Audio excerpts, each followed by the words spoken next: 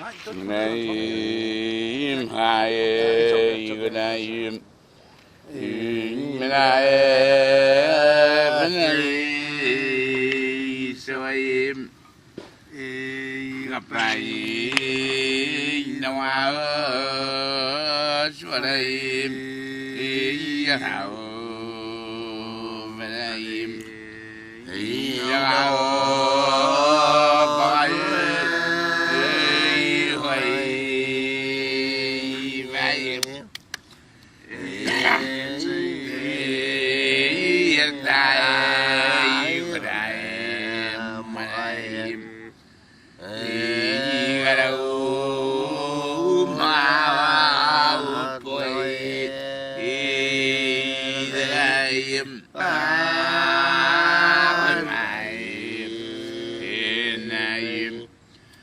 The man is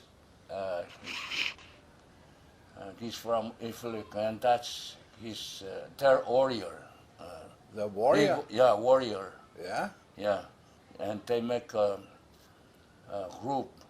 Yeah? They sail in canoe to attack one island. Mm-hmm. They start from Waleai, Yeah? and they came here, but here they were trying to, attack us, but there's one man stand on the, that island over there?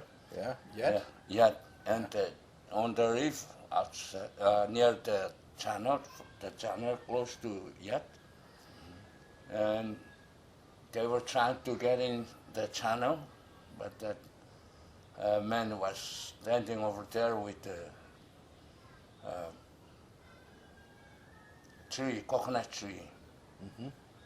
So when they were trying to get in the channel, he just grabbed the coconuts and throw it to them. Mm-hmm. And say that when they go inside the channel, they will go to the shore, and they're gonna pull their canoe up, and they use that one, the coconut tree for lay down on the floor, and they pull up their canoe on the beach.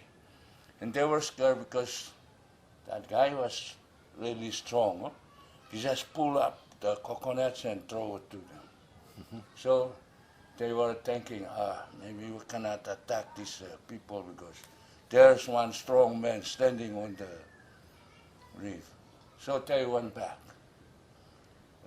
to Philip, and they make their plan. They sent one man from Iflik to stay here. Mm-hmm.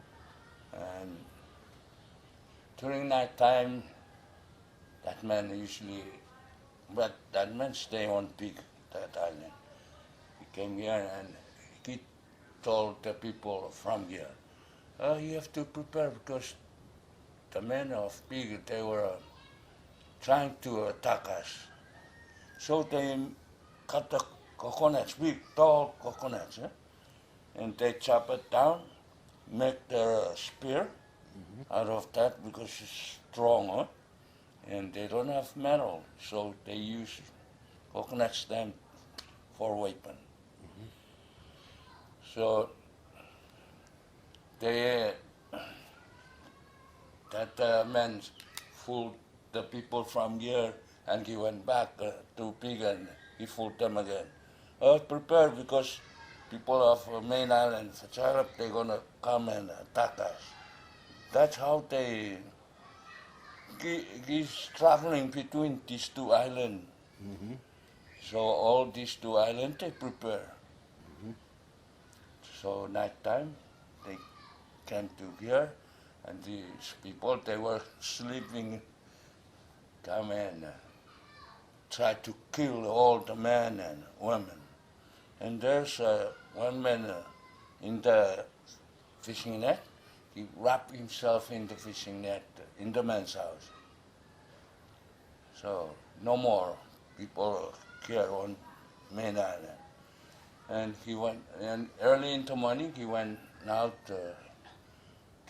in the lagoon, and he paddled to the pig and, hey, come, we'll go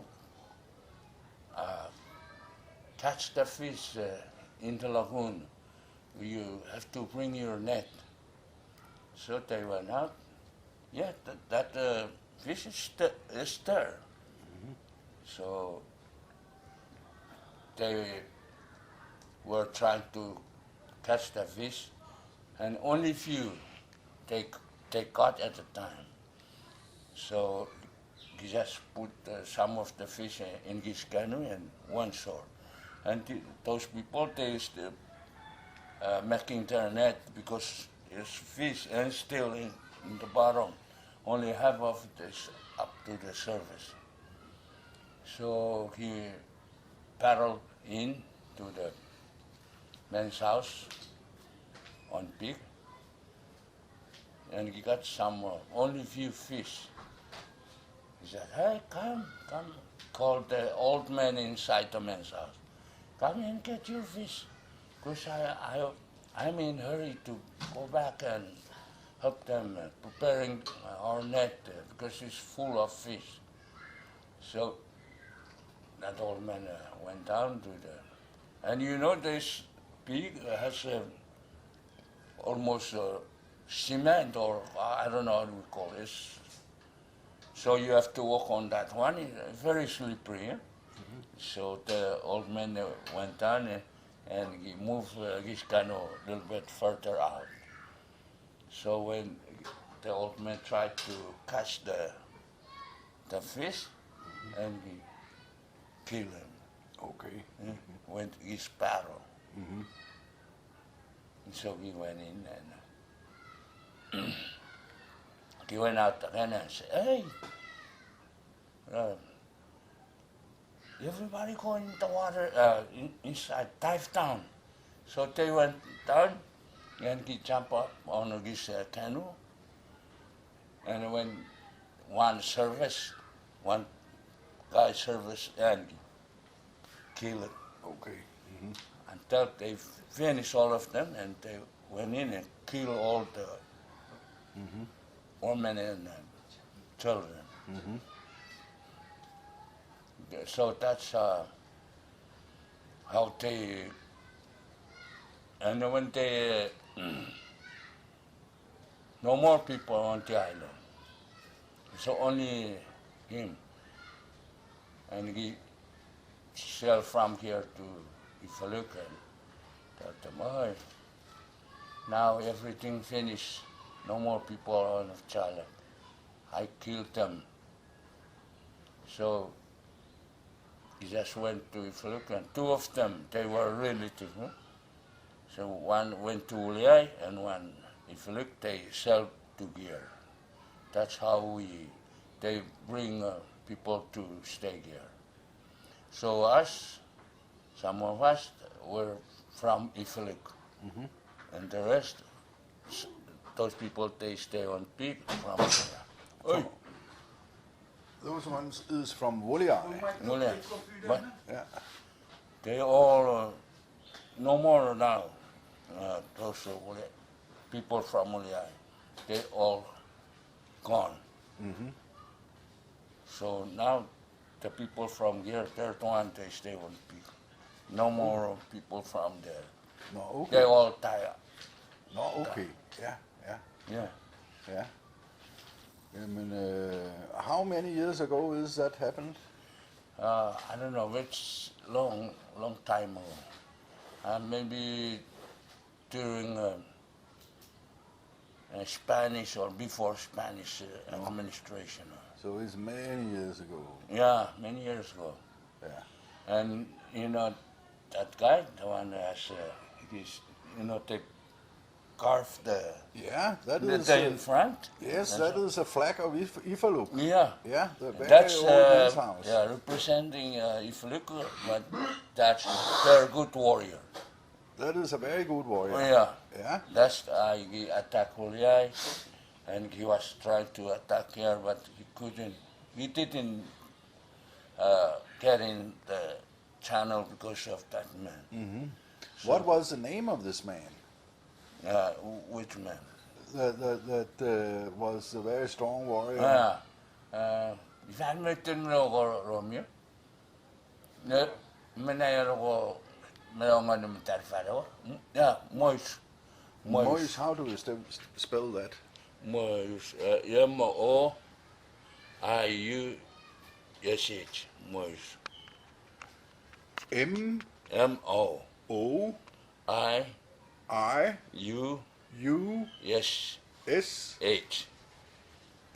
Yeah. Okay. Mois. Yeah. Yeah. And no, it's not complete. The other one is when they were planning to attack one island, and they will come, all the men from Ifrit, they will come and tell their how do we call that? Their warrior. He's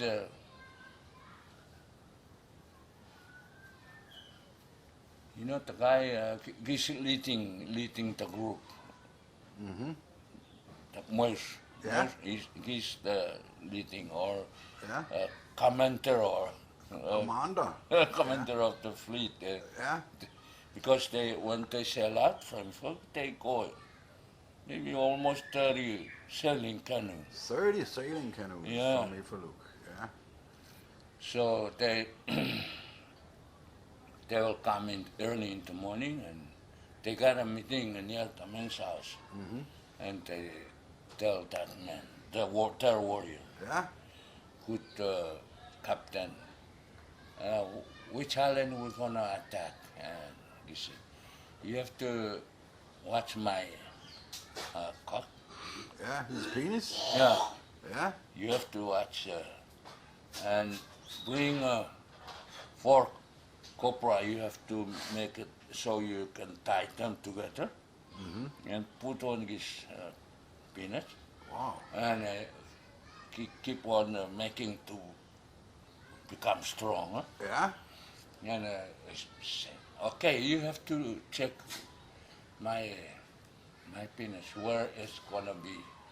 If it's bent this way, that's the island where you're gonna attack. Yeah. So they follow this. But how did the penis went? Did it go down for coconut? That is Yeah, need very a strong. penis. Yeah. He must have And had long. a big, long one. Yeah, that's why they Yeah. say, yeah, it's our good warrior, captain of the warrior. Yeah. Yeah, because he is very big and strong, and that's his thing gonna bend this way, and we're gonna attack the island is pointed to. Yeah. So they went to Lamotrek, Mm-hmm. but they didn't go inside because there are plenty of them, and they're also good, strong men. Yeah. So they floating out further away from the island. Yeah. During night time, that's time they went in. Mm-hmm. So only maybe 2 or 3 canoes went inside where the sailing canoe and boat usually come in from. Was that on Woolly Isle they went in, or where? No, in Lamotrek. Lamotrek. Okay.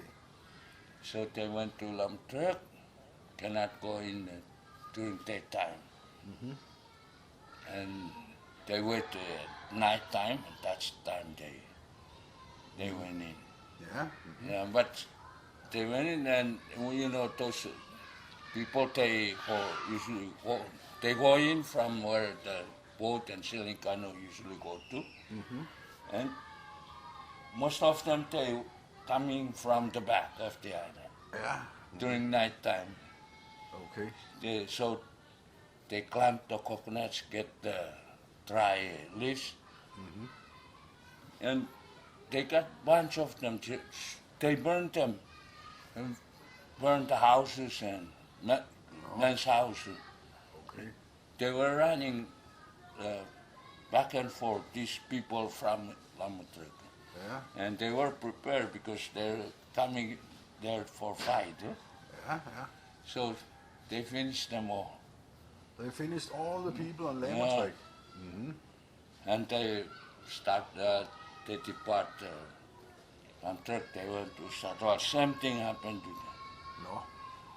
And they went also to Poloat.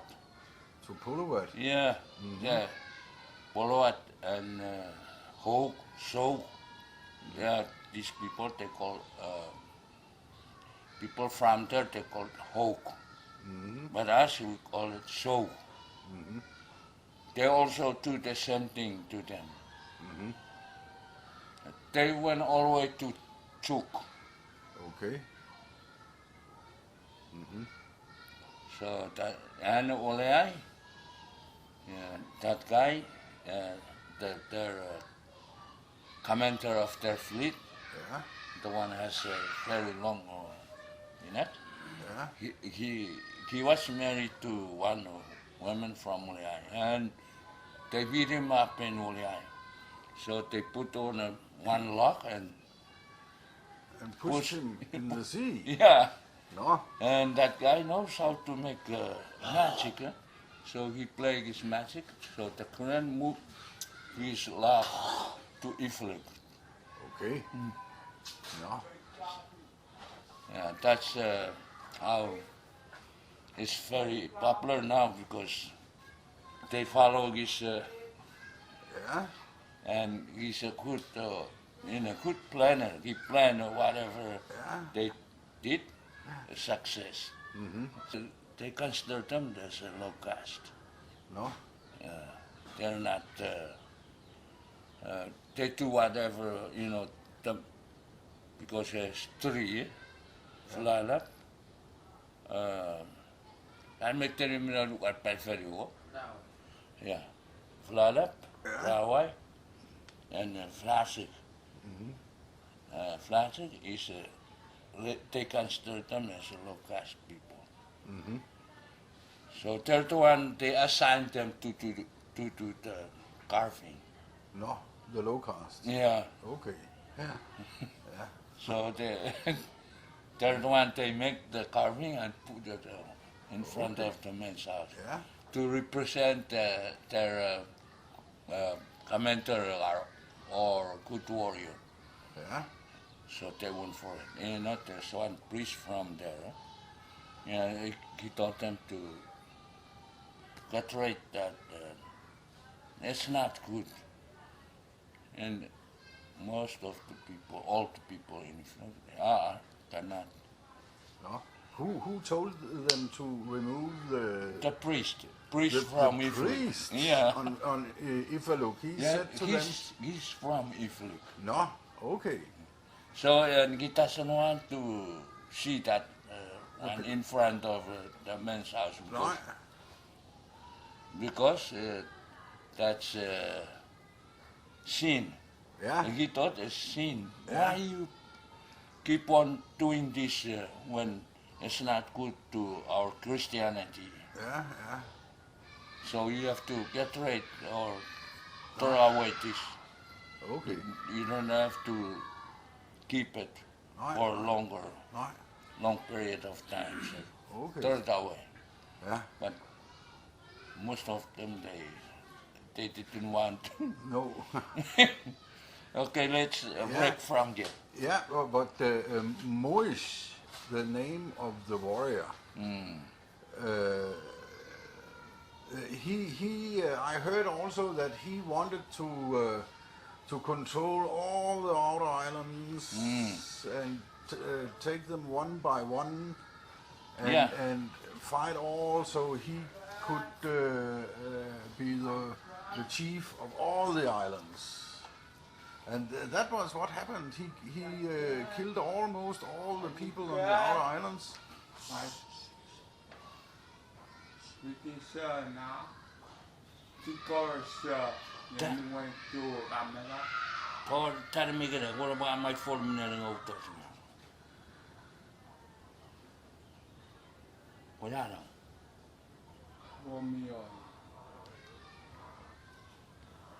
So that's how. That's the only thing I know is about him, he's represent a good commander or good warrior. Yeah. And he conquered Yaropik. I think they went back and attacked Ulia. After they beat him up and put him on a lock. Yeah. And push it out outside the reef, so he will float with the lock and die in the middle of the ocean. Yeah. But he knows something. He has how do we call that? He has he knows their culture. Yeah. He can play whatever he wants with magic. So he changed the current. Yeah. So the current take him to Iflik. Yeah. So the people of Ulai thought that he was dying in the middle of ocean. Yeah. Yeah. He went to Iflik. And Okay. that's time they try to Yeah. make up his mind and call people from his island. They're going to prepare to attack all the outer island. So they will be there. Yeah. Yeah. Yeah. But did he also succeed in conquer Wolai? Yeah, I think he also conquered Wolai. Okay. Yeah. So all the way up to Tuk. Yeah. Yeah, but here cannot because they afraid of that man. And they make their trick. Yeah. They make their trick. They sent one guy to here to stay. Yeah. And he will plan what he's gonna do with the people Yeah. from here. Yeah. But so all the people from way back living on Filemal and Pig, they were killed also. Yeah. Yeah. You know, some of us they just come from Oliai. Yeah. Yeah. Because before we, when someone die, Yeah. and we wrap the dead person into, they wave pantanus for Yeah. sleeping mat. They wrap him or her Yeah. in that one. They use rope to tie it so it will not open. Yeah. So they make they rope around that person. That person they make they get the rock, big rock. Yeah. So that's the one that is used for sinker to sink that person in the bottom of. Okay. So they drop that one on outside the channel, further away Yeah. from the channel. So they they went back to here, and maybe one day after they went to Yap, Yeah. that person stayed. So maybe that's why Yeah. they were scared, because when they go inside during the evening time, the soul, I don't know, the soul or what, standing with the lava, and they know that that's the person they trap Okay. outside. Okay. Yeah. But usually they did not drop all the people when they died, did they? Before. No, before they used to put them in the ocean. They put the people in the ocean, women and men. Yeah, Yeah. and child. Yeah, that was the way they used to bury people Yeah. before. Okay. So now we bury them on the island. But there's a specific, the high person, Yeah. they usually go further out. Okay. So what they believe, they thought that third one they will be, I don't know what we call it. They're gonna be further out, and the rest gonna be closer to the Yeah. I don't know why. No. So you have to, if you are from that clan, which Yeah. is you are a low person, and you're gonna be close to the reef. And if you are from the high clan, further out, you go further out. Okay. Yeah. Yeah, that's what they believe. The man is, he's from Iflik, and that's his, their warrior. The warrior. Yeah, warrior. Yeah. Yeah, and they make. My name is Tom, and my last name is my first name is Tom, and my last name is Bekaitot.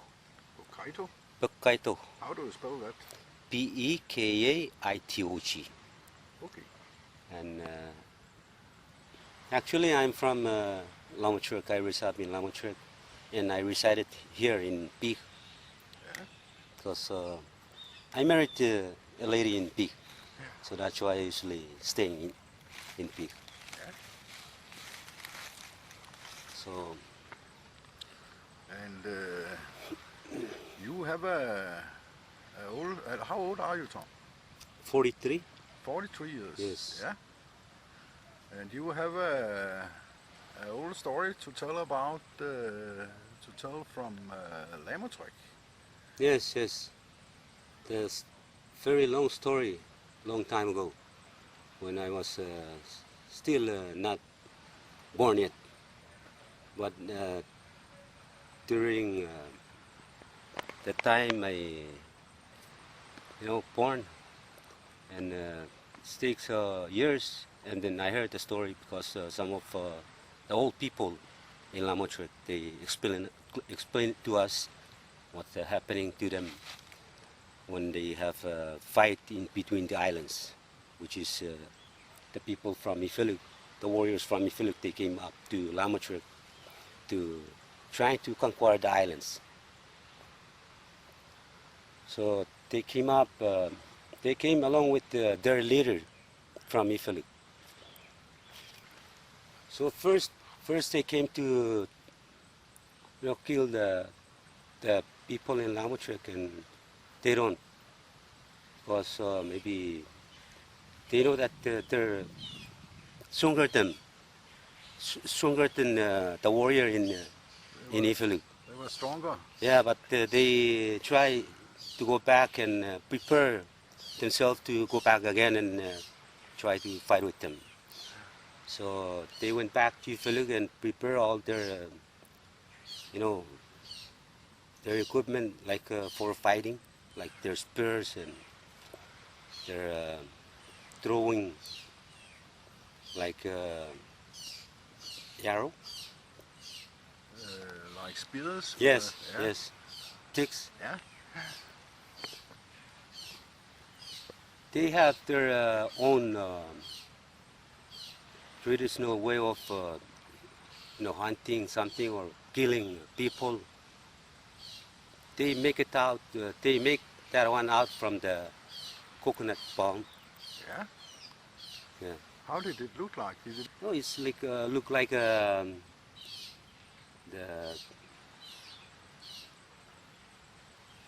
spirit. It look like the spirit. Looks like a spear Yes, but it's they can use for throwing for throwing and also holding and and sticking. yes, down. sticking to Yeah. their enemy. Yeah. So one maybe a couple of months after before they attack Lamotrek, and they don't make it, so they went back to Wichilbuch to get some recruits more warriors. So that was the wind come from this direction, From west. from west. That's Yeah. the time they sailed from Wichilbuch all the way to those small islands from Lamotrek. So they grabbed the dead leaves from the coconut. Yeah. They like a torch. Okay. They get together and tied it, And put fire on it. put fire. Yeah, they sell to Lamotrek. They took the leaves from each coconut, because they have a lot of canoe that time, and even the warriors. So maybe around 50. 50 canoes. Yeah, How many? a lot were, of people yeah. on it. How many could be in one canoe? I think maybe almost 20. 20 in Yeah, one 20 canoe. in one canoe. And 50 canoes. Yeah, Wow, that is 1,000 people. Yeah. and so they sailed closer to the shore. Yeah. So that's the time they burned The torch. the torch Yeah. from the leaves. Yeah.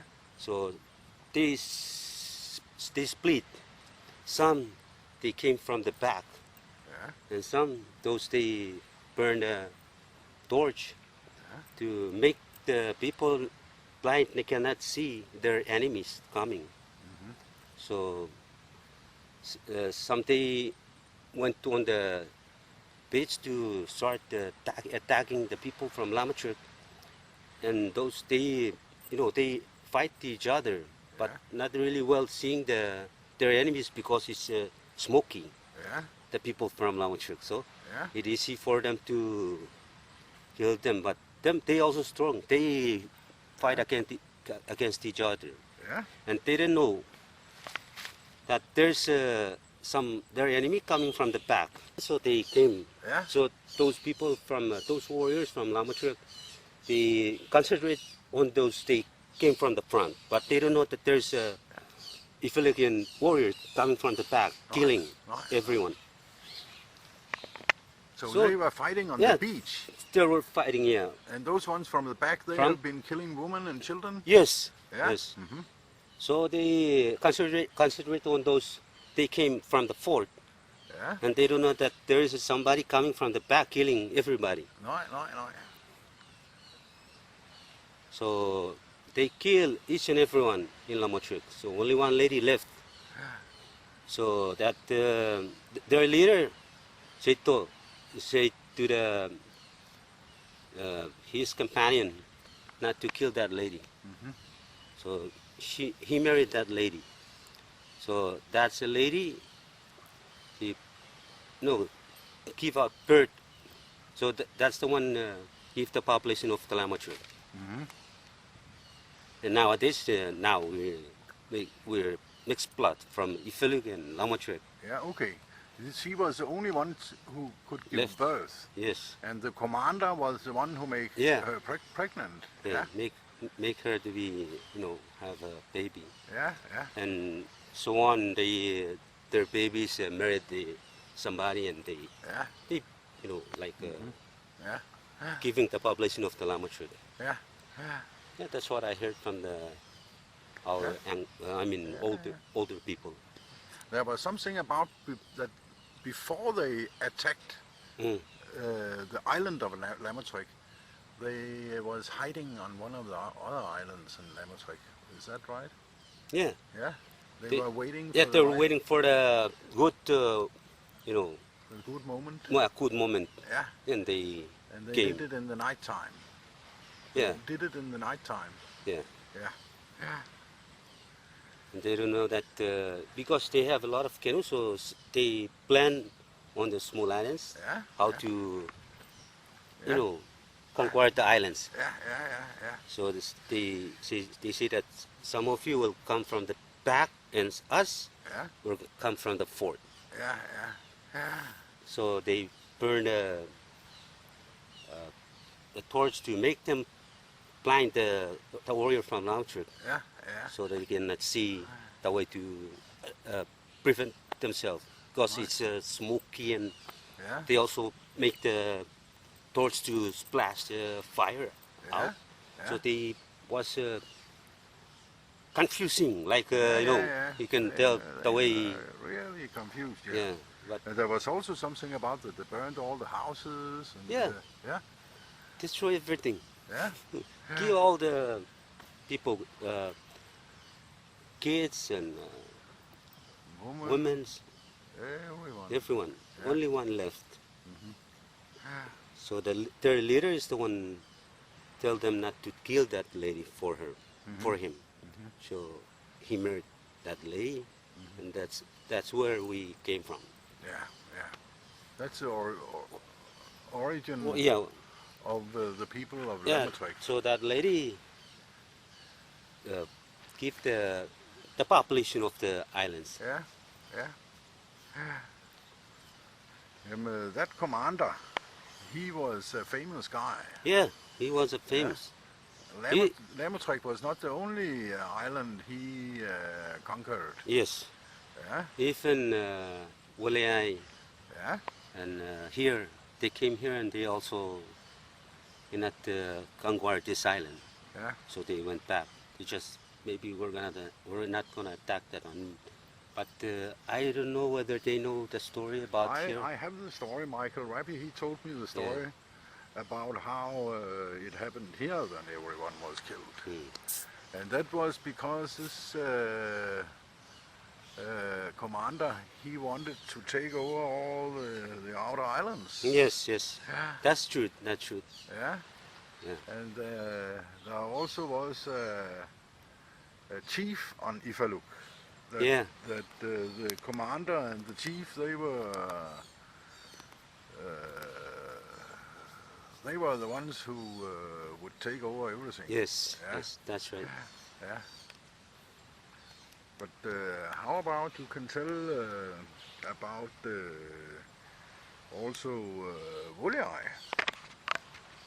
Now, I heard a story about that the chief. That the chief of Ifaluk. Yeah, the chief of Filemal. Yeah. Do you remember his name? Mush. Mush. Yes. How do you spell that? Do you think? Now I'm gonna spell to how we spell it, Yeah.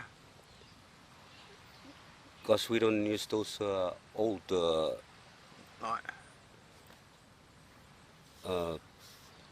No. pronunciation of the words. Now we use our like Wileai. Yeah.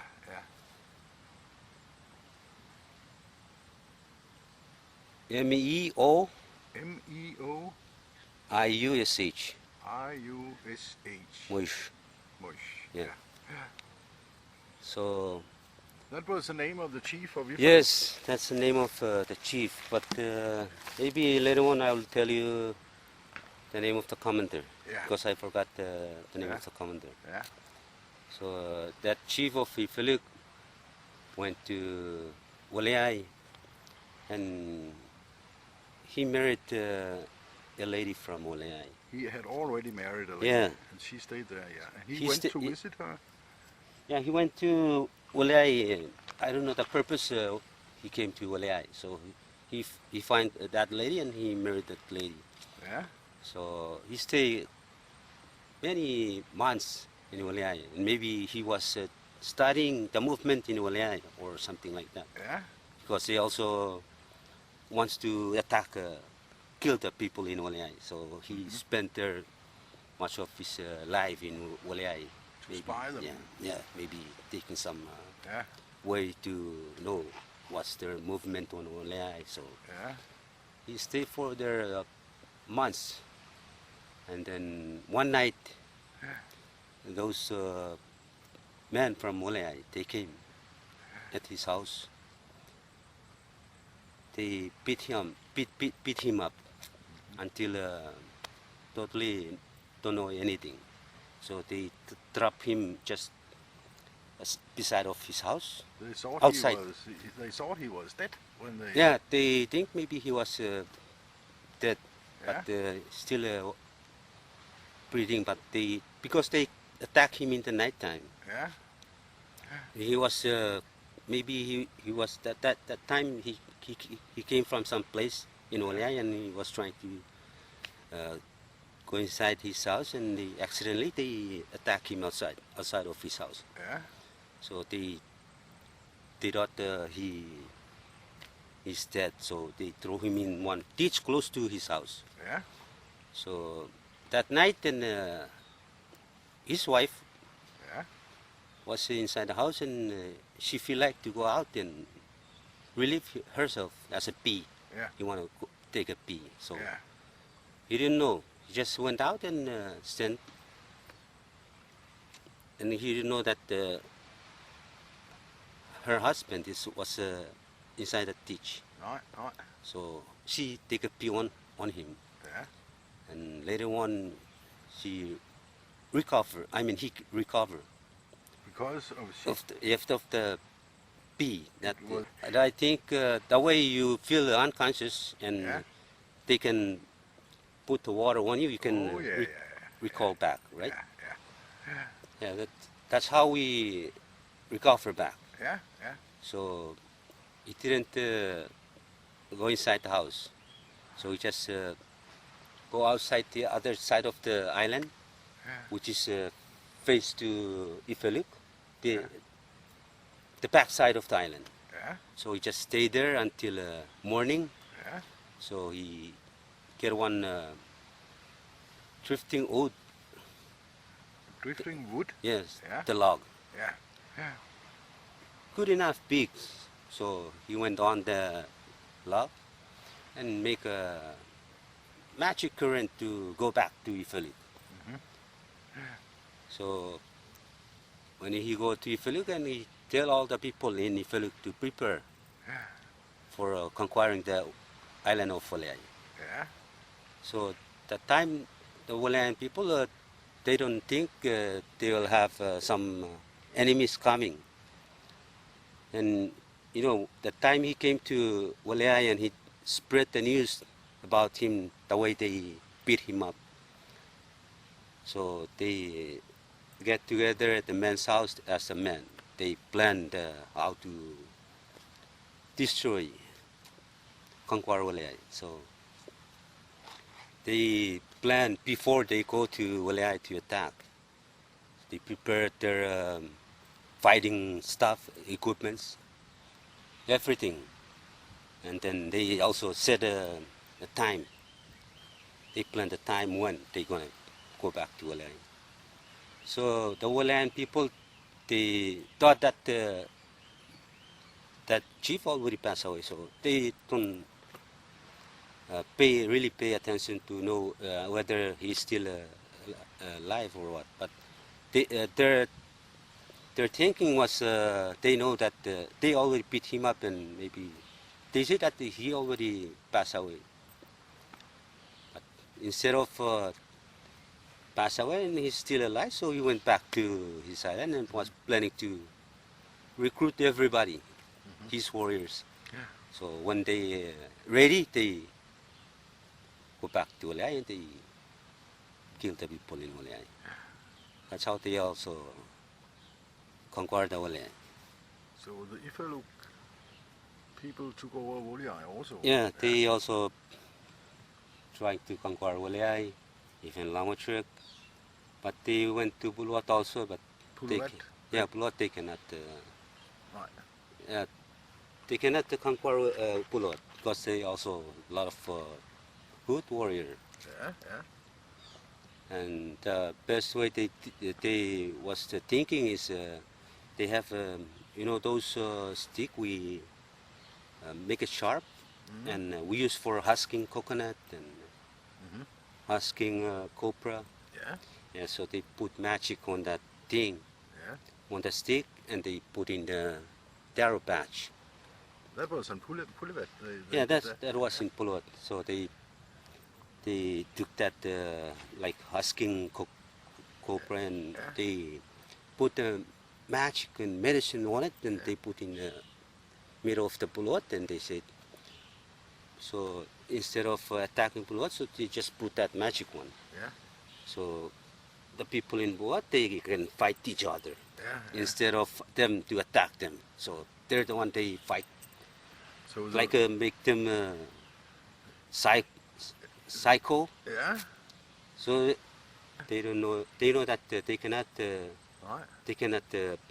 Attack the Puluat people because they're Yeah, also good in fighting. Maybe their warriors is stronger and they also overpopulated. So yeah, so they just went there and put their stuff yeah.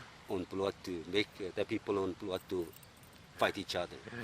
So they just left there and went back to Ifeluk and put their stuff there to. Yeah. Yeah, that's how. But they worshipped a penis. Yeah, the one sticking out, Yeah. because that's the reminding them when they because that's the one they follow. They The tick of their chief. They follow the penis of Their chief, because that's one when they wanna know. I don't know what they did with the tick of the chief, and they say that wherever my tick pointed, Yeah. which direction or this direction, and they should go and Yeah. conquer that place. So they follow the dick. tick where the direction goes. Yeah. Yeah, when that tick pointed to some direction or some and they follow the direction to maybe if pointed to here, Yeah. and they can come here to attack here. Yeah. So that's why they say they respect that thing, because it's tick from their chief. Yeah. So nowadays they carve the tick of their chief. Yeah. They put it in the front of their man's house. Yeah. Nowadays it's still there. Yeah. I have seen it. Yeah. Yeah. But And, it is not pointing up. It's kind of It's hanging down, relaxing dick. So that Yeah. place, Yeah. we usually come and it's just so respect. Even To show respect for the dick. Yeah. So pass by that man's house, we just a little bit pinned down Yeah. for the respect for that stuff. Yeah. Yeah. I don't know why they respect the carving wood. No, I could see it was even broken when I passed the dick and took pictures. Yes, somebody they said told about it that maybe some guy or one guy came and just take one piece of wood or something and hit it with that stuff sticking out from the man's house and broke. So I heard those some of our fellow workers in Ifelik, Yeah. they're the one they just put it back Yeah. and Okay. screw it And screw it. to Okay. Yeah. But that's the way they attack each island, yeah. because the pointing of that chief Dick. yeah. Yeah. Then they took island by island Yeah. due to what direction the Yes, dick was yes. pointing. Yeah. Yeah. They know how to plan before they Yeah. go to Yeah. attack the island. And That's how they yeah. they, Well- they follow the pointing of the Yeah. secret part of their chief. But that one, the dick belonged to the chief, but it was his commander that was a real dangerous one, right? Yes. Because he could really plan well, and Yeah. you told me that evening. Yes. He's the one will do the planning. Yeah. Their commander, Yeah. and the chief will just authorize the plan, Yeah. and the leader will their leader, the one gonna The commander, he Yeah. was the one who. did the plan, Yeah. but the chief just approve. Yeah. And he did not take part in the attack. The chief himself, he stayed on Ifalu Staying in Ifelik. while the While warriors yeah. went out. Yes, Yeah. yes. Okay.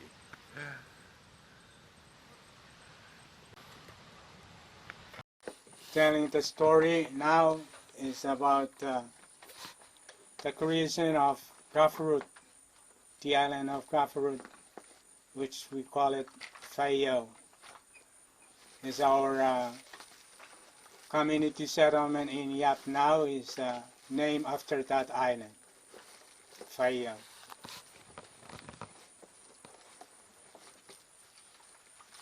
The Filemal began according to the story. A lady from Wichilbuch is the one creating the island, Filemal. That lady is from Wichilbuch, living in Wichilbuch, and when she got pregnant and waiting for her time to give birth, after delivering of the baby, and the custom, our custom is after delivering of babies, 4 days after, and the mother had to cut their hair shorter. So during the time for cutting her hair, so she told one of the relatives to cut her hair, and the relatives start cutting her hair and make it very, very short, not like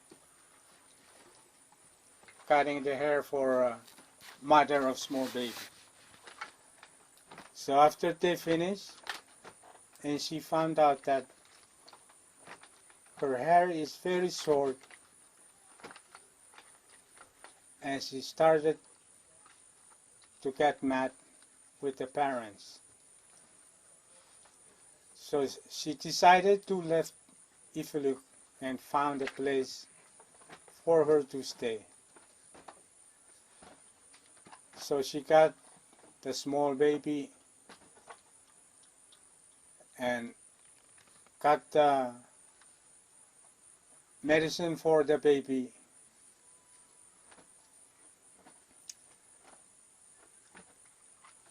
and took one coconut shell and went out on the sand on the beach and scoop up the shell with sand and took it with her and started walking out on the open water, looking for a place to stay. So when she got far from Wichilbuch and stopped and decided to put the sand there, but when she stopped and she still heard the sound of breaking waves on the reef from Wichilbuch, so she kept on going somewhere until she came to Wichilbuch. So when she came to Wichilbuch, she didn't go on land. She went to one big rock behind Big Island. That's where she stayed with her baby. So she stayed there for a couple of days, and she still heard the breaking waves of Wichilbuch. So she decided to keep on searching for a place to stay. So when she left that big rock there, and she left behind the medicine for the baby. It was wrapped up in a coconut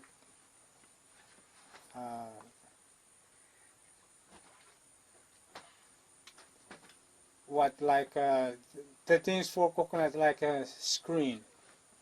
That's what they use for wrapping the medicine. She left it on the big rock there, and she took the sand and the baby and started walking again. So she walked northeast of Wichilbuch until she reached the place where the Faraulep is now. And she stopped there and listened, but she didn't hear any breaking waves of Ifulu.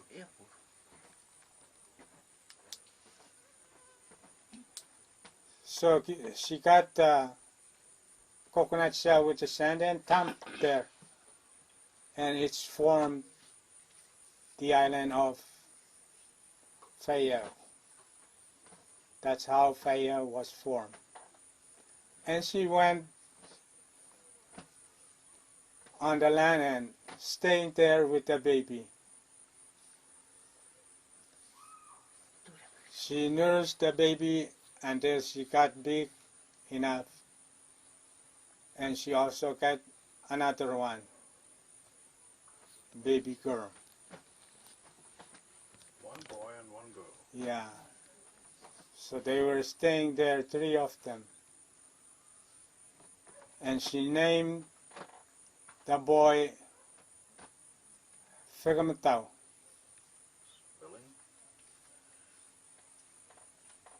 Spelling?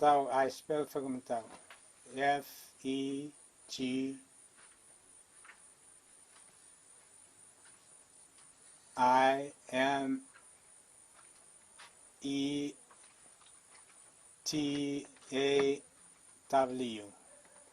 That's the name of the boy.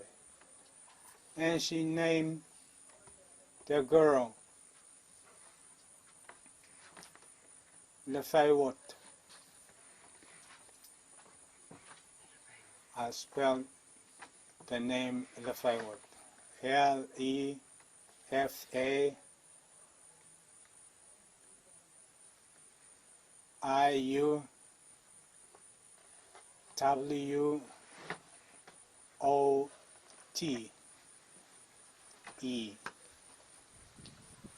That's the name of the girl. What was the name of the mother? And the mother, Nage. Nagey.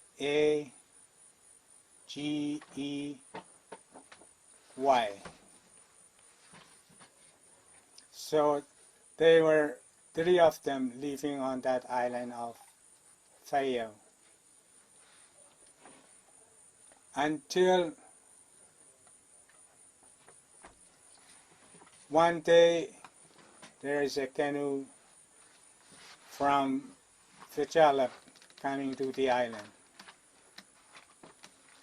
And when they came to the shore, they saw them were there, and they welcomed them and let them staying with them for a short time. So during the time they were with them, and she told them that they could take the island for them. That island belonged to her and her children, but she can give it to them.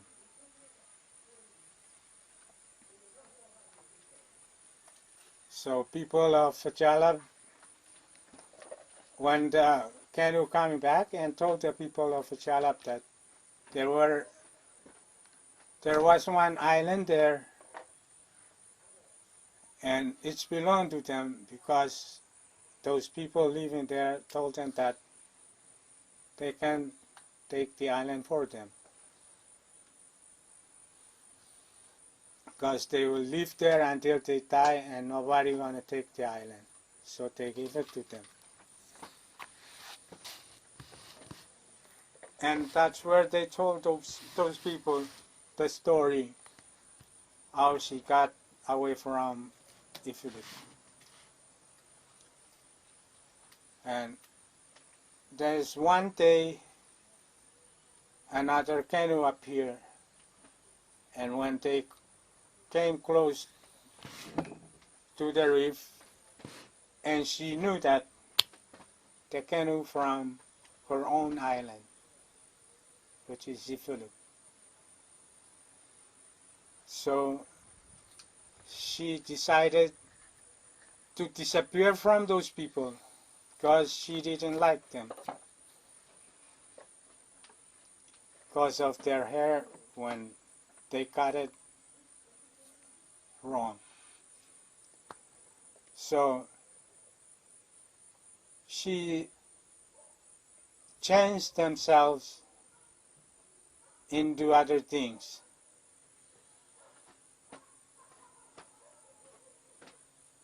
She changed the boy into a bird, a black bird, the one we call it hurgak, and changed the girl into coconut crab. Was that not herself? And the mother changed to fish.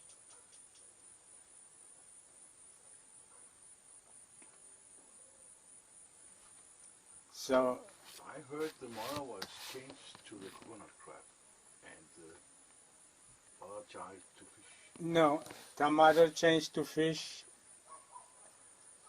and the child girl changed to coconut crab, and the boy changed to bird. So when those people from Ifelu came ashore, What kind of fish, excuse me, what kind of fish was it? the fish we call it mochenake. It's a black round fish with a yellow line on the around the fish and a white at the edge of the fins. Okay. So when those people from Ifelu came on the shore, there were no people there because they already changed. So they thought that they're the one first found the island. And they also call it, it's for them.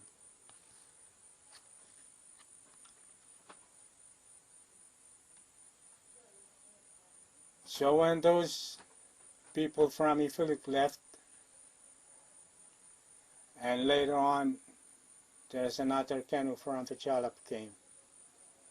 And when the canoe from Fichalap came there, and they also changed back to people and talked with them and told them about the other canoe from Ifiluk.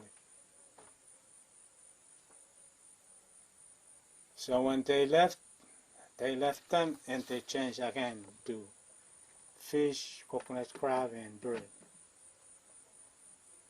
But when people from Ifelu came and they're out of water and they start to dig for water, but in every place they dig and they found water, but they could not drink. It's very bitter. But when people from Fichalap came and they're out of water and they're looking for water, even they dig not far from the shoreline, but they could drink it. It's a fresh water. The last canoe came to Fire from Fichalap and they told them that they already changed to fish and coconut crab and bird. But that's the last time they appeared to them in person to talk to them. But after that, they will just change and never change again. So it happened like that. And they told them that when they came there, they will not eat those things, the fish they changed into, and the bird and the coconut crab. So That's why we cannot eat those when we were in Faya. But some people try to eat them, but when they ate, and they got sick. So now, when we were there, we cannot eat coconut crab and that blackbird and the fish, we call it mochanake. So it's still like that this time.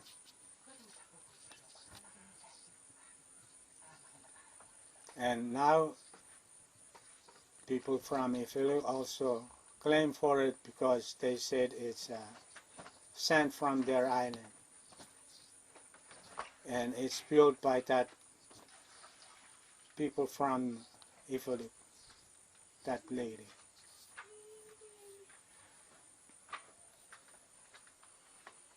There was one time that I was on the ship and we came there, but our field trip officer went ashore and cut coconut crab and cooked for him. He ate it after he finished eating that coconut crab and went back to the ship. When he got on the ship and started getting stomachache, and his stomach swelling up like a balloon.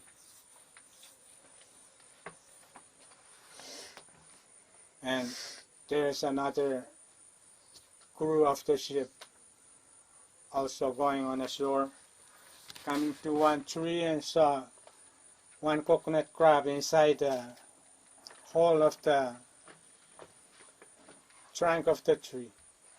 And she got one branch and tried to kill that one.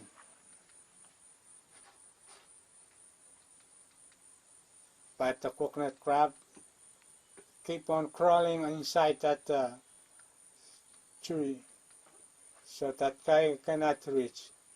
And when he going back to the ship, she went inside the engine room because he was working in the engine.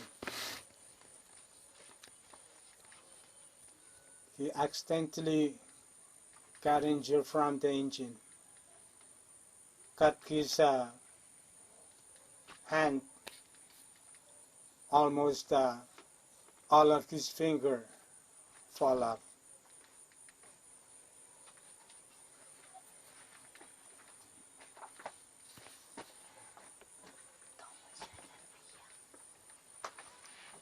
So some people thought that because of what they did on the island makes them got hurt and got sick.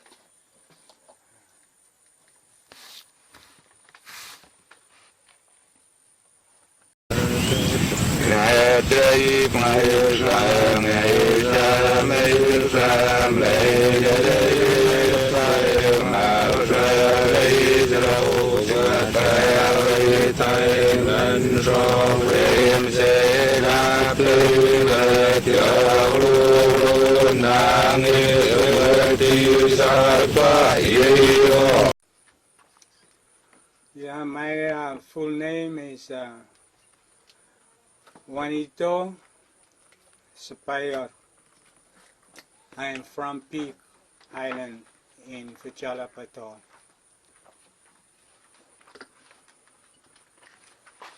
And now I'm going to tell a story for our spirit ghost named Uwapei. What I'm going to tell is the story I heard from old people from my island, maybe 30 or 40 years ago. according to what they said, is Uwapei is a child from Faraulep Island in Faraulep Atoll.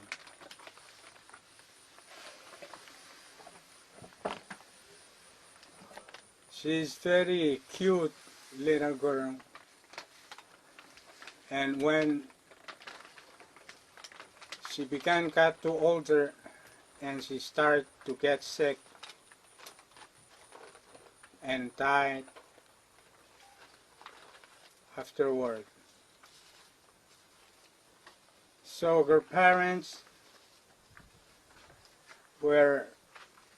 feel very sorry for her because they really love her very much. So they keep her body for a couple of days, and when it started to rotten away, and they made a raft, small raft for her. So they put the body on the raft and they floated out on the open sea. And they made a stick and put it at their house, and they start making lace and put it on the stick. The stick is a symbol for their child. So every day they put the lace on the stick and start talking to them. Lace on the stick. It happens several days when they're doing like that. And finally, afterward, the spirit of their child coming back and talked to them. And she told them what to do. So they continue on doing what she told them. So she keep on coming back to them every day. They're very happy of hearing the voice of their child. So they continue on what they did. And when they're getting old and they start getting sick and nobody wants to pay attention to what they did. So finally, both of them were died, and the spirit of their child got angry because nobody from there wants to do what their parents used to do. So she started going around among the islands and looking for a place that they could doing what their parents did for making her spirit coming back to them.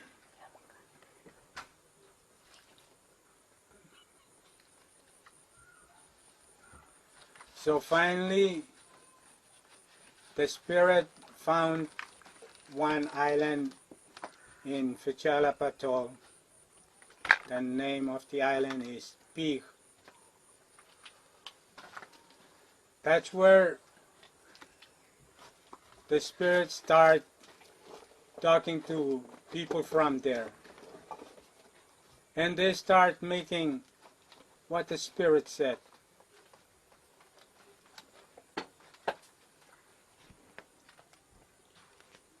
They also made a stick and put lace on the stick. And they start talking to the stick with the lace on it. And the spirit coming to them every time they did the same thing and started talking to them and told them what to do.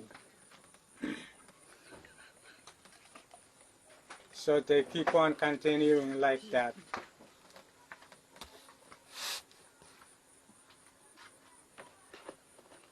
And then the spirit told them to build a small house for her. So they built a small house, and the spirit told them to put the stick in the house, and that's where they're gonna put her lace on the stick every day. And whenever they need something to know from abroad, and they can come to the place where the house is and clean outside the house and start calling on the spirit to come, because she also taught them how to call her. So what they did is they choose a man, a special from the other man. There will be the talking person for her to the public. So when they need something to know or need something to ask, and they will come to the house and start cleaning outside the house, and the man will start calling upon the ghost spirit. He will cut the coconut leaves, the top leaves of the coconut, the white ones, and start making a knot out of the coconut leaves, and he will start pulling the coconut leaves and start saying the words, calling for the spirit to come. And those people around will start singing the song for the spirit, like the song we're using to dance, make it for dance today, as they call it, surpuro. That's the name of the dance for the spirit, Uwapei. So when the spirit comes, and the man with the coconut leaves will take the leaves and put it on top of one stone. They stand it outside in front of the small house. So he will put the coconut leaves on that stone, and he will start running around the house and telling what the spirit said.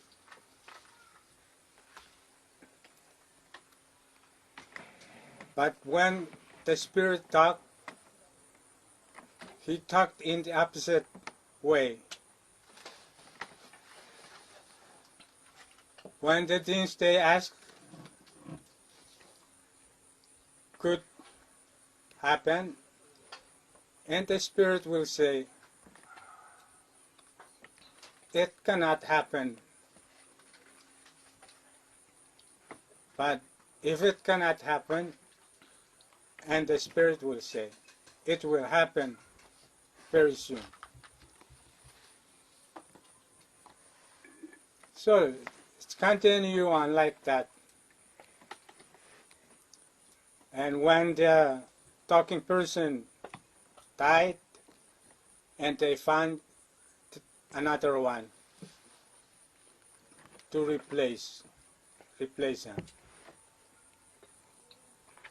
So they keep on doing like that, and people are really like the spirit, because they could know about other people from other places, because the spirit can come and tell them about, especially when during the time we're under Japanese administration and plenty people from the island of Wichilbuch were in Palau and in Yap. And the spirit told the people of Wichilbuch about them. They're not sick and how they do. And so they keep on calling her to come back.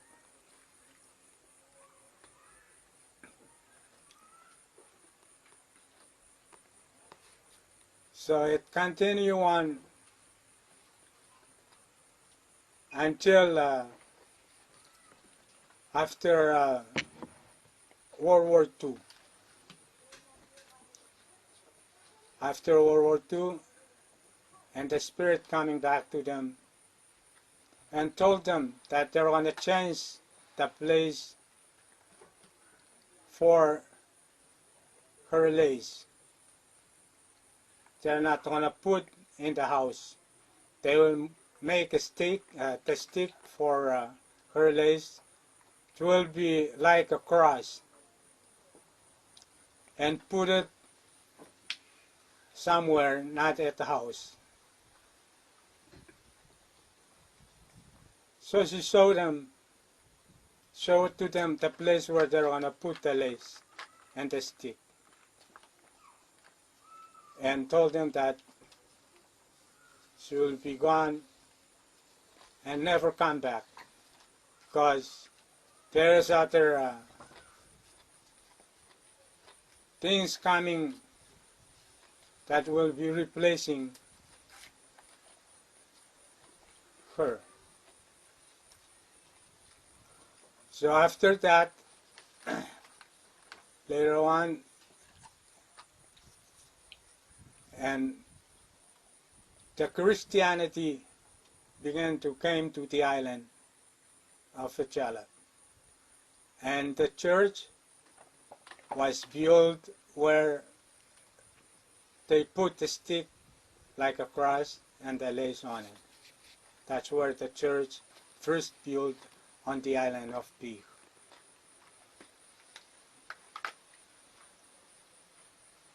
So that's the end of the story.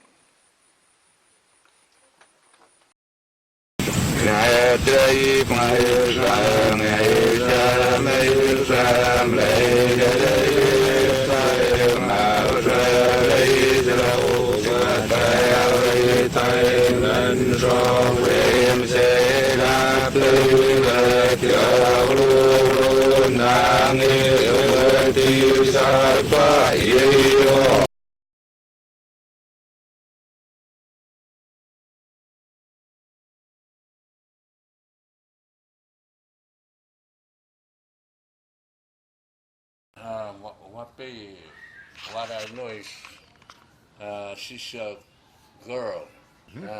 She's from Faraulep, the island in Faraulep Atoll. So it belonged to one family, and they were very. That girl just stay in the house. She didn't do anything. The father and mother, they're the one they make food, and they bring it in the house, and the girls stay in the house to eat and shower. They haul water from the well and bring it to the house for her to shower. And maybe about 9 to 10 years old, and she got sickness. So he died when he was 9 or 10 years old. And the father and the mother, they were very disappointed because their only one daughter and has passed away. So what they dig the grave, dig a hole to put him in, put her in the grave, and they keep on making lace to put the stick on the grave and put the lace on the. You know, they put it on the stick that was the stick was standing on the grave, and they stay at daytime until night. They keep on, and they were sleeping near the grave. And they keep on doing that until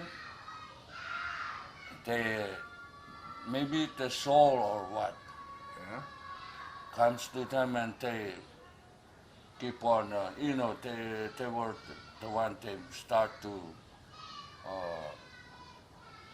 make a song, the one we now we use for dance.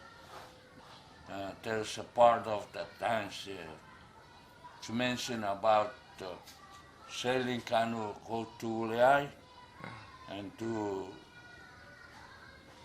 stay in Uliai for, and they will go to his the house where they used to, because the ghost or the soul keep on telling them what's going to happen the next day, or you know, before what, they don't even she's the one that she tell everything what's going to happen in the future. So that's why they keep on, you know, people from Thailand, they keep on comments, you know, Micronesia. It's the whole about that girl. It's on the song, the dance. Yeah. So one day the soul was very disappointed about the people from Thailand. So that's why she ran away from them. She came to here. She doesn't want to stay, and because a long time ago, people from here and my Thailand, they were really close friends. Some of them relatives. So she mentioned that she's going to stay on Pig. She will not go back to So during World War II, and there's some, you know, the fleet from the U.S. fleet, they came to, and there's some Japanese staying in Uliai, military.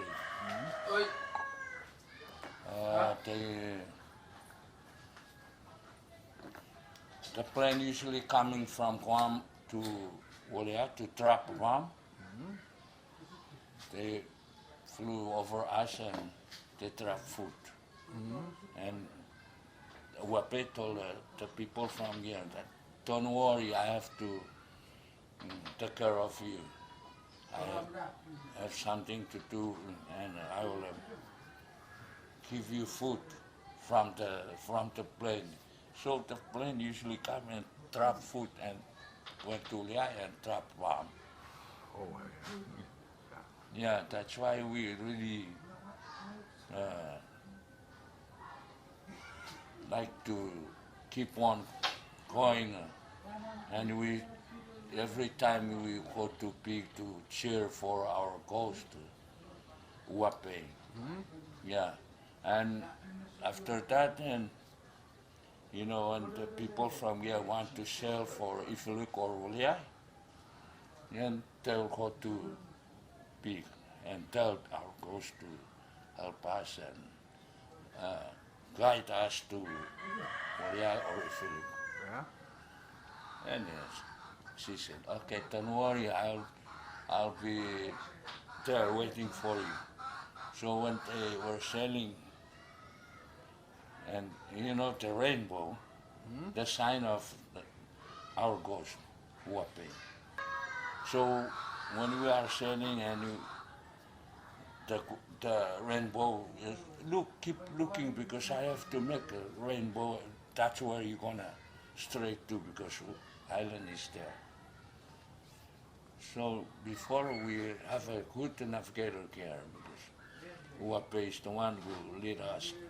And some of us are really good in navigation. Yeah. Yeah. No, these people from Rapiy and they mentioned, keep asking, why Wichilbuch is an island of a good navigator, but nowadays no more. And maybe before the Christian come to here, Yeah. and he also told us, Uwapei, Yeah. now I'll leave you here because some new administration will come to you and you have something to do with them. I have to go. You will not see me around. And what he told us, we're going to make cross and put in front of man's house and beside the island, both side of the island. After that, she left, and we just found out that it's a cross which we are praying for. And she told us that that's sign of new administration. Yeah. So now we are really believe that our ghost is a good host. Yeah. Yeah.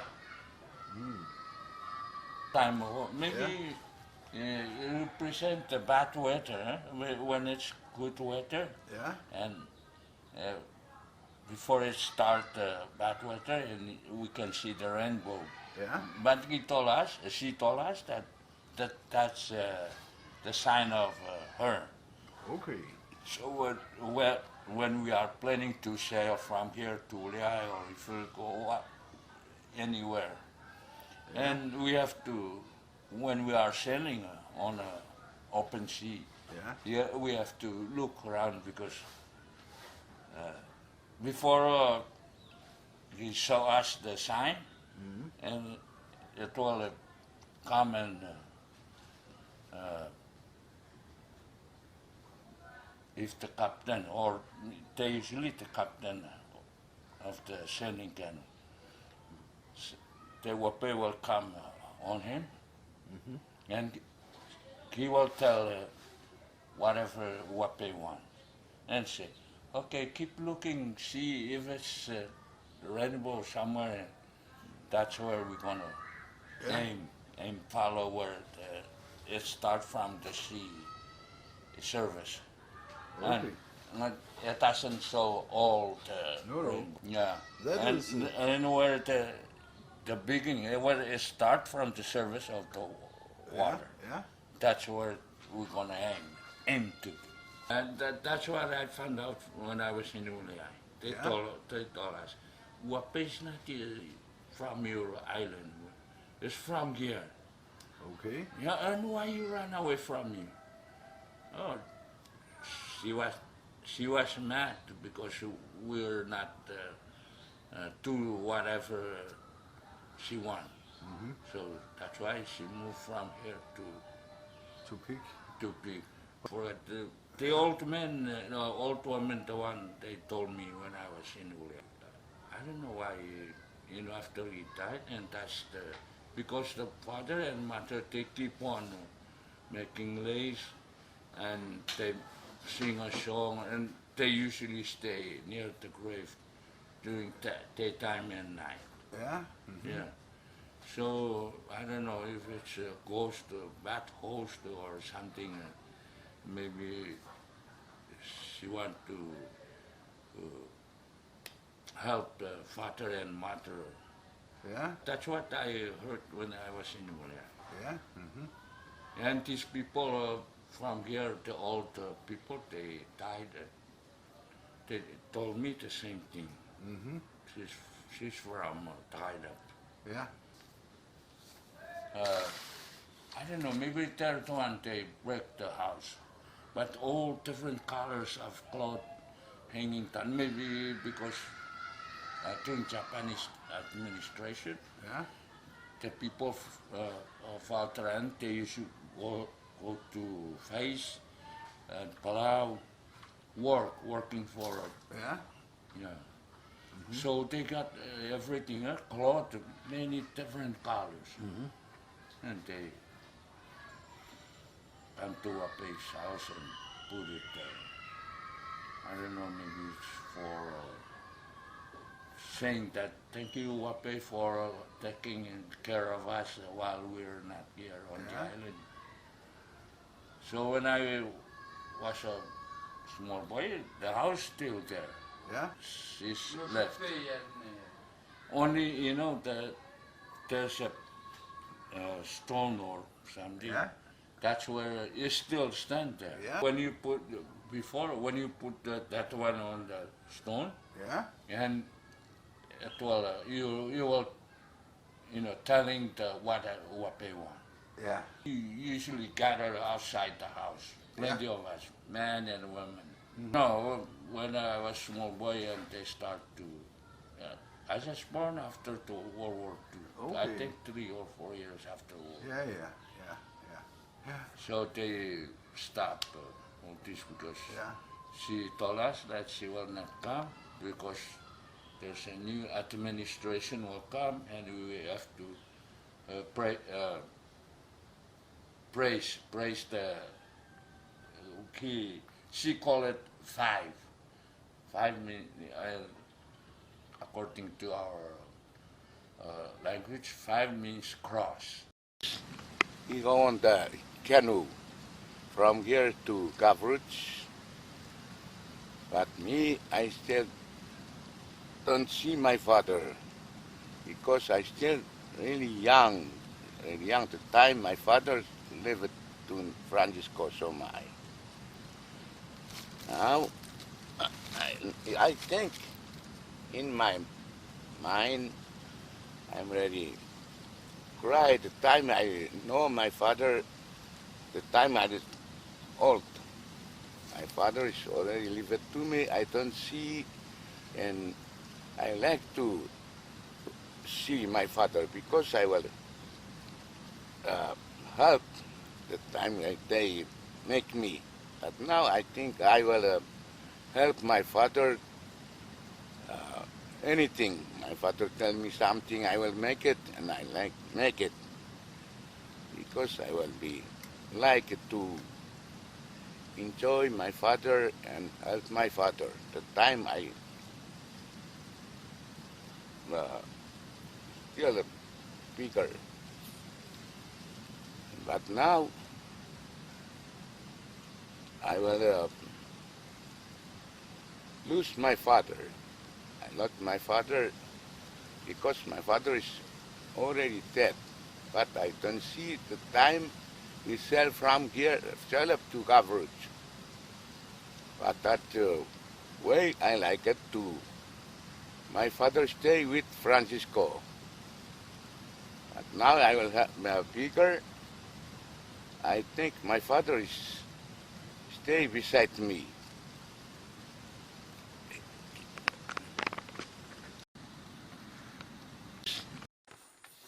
This is another story about 2 canoes from Wichilbuch, voyaging canoes.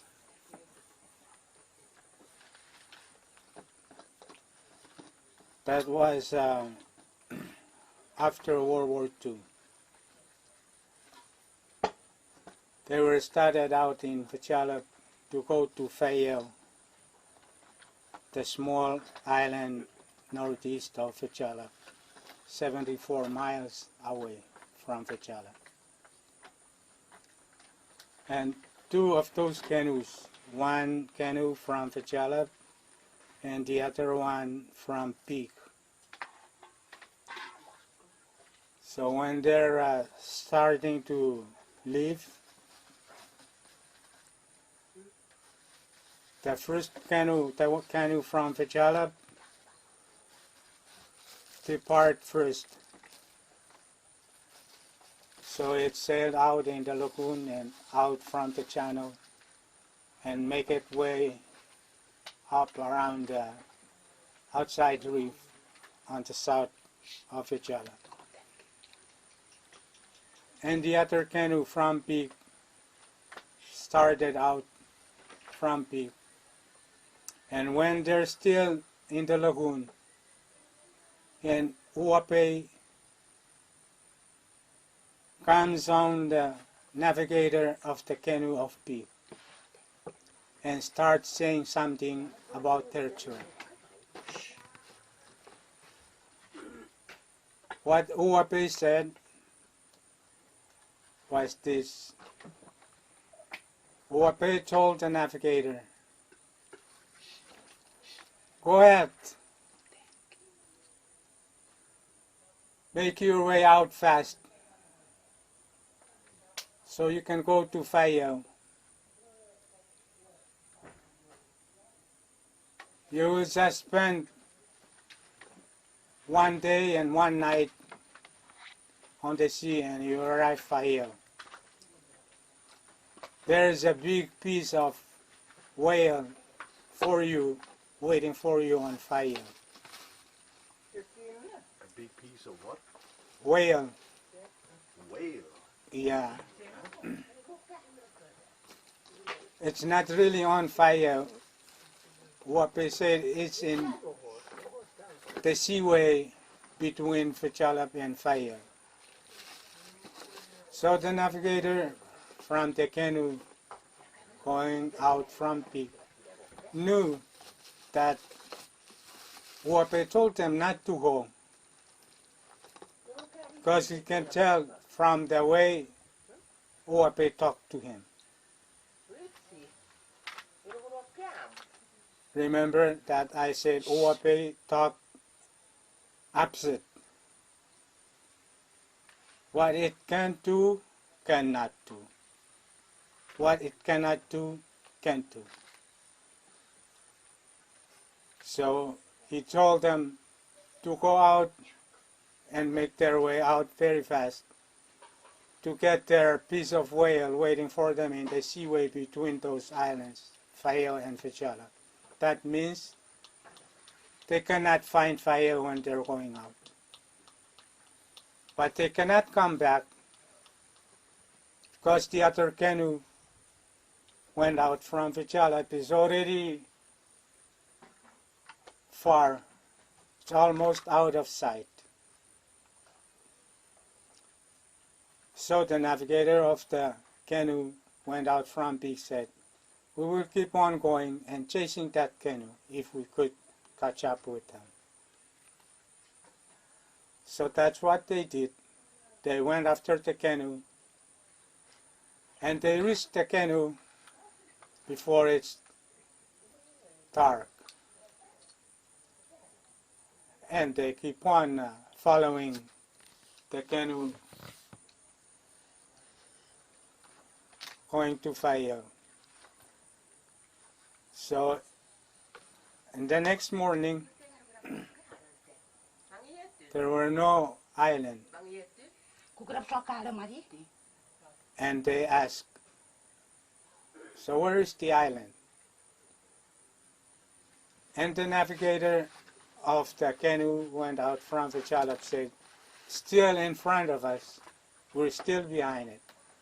We keep on going." So they kept on going until it's almost dark in the evening, but they couldn't find any island. So at night, they came together and put on their sail, and they got a rope and tied their canoe together in order for one canoe not drifting away from the other. So they went to sleep that night. So in the morning, when the navigator of the canoe went out from Peak, woke up and found out that the other canoe was missing. Only them drifting, but no canoe around them. So they pull up their sail again and start looking for the other canoe. They going to one direction, but they couldn't, and they going the other. So that's what they did in the whole day until evening. Nothing sign of canoe appeared to them. So they keep on finding, and when the wind getting stronger, and they put down their sail and drift. It's only one canoe, the one from Pig, but the other one, they couldn't got sight of it. So they keep on finding until they're getting low of supplies, food, water, and they're becoming weak. So they couldn't pull up their sail, or when there's no wind, it's calm, and they couldn't paddle because they're so weak. They don't have any food and only few water left. So the navigator start giving out water for each one of them. It's only few, just make their throat not going dry.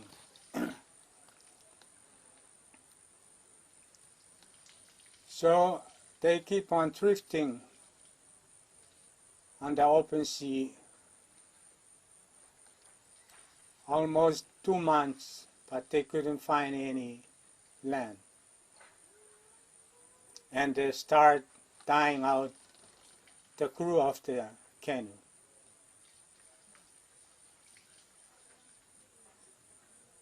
But not plenty of them, it's only less than 10 people on that canoe.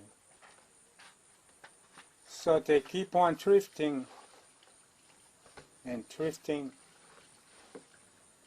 until only 3 people on the canoe left, 2 women and 1 man, the navigator. So finally one night, and they caught sight of one island. And they couldn't sail to that land or paddle to it. And they were lucky because they were appearing to the land from the side where the wind's coming from. So they keep on drifting toward the island until they got on the reef, and wave washed them on the shore. So people of that island came to them and took them and giving them help. So they feed them and nourish them until they were back again. They spent almost 6 months on that island until the field trip ship came, and they got on the ship and went back to their home island. And when they came to the island, they found out that the other canoe is not returning. And they're the one telling the story about their voyage.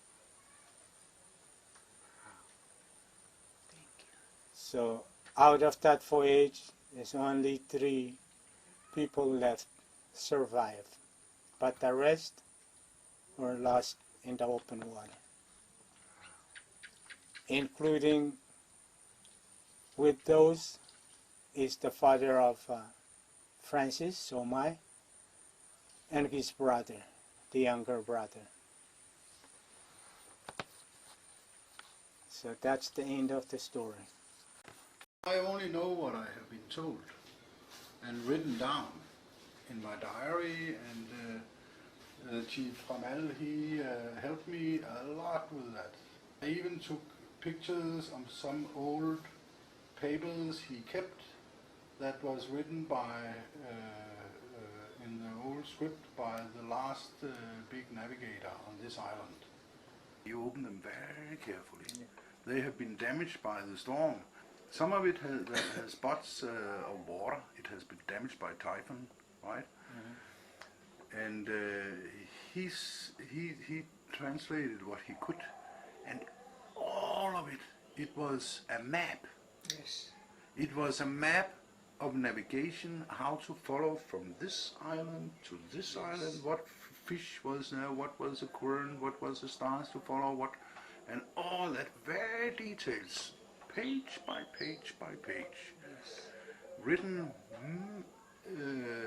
it was written on Japanese paper to make counting, right? And so the chief said the main purpose of these old letters was for navigation. Yes. And they wrote it on could write it on big leaves from the breadfruit tree, and they could write it on coconut with from the this what are CC those what do you call them in English? Those the sharp things from the coral. Yeah, they live among the corals. They are black and have long. That was what they used to write them with, right? Because they're like pencils. Yes, exactly. And then the coconut became brown and very clear to read. And he said that it was also used because there was Wichilbuch people living far away on Yap, on Uwapei, other places. They could send secret messages to each other. But especially in Wichilbuch, Uwapei, and those are the... Yeah, and people staying on Yap in the colony from the outer island. Yeah, during the Japanese time. Yes, they could, and they could even... And nobody can read them. No, and even they could send love letters to each other. When they see those, those are nonsense things. The Japanese actually was very afraid of the old letters, because they thought that it was a secret code system for some of the outer islanders to send messengers to each other to pass on to the Americans. No, that I don't know. Maybe. But that was what he said. The old Mariano. That was he also. That was even your adoptive father who told me that through interpreter. Because he was in Uwapei during the war, World War II. Yeah. Mariano. He was in Uwapei. Yeah. During the World War II, so you could be right. Maybe using those as a code, secret code to sell out something or communicate to. Mariano himself did not use those letters because he did not knew how to use them. Oh, he did not know. No, he did not know. No, but what I'm saying is, like what maybe the letter was used during those times for. Yeah, but he said that the because he had he knew how to speak Japanese. Oh, yeah. He had something to do with the Japanese, right? And he said that was his contribution to all this, was that he said the Japanese, they were very afraid of those letters because they thought it was secret codes for the warfare. Oh, yeah. Yeah. Yes. Oh, yeah. So they tried to stop people from sending them, and when they saw something with it, they confiscated it and tried to get some information about it, right? But I have much more because you see those pages you have seen me open in my old diary. Open it. I made those pages after I have collected most of the information. Then I said, finally, now you can start to complete it, right? But after that, after those pages, I got more information. I think maybe people today just don't interested in that kind of fishing because it's very hard. The hard thing about this fishing is we just go out during winter time when there is strong wind. January or February, that's winter here.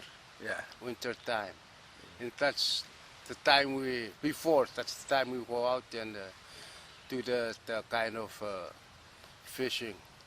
Yeah. And very difficult. The difficult thing is we use small canoe and we paddle. We don't use sail. We just paddle with wind, hard wind, and I mean strong wind, and the sun is hot, so it's very difficult for.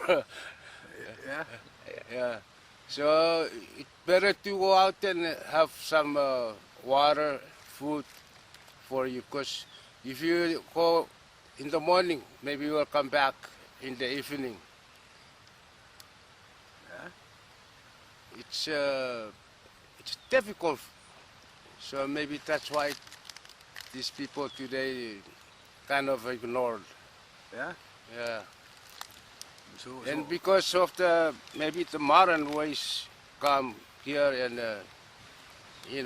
influence the people, like they bring boat and so maybe that's why this kind of fisheries die out. Yeah. Even men today, those young men, they don't know how to, they don't know what it is. right. They have never seen a kite. Yeah, they never seen it. And you have, they have not even been told about it. Yeah. My experience is very, very hard because that kite, if you're lucky, you can get the kite in the air. And if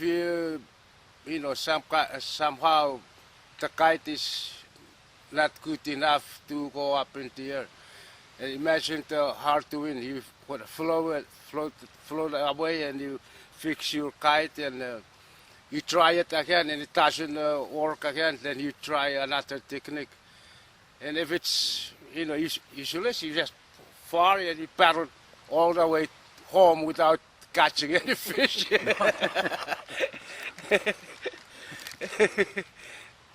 So there's many different things that is necessary to know about Yeah. when you use kite fishing. Mm-hmm. You mentioned about first finding the flock of needlefish and how to behave in the canoe. And can you explain me how difficult it actually is? And The very difficult thing is there is a spot here that we always go and look for that needlefish. yeah, And if you, where is that? huh? Where is that spot? Somewhere here, those big rocks Yeah, down there, just outside. And there's one, the very tip of the reef down there. That's one. yeah, And there's one inside Yeah. the channel. yeah. All three channels, they're inside. So you have to go there and try out. But only thing is, if you spot those little fish, don't go where the fish is. Because if you go there and the little fish will move away from that place. So it's good if you just stay out from that. Only your line can go in that group of little fish. But if you float to where they stay, they will scare and go someplace else. And it's very hard for you to look for them. So that's kind of one method of doing that kind of fishing. Yeah. So maybe that's why it is necessary to use a kite to catch those kinds of fish, because you cannot get close to them in any other way. Yeah, and that's why we make the kite, the line long, huh? So our canoe will not go and scare them away. Yeah. So there's several things you need to know about. That is how to paddle the canoe, maneuver the canoe. Yeah, we don't paddle against the wind. If the wind comes from the east, and you paddle this way, you don't paddle against the wind. It's just because your kite is going to go this side. So you paddle. How do you call it when the wind comes here and you paddle this way? Having the wind on yours coming in from the side. Yeah. Yeah. You don't go straight up through the wind. You paddle with the wind coming from the starboard or port. Yeah. Yeah. But if the wind comes from the east and you paddle this way, your outrigger always go this way against I mean, what how do you call it? Your rigger is supposed to go, not to turn, so it will be easy for you to paddle. And if you turn your canoe this way, it's very hard for you to paddle. Yeah. So that's why it always go upset. And that's what your staff on the outrigger. So it's well easy for you to take the kite and you just go this way. You don't go against the wind. The kite will go. Yeah. Oh yes. When I was, start to learn how to do that, it's for me when I was starting to learn that, I think it's very exciting because, that's the first time I used my own experience with landing the kite and try it in the air. So when I'm lucky, I just very happy to go out and catch the little fish. Yeah.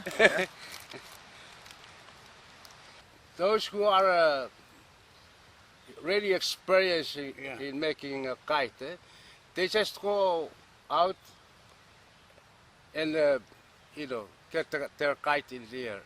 But for us who just start to learn, we try it on the beach.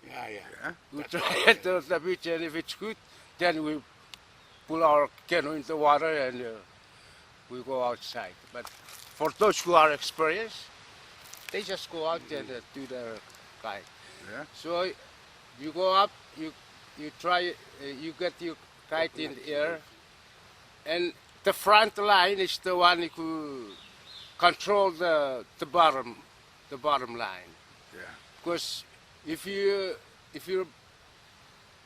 you kite go up in the air, the one we just make it here, it's gonna fly in the air. So you have to lower down your front line in order for that to just go stay above the water. For that needle to bite it. So the front line is the main important for the kite. Yeah.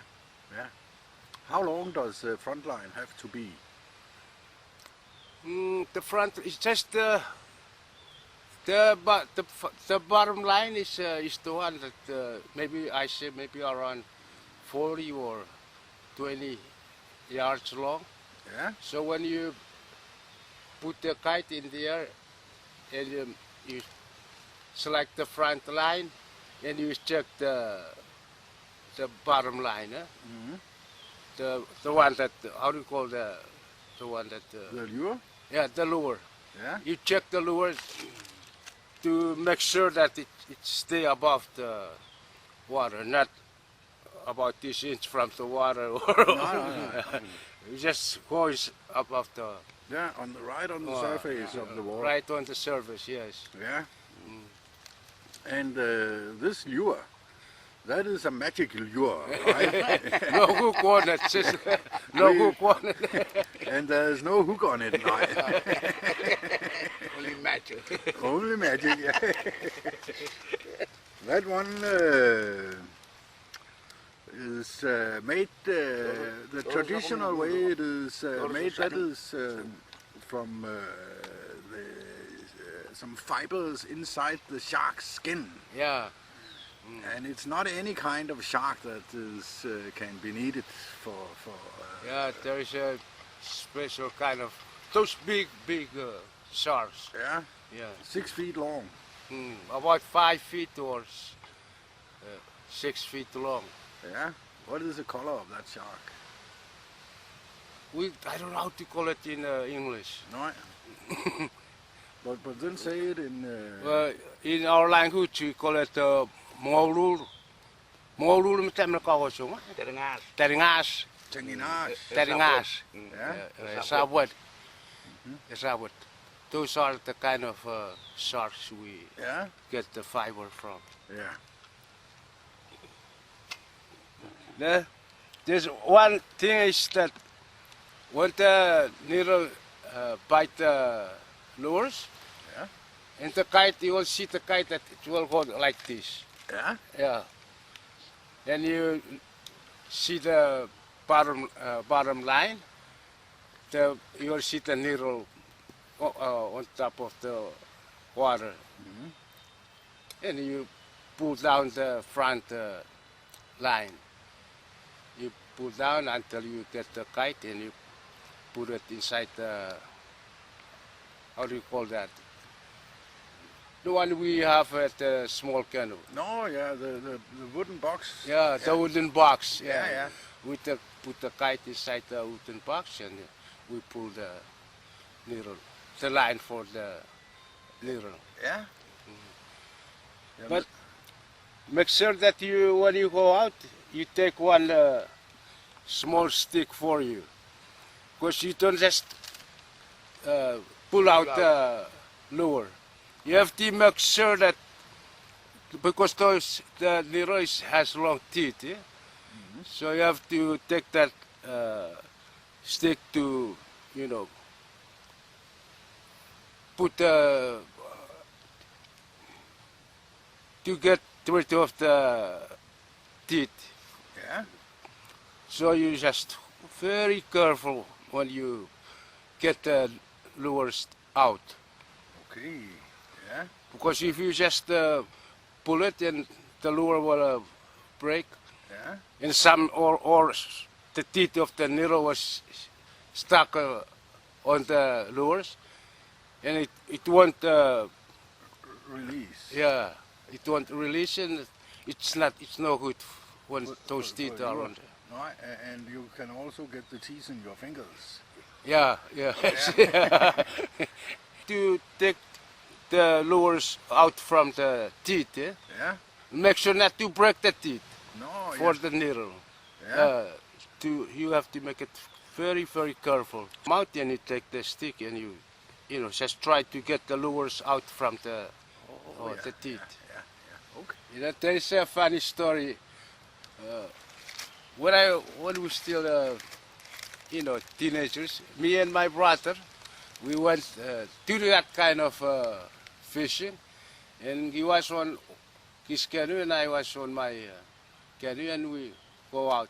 We just go out inside the lagoon, and we try our canoe.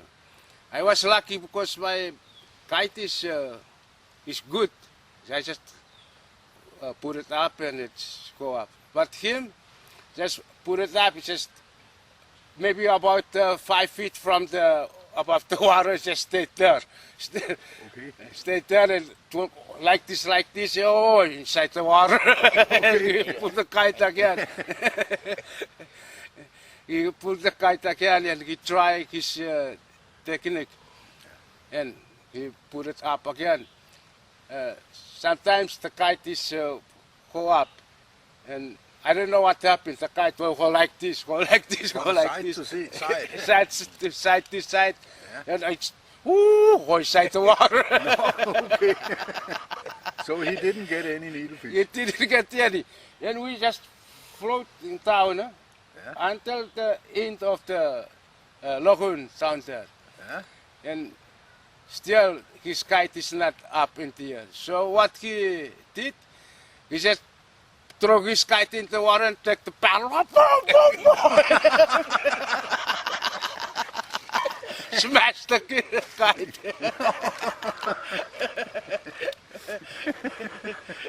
Yeah, I understand that because it can take a long time to make the kite, right? It's difficult. It really takes time, and if it don't work, then you can get angry. I think the very exciting thing about this is you make that kite with your hands. You fix it, and you use your technique for that kite. And after, when it's finished, you really want to try it if it's good or not. So you really anxious to go and try because you made it with your hands. So I think maybe that's, to me before it, that's what I think when I start learning, and I really want to go out and try it. It doesn't matter how strong the wind is, but I just make sure that what I do is good and up in the air. Yeah. When you go and test the kite from the shore, from the beach, then you test it with the backline also. Yeah. Because to test it without the backline makes no sense. The kite will not go up. No? Okay.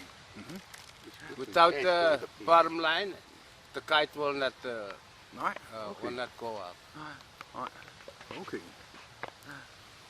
Because when you get the kite in the air, you both of your hands go like this. There's one holding the front line and one hand the bottom line, and you release both. Yeah. Both line you Little release by it. little? Little by little. You don't release the bottom line just like that. No. You do it both lines. You do little it by both little? lines, and then you check until the bottom line is. You just hold the lures, then you release the lures, and the lures will go on the water. And when it's straight down, that's where you adjust. Yeah. Adjust the lures to go on the water. Yeah. Then you start paddling. No, then you start paddling Yeah. when the kite is Up in the air. Okay. So you fasten the line for the kite somewhere to the canoe. On your fingers. On- The front line. On my big toe. Yeah, big toe. That is how to fasten The front line. The front line. You Yeah. fasten it to your big toe on your feet, Yeah, and then you just paddle while the kite is up. kite is up in the air. No, okay, yeah.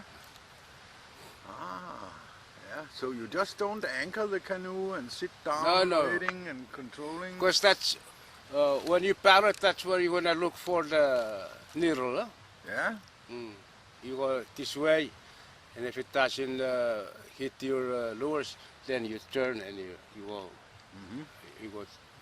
So at the same time, you have to control the kite, the paddle, the canoe, and keep a good eye on Yeah. the needlefish. Yeah. Don't scare it away. Yeah.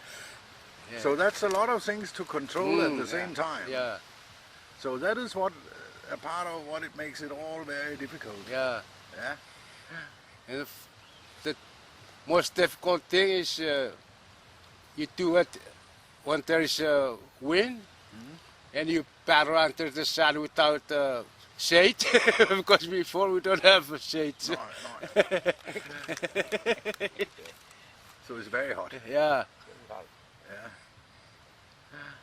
This thing is it's our way of one way of catching fish. So we'll make sure that it won't die out. We have to keep in mind that this is the one way of catching our resources, and we have to learn. We don't just, because we are in the modern way, we just let it go. We have to make sure that we learn our way of life. People were on the island were shouting, there's a turtle mating in the ocean. So we ran, me and this guy. We ran and grabbed the canoe, grabbed the 2 harpoons, throw on the canoe, and then we start battling. In those days, every time they said turtle mating, then as much as you can, grab a partner and go out first. Try to be the first to take the turtle. So the people say, oh, those are the good turtle hunters. Those are expert and they're fast, and that's on men's part. You're a good hunter if you keep doing that. You're the first to go. You catch the turtle and you got everything and brought it for the people. So we went, and then the guy said, "You stay on the canoe. I'm gonna go and spear the female, and then I'll come back, and you go and spear the male. If the male doesn't run away." So he swam to the turtle, and then he speared the female, and the turtle went down, dived, because they were floating. And then as soon as he speared the female, then the turtle went under the water. Then he came, and then we start chasing the turtle around. And then I told him, okay, it's my turn. I'm gonna go and catch the turtle, spear the male. So I took my harpoon. He was holding his line, the one with the turtle on it. So I went down, I dived down. I was looking down, and I know now I can reach. So I dived.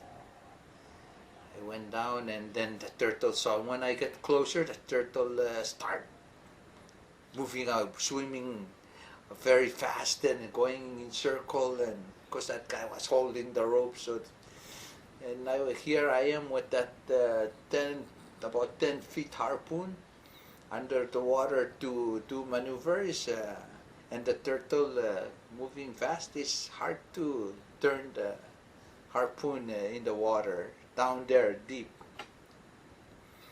And then I went back again, rest, and I told him, you pull a little bit. And he started pulling, and then when I know that I can reach, then I just dive and went down. And these turtles just keep running, and then I just forget about that depth. I just keep going on, and in my mind I was fixed that if you're gonna run, I'm coming after you. I'm gonna kill you. So I just, that one just keep running, and that guy keep trying to hold the line, and I just go, and then as soon as I estimate that I can spear that one, then I just hit the turtle, and I know that I hit it. I didn't know whether the spear went all the way through the skin, or it just hit and never hooked. And then I tried to return. When I tried to return, because I was chasing the turtle, I didn't realize we were going in circle. And then when I tried to come up, the lines, my line and his line that was holding the turtle was tangled to my flipper. Wow. So I just grabbed the flipper and they just took it off from my foot. And then I start to go up. And then I was maybe 5 feet from where I dropped the flipper. Then I don't know what happened to me, and then I just turned back again and then go back. In my mind, I don't know why, because that flipper was not mine. It was for men. So when you need it, you use and then you return. That's how we use things during that time. And I said, that's not my flipper. I need to get it back. So and I know that I'm really short. I cannot make it up. And I went back and took the flipper and tangled the rope on it, and then put up on my foot, and then I started. I just look up one time. I just look up, and then I really know that I cannot even make halfway between where I am and the top of the water. So I just went, and I saw the line. The turtle was running around, and the line was coming a little bit close to me. So I chased the line. Chased the line, and then I went and hold the line, and then I start. And then all of a sudden, something just struck my mind and said, "Don't rush. Relax, and then just go. And you have to bend to your head." So that's what I did. I just stopped, and then I go like this, bend my head, and then I just hold the rope so I know where I'm going. And then I just slowly, and then I know, I know that I'm no more oxygen, but I know that I'm moving up, I'm going up, and I can still think, and I kind of counting numbers in my mind, I say, and thinking, can I make it? Or something like that, so keep in my mind, can I still make it? Yes, I'm there, I'm coming. So I keep going, and then all of a sudden my head hit the canoe. As soon as it hit my canoe, the canoe, but I hold the rope, so I kind of lose, so the rope keep running. As soon as it hit my head, then I just hold the rope and go like this. Make sure it wraps around here. And then I hold the rope, and then when I turn like this to go up, then the air go up. Just, then I know that I was kind of like, I was going to go down again. I was going to go back down. I was going down, and then my hand was hanging. Then I was going like this, maybe swallowing a couple salt water. And that guy, I feel his arms came and grabbed my hand, and then just pulled me up, and then I spit out the water again. I said, "What happened?" And then he told me, "I don't know. You've been down there too long.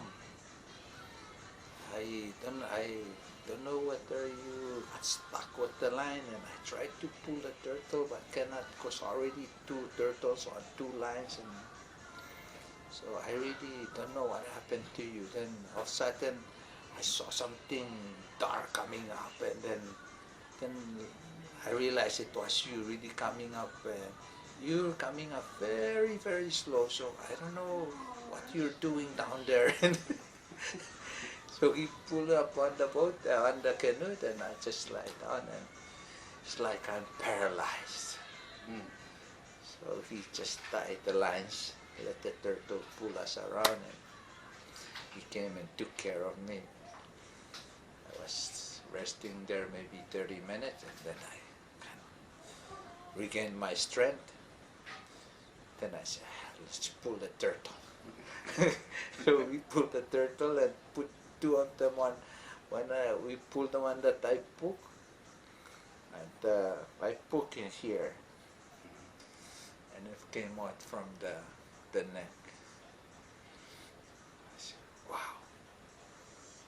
I thought I didn't, but I didn't tell him.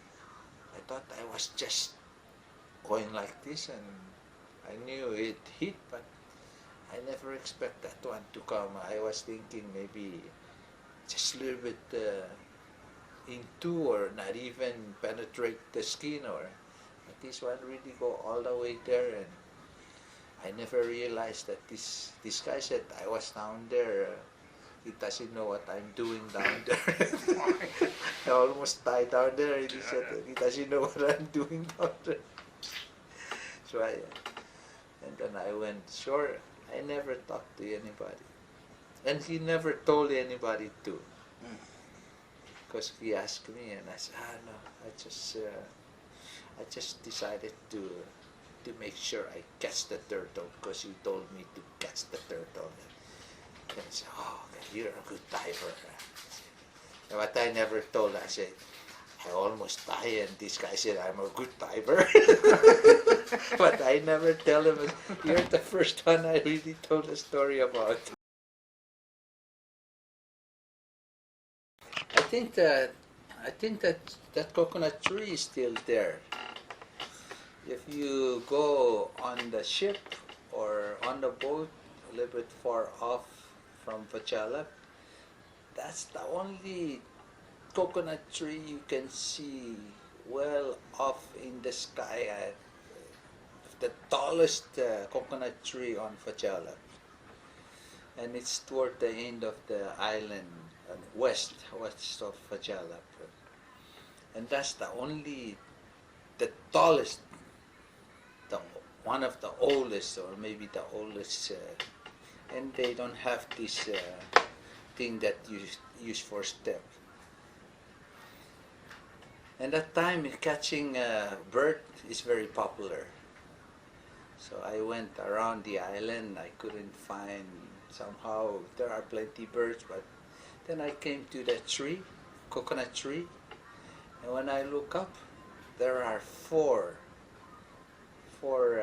birds. They were nesting, and when I saw them, I really liked to go and catch them. So I just got on the coconut and climbed. What I did is just hold the coconut like this and just climb. There's no step. I just climb up.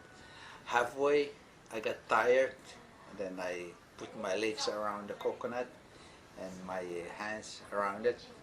Rest maybe 1 minute, and then I continue up until I reach the bird, because when I get closer I have to move slowly so they don't fly away. So I just sneak up until closer, and I caught the first one. Then I bite the head, put in my two, and then I caught the other one. And then when I caught the other one, then I can feel my body. I feel like it's numb and weak. It's like, because when I was holding the tree, I was putting my leg around the coconut tree and lock. And I was kind of like sitting, and then go up my arm and grab one, and then all of a sudden I can feel that it's like it's a numb coming down from my shoulder all the way to. Then I just take off the birds and throw down. And I said, man, nobody knows that I went into the forest. Nobody knows where I am. Here I am in the tallest coconut tree on Vachala, trying to get bird. Just, man, I'm gonna fall down in these bushes. Nobody knows, and it's almost, the sun is almost, I think, 5 o'clock, or I'm gonna die falling down here. Nobody, and just imagine, everything is rock, big rocks, because it's closer to the outside, the end of the island. So I said, no, I'm not gonna die. I still want to see my parents. I keep thinking, I still want to see my parents. So I just took, and then my two. And I took off my two, and then just take it around that one, and then tie it around me, and then keep going down little by little. And I just couldn't. I just don't have the strength to control that one and then move slowly. So I just maybe it's better I'll just secure this cloth, and then I just stay here until I regain my strength. And that's what I did. Secure the two I have, and then kind of relax. When I try to relax, then the one end of my two tore, and then I just grabbed the coconut tree, and when I look, it's already tore. Half of it is torn. I say, man, I cannot do this. This thing's gonna, I cannot rest. Then I keep going down till about 15 feet high. And I just couldn't take it, so I just decided I'm gonna drop. I'm gonna drop whatever it is. I don't care now. So just before I was gonna drop myself, then I said, no. I'm very, very close to I cannot let it happen that way. If I can come down from there all the way this far, why should I fall when I have the height now is much less than the height that I came down from now. So no, I'm not gonna fall. Then I know that I cannot feel that I hold the coconut tree. I cannot feel that but I know that I'm still hanging on onto the tree. I just keep going down. But this time, the cloth tore off, and I'm using my chest against the coconut tree. I'm really holding it, and I just slide down until my grip just came off, and then I just fall off. And I thought I was up there when I fall. When I fall on one small, it's like a fine, but plenty. But I realized that I was about this height from the coconut come down and go like this, and the roots. And that's why my grip loosened, because I hit the very bottom of the coconut tree. and then I just fall off and went to sleep. When I woke up, it was really dark. So I just stood up and looked up in the sky. Oh, this is where I am. I am at the end of the island. So I walk out to the side of the island so it can light up. Then I start walking from the side of the island. around and they asked me, where did you come from? We've been looking. I said, no, I was playing around on the beach and then, but right, I just came from somewhere. Then I was really praying. Before I went outside. When I see the light and I can go around the island, because it's small, Filemal is small. I just took one small prayer and then I started heading home. And then I said, okay, I'm very lucky. Johannes Ugulmal. Now I'm 40 years old. Yeah, I'm a culture teacher. Yeah.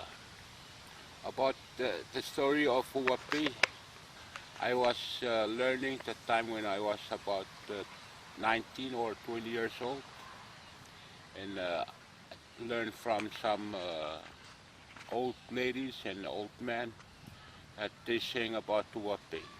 Here on Peak. On Peak.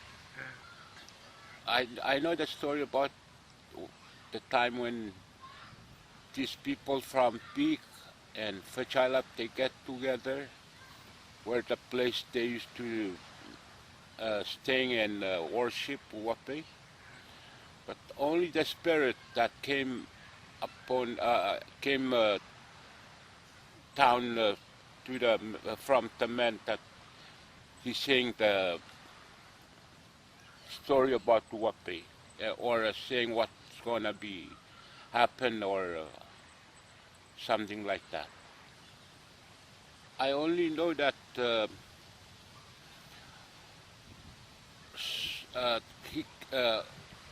he cannot. We cannot see him because only the words. And there are some songs that they've been saying or make those song, and that's the time the spirit came upon that person, and the person wanna say what's going on and what's gonna be happen the next day, or especially our relatives that they've been staying from other island, from another island, and he can tell what's going on, if it's something happened to them or not. But all the talking that he's saying is not correct, because we use the opposite words. Yeah. That there is a small house that they used to put flowers every day. And Uwapei also, we can also see Uwapei because sometimes he changes, can become a bird. That's what I heard from those people. That can be bird or just the spirit came upon that that man. Yeah. Just to put flowers in it, to make put the clothes, and even this coconut fiber, that one still young, white color. Yeah. That's the thing they used to put there. Yeah.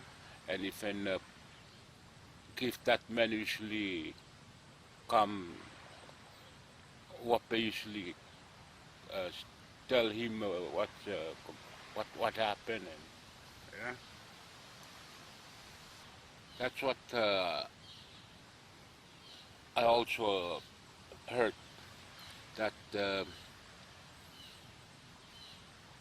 Uwapei came and predict that there is another religion that's gonna become, and he's higher than him. Yeah. They have to make a cross, sign of cross, and put down on Filemal, where they use for a graveyard. Yeah. Yeah. How he sometimes he changed to bird. Yeah. And also, I also heard from others that there is one time they went to Wolmarau, one outer island of Lamutrek. Mm. They went there, and there is also one spirit, not spirit, but ghost or from that island. Mm. His name is what's that? Fish. Fish. Yeah, Star. Yeah, but that's his name. Mm. So they exchanged. Fish told Uwapei to get one piece of ship, those old timers style, but it's wood. Yeah. And Uwapei gonna give him the I forgot the name of that tree. They also women also use for making lava. They use the scatter name of that tree. So now what I heard is the reason why Uwapei took that piece of ship Yeah. or the Japanese fishing boat. Oh, yeah. So that's why plenty Japanese fishing boat been grounded in here Okay. because of that thing. Mm-hmm. And that island now plenty that kind of tree. Okay. Mm-hmm.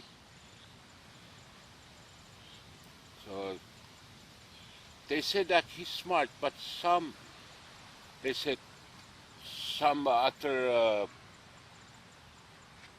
ghost. Mm-hmm. He said ghost. Yeah. Yeah, they sometimes they trick him, trick Uwapei.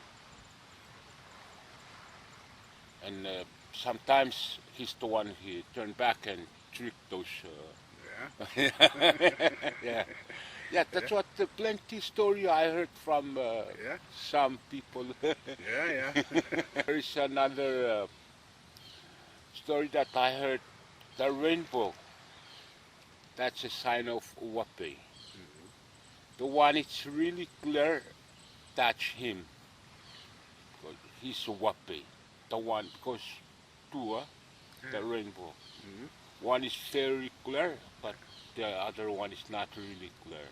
That's his wife, named the younger father. Yeah. That's the wife of Uwapei. The one is really clear, that's Uwapei. Yeah. Yeah. And the one is not really clear, it's the younger father. Yeah. And if we go sail, like if we use our local canoe or even boat, and if you get lost, you don't know where to go. And if you see that sign, and if you follow, and you're gonna see the island. Yeah. If you follow the rainbow. Yeah. Yeah. Yeah. Yeah. Well, yeah.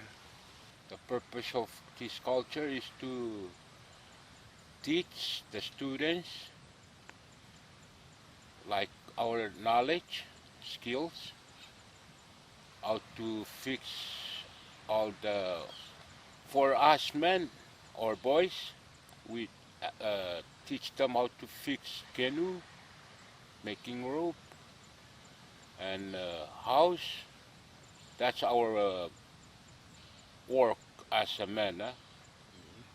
So they have to learn, so when they grow up and they know how to fix. And for the girls, they're teaching them how to make prepare food, cooking, making lava lava and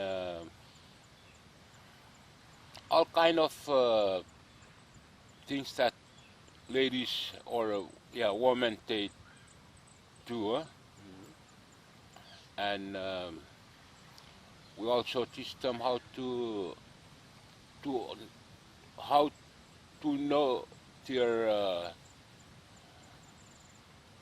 relatives, like how to respect their relatives. They know their brothers, sisters, uncles, nephew. Because that's our life and daily life as like Micronesian. And plenty things we teach them: how to navigate, how to fish, because that's our custom and that's our life or something. We cannot grow well, or we cannot growing up without roots. I mean, roots is our relatives, huh? Yeah. Surround us. To me, for the changes of this island, I know that very, very big difference. Because before, I know that there are plenty trees out there all the way, even around the island. But now it's getting smaller and smaller, the island. Yeah. Especially plenty trees that been washed away from the typhoon. Now it's getting smaller and smaller. And for fish, I know that before only here they really popular, plenty fish, but now it's no more. We cannot.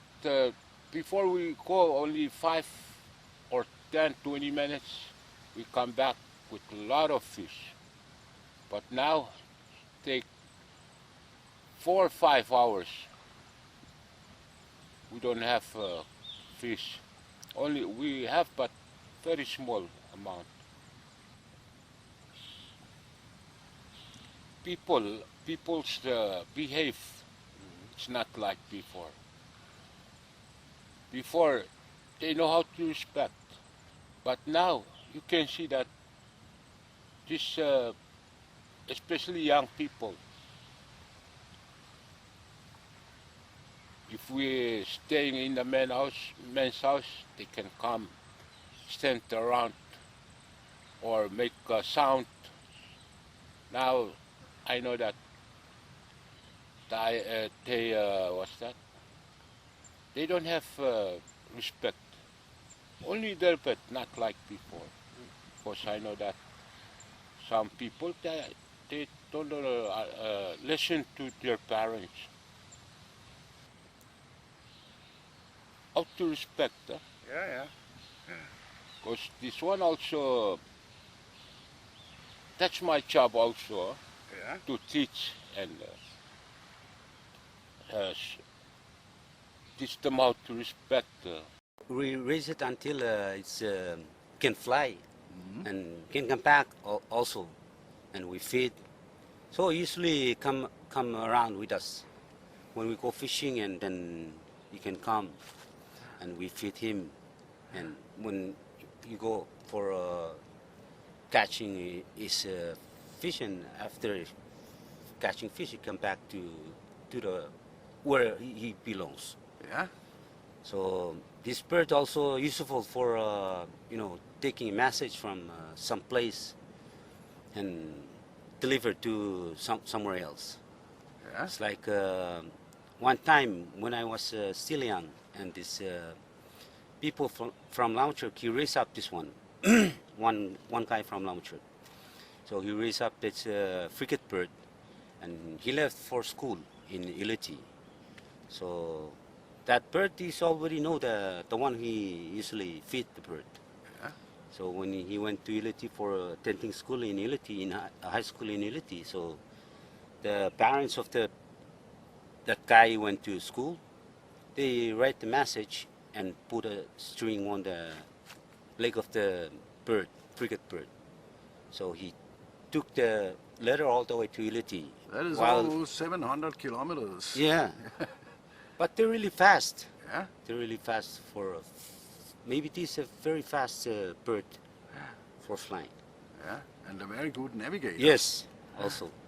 So the time they get into group for discussing something like what they're planning for on their living in Iliti. Those people from Lamuchuk, they attend school in Iliti. So the bird came all the way to where they sitting. So it came all the way and landed in the front of them while they're discussing. So they really get surprised what this bird come from. So they find out that he's from Lamuchuk, and he knows that the one he always take care of him. He was in the group. That's why he came all the way there. And they know that there's some message he carried, the bird carried. So A piece of paper? Yeah, a piece of paper. So Yeah, they well, find they out have- that he's from Lamuchuk and told that the people from Lamuchuk is still fine, doing okay. Yeah. So they answer back the letter. They put it on the string, and the bird flew back to Lamuchuk. And the parents of the guy attending school in Iliti, Yeah. they know that there's something also. Yeah. So they took that letter, so they read, they know information about them in Iliti. Yeah. So that's really nice. Yeah. And That's it's a very good. Yeah. interesting story. Yes. That's how it is. Yeah. That's how we use also that bird. Yeah. Because they're really also friendly and smart also. Yeah. They know where to go and find the one it belongs. Yeah. Especially if you're the one who always feeding the birds, Yeah. then he will know you very, very well. Yeah.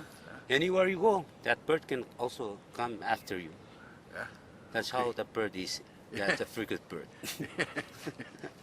Yeah. And that's where we usually go and catch those birds. Yeah. Yeah. During the small baby, we usually take, because when we raise it, Yeah. and they know who raised, Yeah. who usually take care of him, so they Yeah. can come after you whenever you go somewhere. That bird really knows Yeah. who usually take care of. And it take care can of him. find the scholar of fish for you. It can see the fish Yes, and yes. tell So, you yeah. that there is fish Yeah, here. there's a fish Follow there, so me. yeah, we can go and Yeah. catch. Yeah. They're really smart also Yeah. and friendly. And they can be very old. Yeah. Yeah. Yesterday or the day after yesterday, we were telling stories in front of the men's house, and those group of birds, those group of frigate birds, they flew above the men's house, Yeah. and that baby one, Yeah. the one sitting in the front of the men's house, he saw the group of the frigate bird, and he really maybe he knows, eh? So he make a sound, ah. Yeah. You really look up in the sky and saw us also, we look up, we saw those frigate bird. Yeah. They flew in the groups, and he was making sound and look up in the sky. That was really, he knows that he belongs to them. Yeah, That's yeah. why he make a sound, and really, that bird really smart. He knows where he comes from. Yeah. Yeah. Comes from that kind of birds. That's Yes. why he really look up in the sky and make a noise. Yeah. That's really funny. No, it's not that. Tattoos, the ladies can have tattoos around here. And those tattoos, there's a meaning to it, and that I don't know, because they can have. It's just like the men when they have the what's this Dolphin. dolphin, Yeah. the dolphin. Some they just put it there just for decoration, Yeah. and some they put it there because people like to admire or look at it and ask questions. It generates conversations and stories. It creates stories with friends and whatever person comes. But they have their own meaning. They don't. It's not like today. You just like a Superman. You saw Superman in a comic book or no story, and you saw the picture in the tattoo shop. You just, oh, I like Superman. You put Superman here. No, they have specific meaning and why they put those tattoos there. And some are having, mostly they have tolvens, Yeah. but some they have like well woven things like ring around here. Some very simple, and those are there are meaning to those. What it is, I'm sorry, I cannot tell you, No. because But- they never said anything Right. about it. But it's they have their those ones on the arm. Yeah, those are definitely not only here. There are some at the on the back. Yeah. Some even here. Some are all over. Those are some are maps. Maps. And when you look at it, you say it's a oh, why you put all those tattoos all over you, and it's just to make you look. But if you really look at it, it's a map. It's designed in a way, if not map of, then it's a map of your land or your place. Like island or your village, or and there are some that they have tattooed in like maps, like what it is, but they patch it up with tattoos that when you look at it, you don't know that it's a map. It's only when you're really close to it and really observe that you will figure out, oh, there is a meaning to this. It's a secret. It's a secret thing. Yeah. Yeah. Some people, they just put it because they say tattoo makes your skins more solid, really strong. It's really hard to wrinkle. Few knowledge, few information that I know of, and I heard from people, and people share with me, people give me, people tell me, yeah, that's forbidden, or it's like a taboo, or it's illegal to say those. The custom is denial, Yeah. or don't talk, or you say other things. Then you don't share knowledge, because knowledge in the outer island doesn't belong to your clan or belong to you only. Because those knowledge transfers from one clan to clan, and then when that clan has that knowledge, and there are some times in the period of their life and centuries of living, and instead of passing down to that same knowledge in their clan, they pass it to another clan, and that clan start to get the knowledge and then claim to be their knowledge or their original knowledge. So that's how knowledge in the neighbor, at least for neighboring island, is passing through. So you can hear, and the clans are all over the outer island. Like if you say Kofalu, there are plenty Kofalus on each island. They have Kofalu, and they have their knowledge that they preserve, and they don't talk about it. If you talk about it. They will, if you ask, they'll just give you the basic or the branches of it, but the core of that they preserve. Now that we want to reveal this to make documentation of,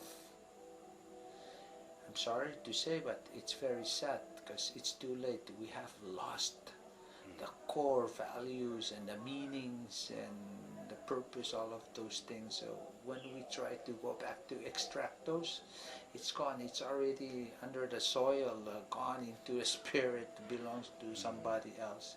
Most of these are just stories and the little that somebody holds or what. For the local medicine, it's cured from inside and coming outside. Inside, and then modern medicine, it's cured from outside and then go inside. So if you see that your wounds or your cuts, if you use the modern medicine, you will see that all your cuts is good from outside, but the deep inside is not yet cured anymore from the modern medicine.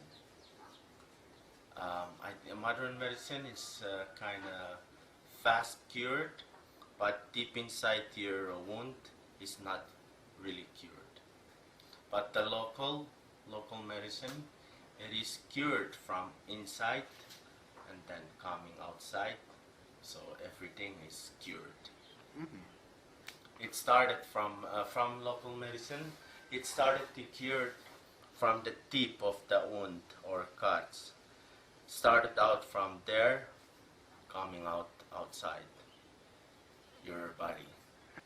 Compared to modern medicine, it's only began to from outside, start to cure or try to cure the outside. So you will see the cuts that it's getting better from the outside, but the deep inside of your wounds or your cuts is not yet cured. So that's what I experience and say that the difference between the local medicine and the modern. From the deep cuts, for us we have many different kinds of local medicine on how to cure the cuts. So you can feel it. It's up to you what you're going to use, depend on the size of the cuts.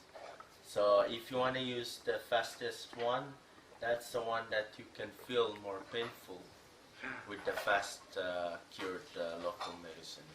I don't know how to explain it, but I can say that if you if you put the rubbing alcohol to the wounds or the cuts, you will feel that pain. Same as that's how we feel when you use the very fastest local medicine or fastest curements on the local medicine. That's how you feel. And the other kinds of medicine that you cannot feel anything. That's the one also good. It's also the curement of the cuts, but different feeling you can feel from the other medicine. Some you can feel little pain, and there's some that you can feel no pain, and there's some that you can feel more painful, and that's the fastest curements on the local medicine. The one that you feel more pain. We can use, we can take some parts from the ocean. You can take some parts of the part of the medicine from anything on the seashore, and inland, especially the plants. You can take some from the animals, depends on what animals. These medicines, it's depend on the how you get the injured. It depend on the injured. If you get the injured from the sea, you have different medicine. You can use some out of the sea. You can take some part of that medicine from the sea. For example, if you get injured from the fish you catch or you caught from the ocean, there's a part of that fish that you can take it as a part of your medicine. Coral you can take from the there are some fish that we can can hurt us. We can use some part of that fish. We can use as the mix of our medicine. And for us, we consider if you injure from the ocean, you don't try to ignore it or what. But if it's like small hits or like the fish bite you, but you don't, when you were in the sea and you don't consider it, when you come back to land, you can feel more pain after that. So make sure that if anything happened to you in the ocean, you try to take that medicine first. There's some, for example, if you get cuts from the fish, and you must take the medicine from the ocean first and try to put it on your wounds or cuts. Because we believe that if you get wounds from the ocean and when you come back to land and they try to heal that wounds, it's really take time to heal that. The one, and there's many kinds. It's depend on it's depend on its clans ways of doing their medicine. When I have a bone stuck in my throat, and I went all the way to the person who knows how to take out the bones, or how to do that, how to make the bones in the throat disappear. So I went there and she do that, and she started to sing the chant by 4 times, and then she told me to make a cough, and then when I cough, and the bones disappeared. I don't know where it is. When I cough, there's nothing go out. I don't know, nothing, and I don't feel that the bones going inside my stomach, or it's completely disappeared, gone. If you have injured in your brain, they will boil the medicine, same as the one they put on. That's hot, but different part of plants, different plants. They can just put here and you smell. You have, for example, if someone hit you with the rock, or there's something thrown on your hat, they can also, that one is kind of small, they can also boil it, and then they put on the papaya, the papaya, not the real leaf but the trunk of the leaf. and they cut the papaya and they put that thing on it and that medicine and they blow on your head. That's also medicine, like a straw. Yeah. From papaya, Yeah. they will, if, let me, ito sa Uwapei.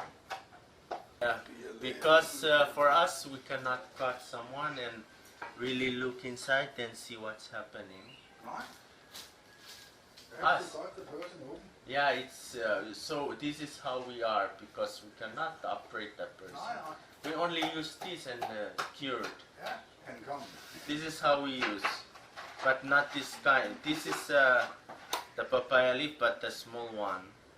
Yeah. Okay, if you have injured, if someone hit your head or you fall and you hit your head on the rock Yeah. or something and the swollen, this thing is going swollen, you will cut this from here. And then you you put some other kind of medicine and you put up here and go like this and you boil. Not this. You boil that thing first, or like this. Boil. When it's really hot, and you open it. You put up under the cut here. Put up like this, and then you on the swollen thing. Every until 4 days, no more. Even your eyes, if you have black eyes, then you also use this. You cannot massage. Your eyes. We don't massage. If you have hurt on your back, if it's hurt, you don't need to massage. You put those things on it. Those chopped. Because that one, if people not massage you, and you put those things on yourselves, Yeah. it's similar to a person massage yourself. So if you have pain on your back or anywhere else on yourself, if you don't like to massage, you only put those things on it. And if you have pain on yourselves and you don't like people to massage or you don't feel good, make sure you going to the ocean early in the morning every day. That help you if someone did not massage you. That one help you massage. You don't know, but that the ocean is massage on itself. Same as that thing. If I like minor, if I slip off and I fall down, but not really hard, and I feel pain somewhere here, and I don't want someone to massage me because I don't like to feel more pain, so I only put that thing on it, and it's cured. That's how we are. Yeah. We also have medicine for coughing. We also have medicine for coughing. We chew from the plants, the deep leaves. Yeah, the deep leaves, tip of the plants, the very smallest leaves coming out from the branch, from the noni plants, and from and if you have heartburn, you cut one of the banana tree, the very smallest, and you cut and you chew. Everything. Yeah. Yeah, maybe it's similar to the all things that happening in this world, and maybe it's also similar to the modern ways, because modern ways they have everything. Massage, there's basic, the basic of massage. I think most people know the basic, and rest detail the is only few people they can do the massage, not everybody, and that's those people that they've been passing down from their ancestors, and that's the people they can do the massage. How they pass on is they can choose a person that they believe and they trust to handle or to carry on their knowledge, and that's a person they pass to him or her, and then that person pass down to the other generations until now. So here on the island, there's some, but in our cultures, it's hard to tell, because if I know something, I won't tell that person. I know how to do this and this. I know how to do this medicine and that medicine. It's that's how we. That's how our culture is. If that person know the other cure of the sickness, or but the person in our culture, we won't tell anybody that I know how to do this. So what we usually do is, we know there are some people, they know that the other families or clan, they know how to cure this kind of sickness. So we can go there to the family and we beg them. We can give them something, or we really go there and beg them to help us with the sickness. So in our culture, each family know the other certain kinds of medicine. They took any kind of medicine to cure some of the sickness. For example,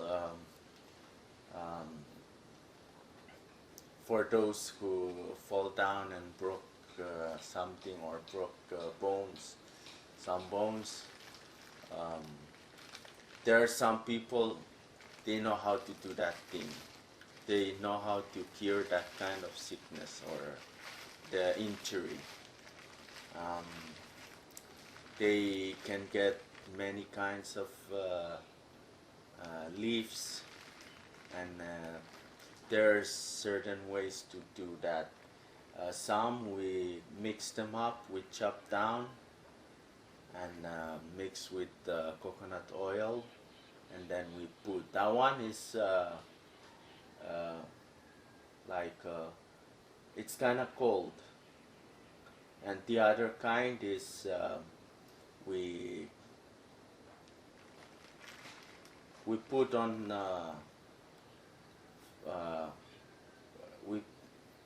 how do we say that? We boil, or not boil, but we're trying to boil them. We chop those leaves, we put in other leaves that not chopped. We cover them up and then we put it on fire.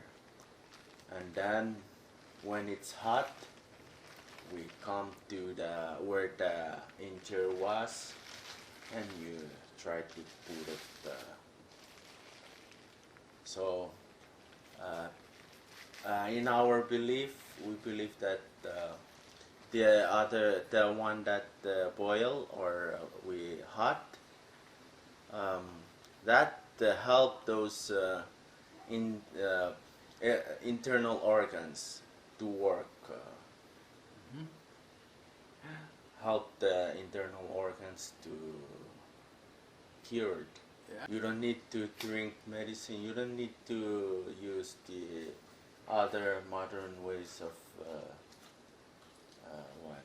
Because we believe that only that thing, and it's really cured 100%. 100% cured. Back to normal. Everything in your internal organs is back to it. You don't need to put medicine and or other things, because that things really heal that injury. And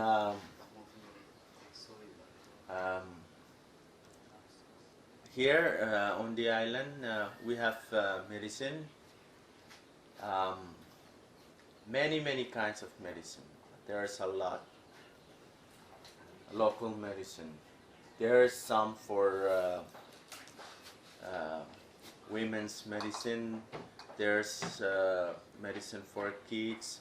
There's medicine for any kind of sickness. So each clan on the island know their medicine, where there know their medicine, and only those few people in its clan, that's the people or the person they can heal. They can heal each other in their families. We can heal cancer. We can heal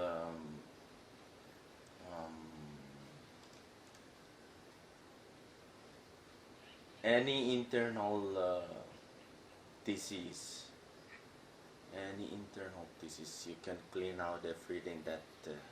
If you have lungs cancer, if you have liver cancer, and if you have high blood, and what else? And there's medicine for that.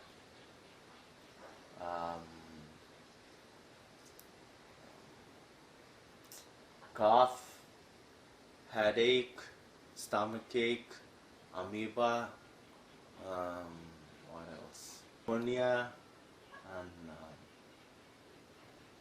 and there's treatment on that in our own local medicine. Diabetes is those medicine can also help that, but what I heard is there's some that they can they drink and it's like they cured, but we don't really sure, because this disease is kind of new to us. Yeah. So we try to figure out if it's true that some of those who has diabetes can really cured. For cuts, we really have that medicine. Each family or each clan has their different medicine on that, local medicine. So some it's maybe they share, they know the same, but there's a lot of local medicine we use in cuts, like big. It's depend on the cuts you have, how big it was. Mm-hmm. If it's small, they only use the simple one. Simple, very simple. You can just pick one or two different plants, and you pound it and you heal with that cuts. And if it's really big cuts, and that's it's more harder than the small one. You use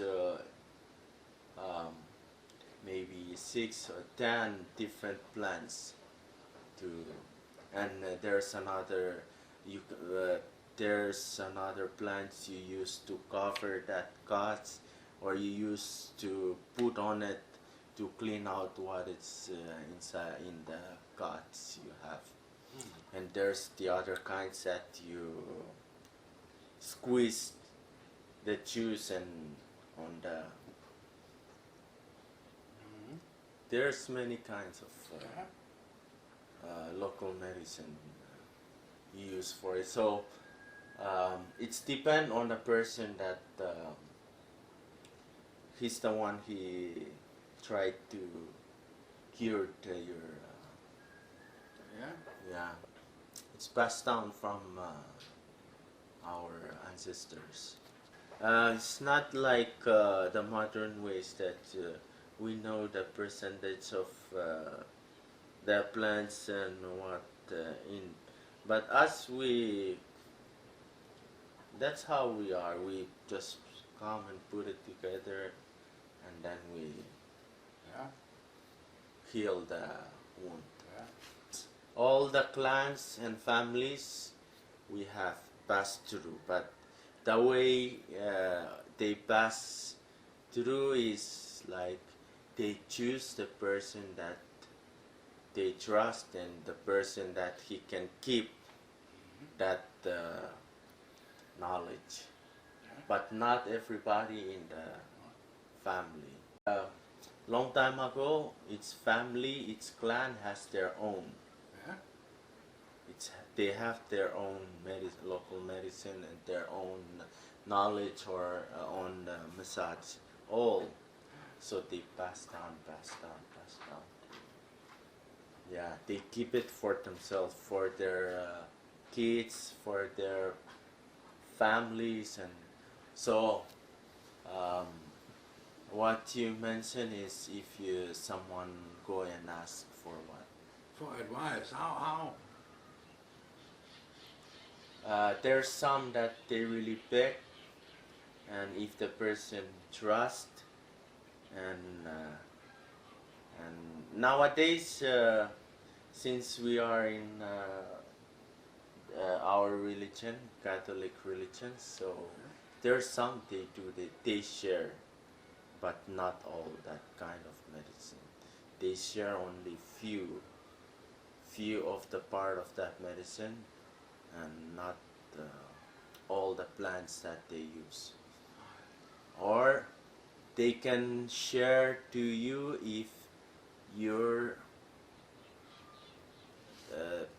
you are,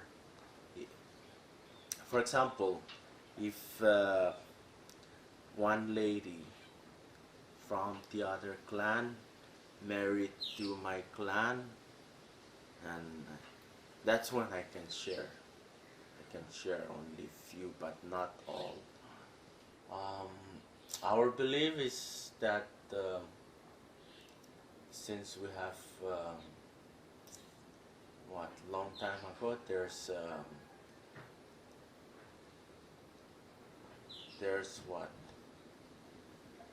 there's magic. Yeah? Yeah. So if you share all the part of the medicine, and that thing will not cure it anymore, because you tell anybody. Yeah, because everything is secret in our culture. All our knowledge, or all our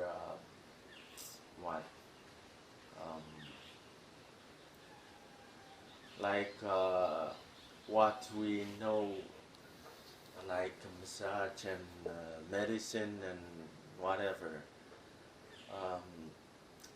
is secret. Yeah. Everything is secret. Yeah. It's not easy to tell, hey, you do this and this, and this is how we do this, and because we keep everything secret. Yeah. That's how we are in our culture.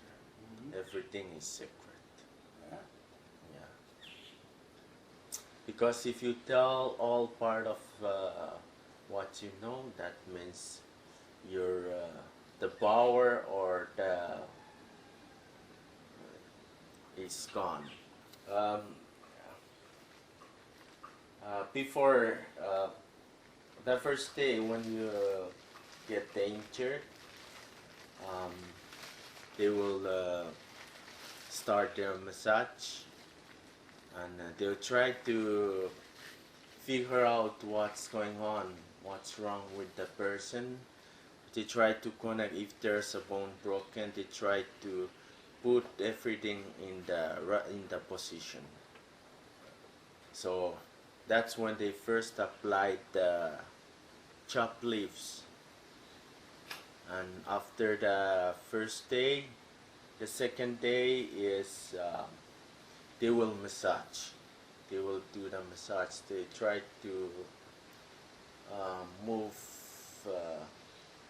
those bleeds or the bloods that comes together during the injured. So they try to put it back to where they are, and they apply the leaves until 4 days. We believe that the muscles or everything was in their position. That's when we can feel much better, and they will remove the chops, leaves, and they can still put on yourselves where the injured was, but what they compared to the couple days after the injured, you can see the difference. You will see the difference because they will just come and they will try to massage a little bit, and they just put the chopped leaves and they just put on where the injured was, and the chopped leaves compared to before, you will not use it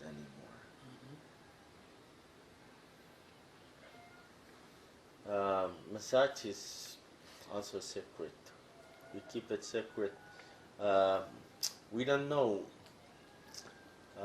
Even here, we don't know that there are some people they know how to massage. It's hard to know. When we know when they do it, and that's when we just find out, oh, that person knows this. But there's some people they already do the massage, so we know, okay, these people they know. But there's some that new we don't know. So massage is kind of hard to pass on. They can pass on, but they only choose a person that because first we learn, we practice to massage, and then we try to do it in action. It's also, massage is also hard to, if I for example, if I know how to massage and I don't want to do massage, it's, if they really come and they beg me to do it, and so if I change my mind, I do it. But if not, for those who massage, they do the only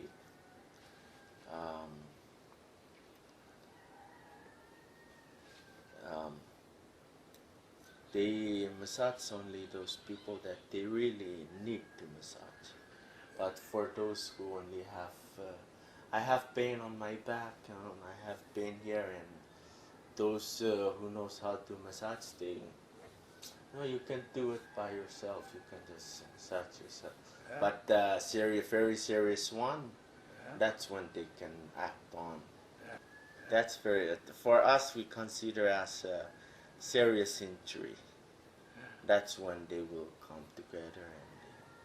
But if you just have only pain in your back or legs or what, but we don't consider as a serious injury. In Yarofalmal, there's some. They massage expert in Yarofalmal, and even in Wichilbuch. In Wichilbuch now, I know that there's a lot of people expert in massage. They can just touch where the injury is, and they can tell this is what happened inside your body. Yeah.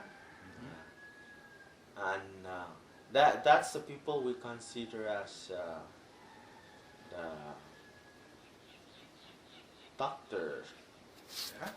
Yeah, because in our culture, it's only there are certain way that we know that that person is an expert massage in massage. All the people in outer island, they know. So here on the island now, it's secret. Even though if I know how to massage them, I won't tell. I don't know why. They don't want us to tell that that person is good in massage. But in Wichilbuch and Yarofalmal, there's an expert because they already do that. They keep on doing because a lot of injuries happen there and they do it. Yeah. In here, there's some they know, but some of them are not on the island. They were in Yap and on the other island, and there's some they know, but they don't like us to tell because they don't want people to know that they're good in massage. So in here on the island, it's like everything is separate. You don't know that people know how to do this. You won't tell. Because nowadays, people begin to keep things secret. Very, very secret than before. Yeah. Do you have any explanation on about why has become like that? Maybe now I believe that we know because we've been encountered those things, injured and those serious injuries, and they cured. We don't call the other people from outside to come, and because for us the people now, for those who are on this island and we have serious injuries, but we still can cure it. Yeah. Right. We don't really need emergency or what. We don't really rely on medicine, on modern medicine, because we still know how to cure it in our own ways. But yeah, I say that nowadays people really keep things secret because we also say that our culture is gone. Our culture is gone. Most of our culture, but yeah, we can say it's gone. But most of us still have, but we don't want to say. I don't know why. Very, very secret. So now having a good reputation as a good one who know about massage can also give a high position if it is well known. Yeah, for those who knows how to massage, for those who really know how to build canoes, house, what else? Build knows many kinds of fishing. Those are people that they really like in our own ways or culture. They were very popular, and they were like going up into higher rank or yeah, because they know how to do these certain ways of fight. And there's one that I really believe and I experience her. She's not in here. She's very good, but she's not here. There's one lady, not old, still young. She was in Yap and she cured a lot of injuries for those they fall down from the trees. Now she was in Yap. She's very good. She's good because when for example, if I fall down and broke my arms, and there's a certain way that she can do it, massage, and your bone is connected again and in a right place. And after that, she was just massage. Within when you're healed, it's come out 100%. We don't really say that I'm good in massage because there are some people in on the island. They get jealous on the other people and they do something with the family. They apply the black magic. For example, if I do the massage and you're getting better very fast and very good and very well, and if there's some people that their family that they also good in massage, they will know what you do, and they will get jealous with you, and they do something with you. Black magic, but that one is also secret. Magic is also secret in our place. We don't know that. We cannot tell that those family there they know how to play magic. So that's why we don't really show that I'm good in this, I'm good in this because of this. You can if you are a person that you can massage, they can make your fingers and your hands very weak that you cannot massage each other, or they can many ways. Many ways. You know, in Chuk area, Chuk State. Chuk State, yes. Yeah, that's where they in Evesium, Chuk was the one that they really good in magic. For us, they say that each us, the people from outer island in Yap, we're the best. But since we believe in the religion, in our religion, we kind of put it or throw it away. We don't like that. We only keep those that we can survive with it, especially the local medicine, and we keep the massage and we keep. So yeah, that's it. We use animals like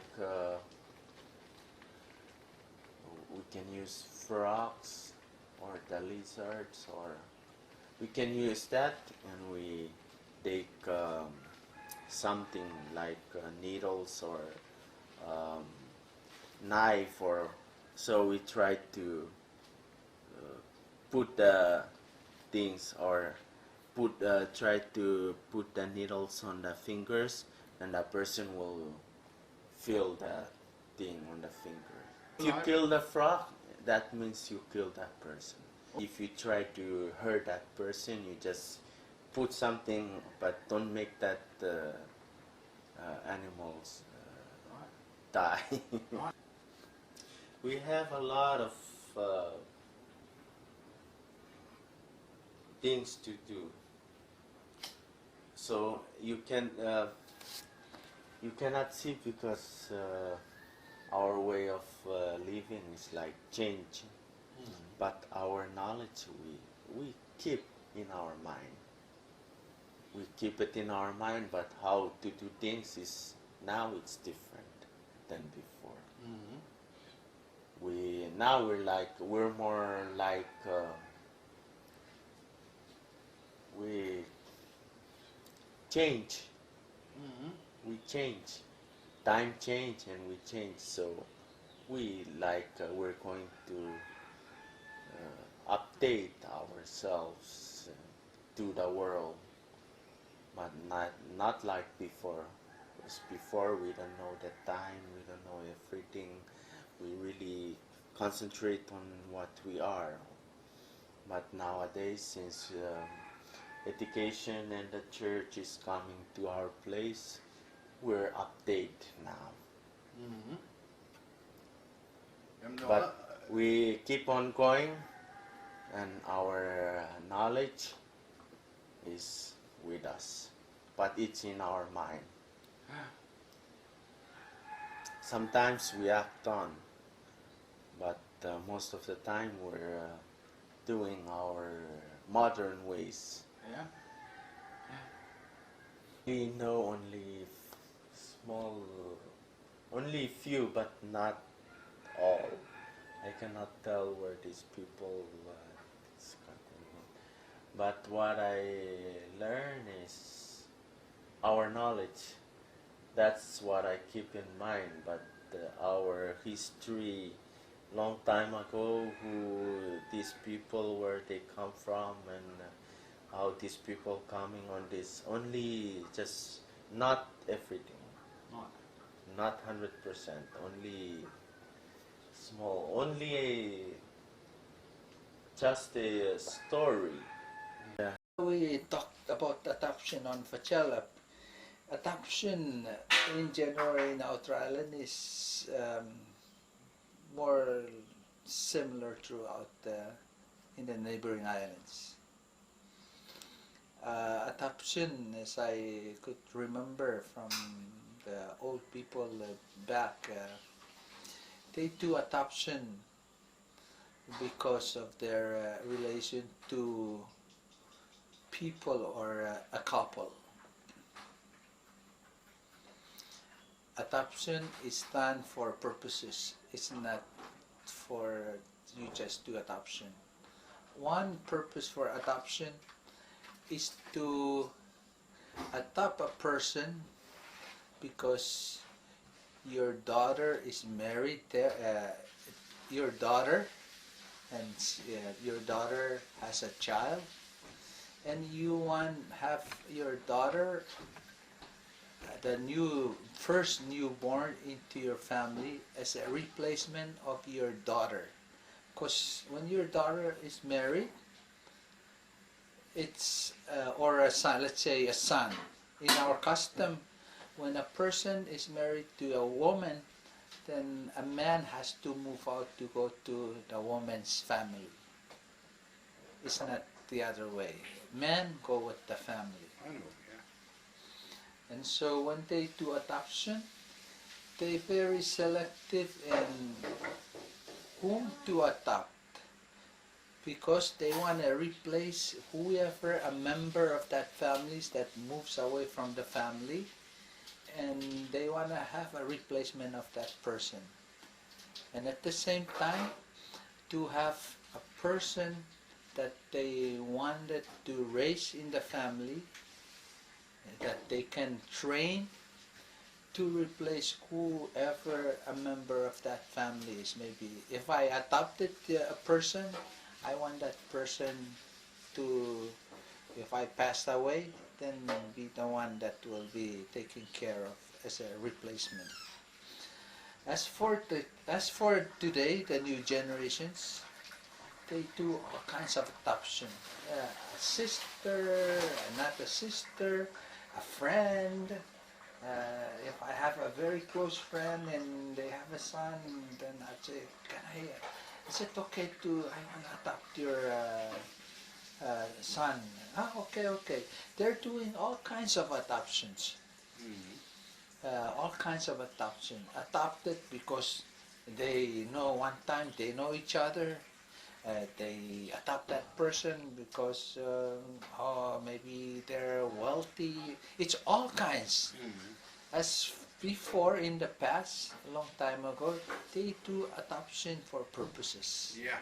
And it's same with the name. When they give name to that person. If I say, I'm going to give the name to your son, that means I'm going to give an important name.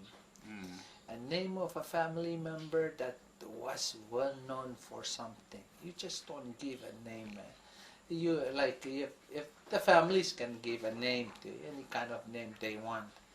But when you do adopt and give names, you adopt and give names because that name is important.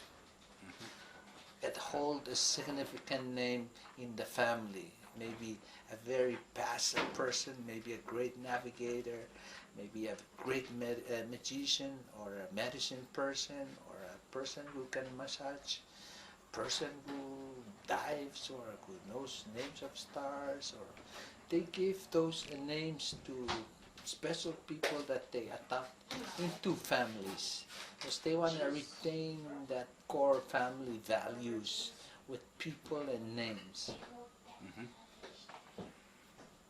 But today they adopt all kinds. Can have baby today and somebody just walk and say, I really like your babies. It's very cute. Can I adopt? And without any thinking, you can adopt that one. If you want, you adopt. You adopt the person, and if nobody in the family, let's say high rank family, if no more people in that family who originated from that clan, that adopted person becomes the original person for that clan. My name is also Peter Tairuwepiy. I'm from Faraulep. I'm 68 now, 68 years old. I grew up in Faraulep. At that time, there was no school. I was one of the first from my island to go to college.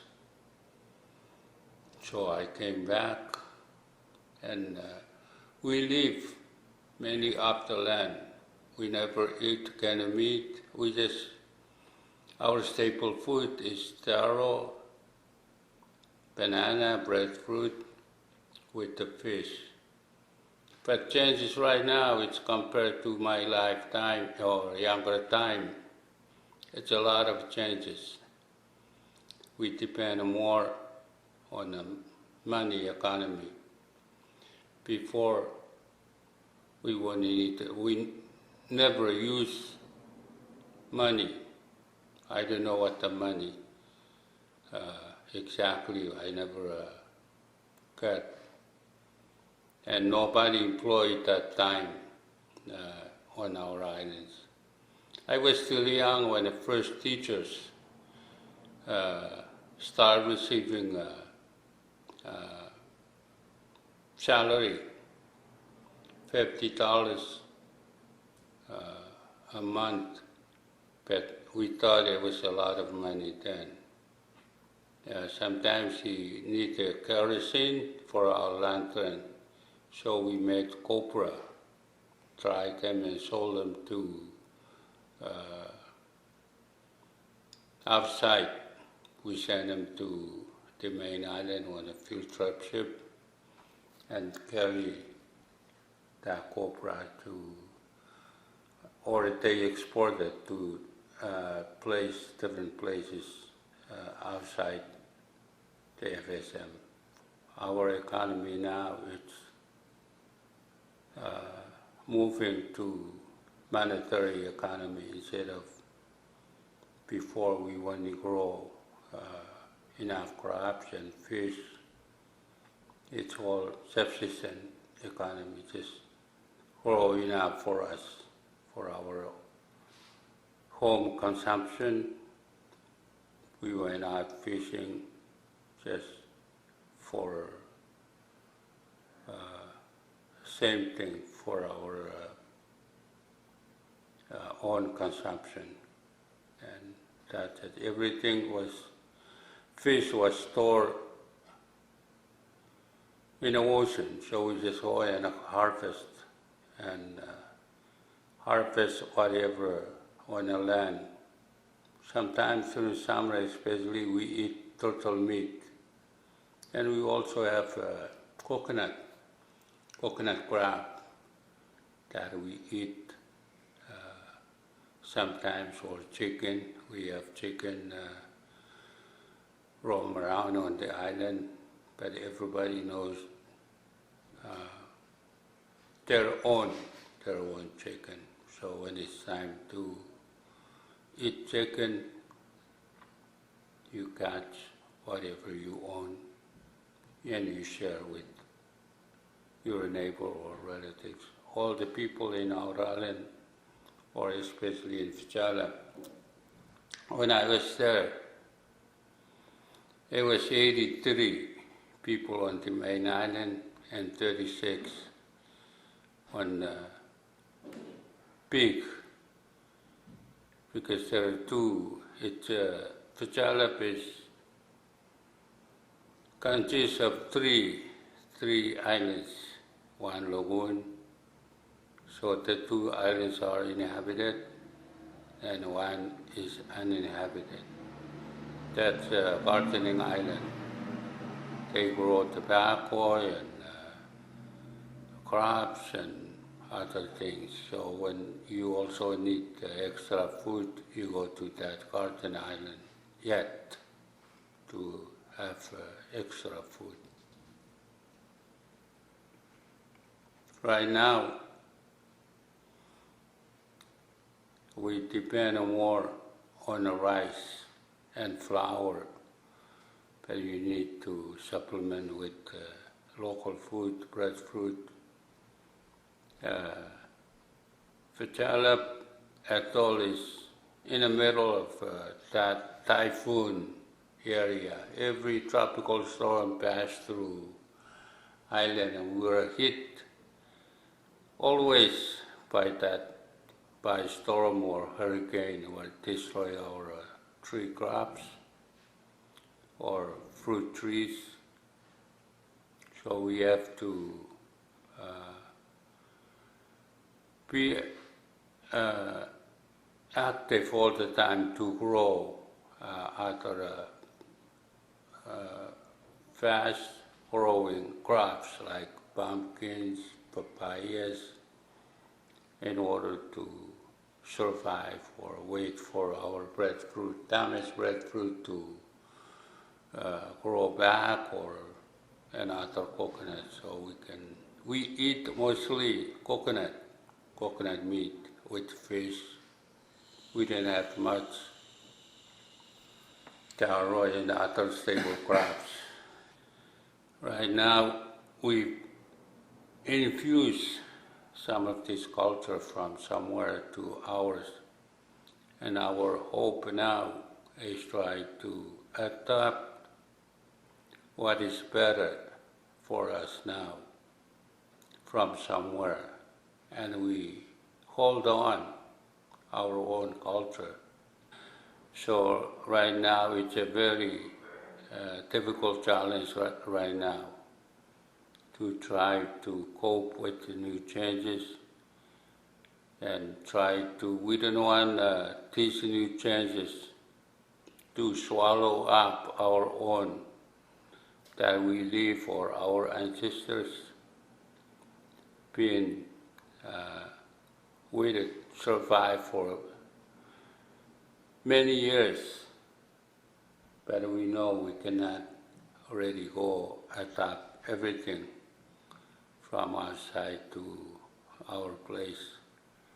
But a lot of young people right now, they're residing either in Guam or Hawaii or USA, United States of America, just for employment, because it's hard to find a job over here. Keep at least some of these young ones on the island to continue maintaining our way of life. And we're very aware of what's going on now. But the population now of these both islands is Pig and Filemal also increasing, because the main island now is more than close to 200, and the Pig is over 100. So it's a big increase compared to my young age. So we hope right now it's a challenge for us now to maintain whatever culture we know it's better for before and also now, and we adopt whatever we know it's going to be good for us. We know we can try to fit in whatever changes. We cannot hold the changes that happen to us. It all kind of agencies that can bring all these changes without our knowledge. Now we're using boat. Before we only use our traditional canoe. We have hot water motor. We have two-way radio that we can communicate from here and there. They're putting up solar energy where we can talk to any place in the world. We want to be motorized to be fit in wherever we go. We learn whatever survival tools or kits to be able to fit in other places. And when we return home, we also fit in our culture. We're kind of concerned about the young ones, that they would totally adopt other cultures without knowing what's happening on their own soil. So there is a cultural program in all the elementary schools, try to give them what we know. We know our culture, skills and knowledge of all kind of traditions that used to be. We learn from father to sons. That's the way we transmit or transfer the knowledge and skills. There was no written record of our knowledge and skills.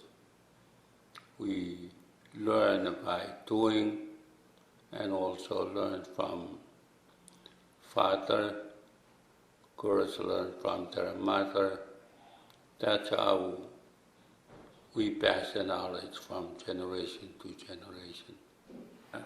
As I always refer back to my young age, only few of us, when we went out for fishing, we caught a lot of fish that we distributed among all the people in the Filemal.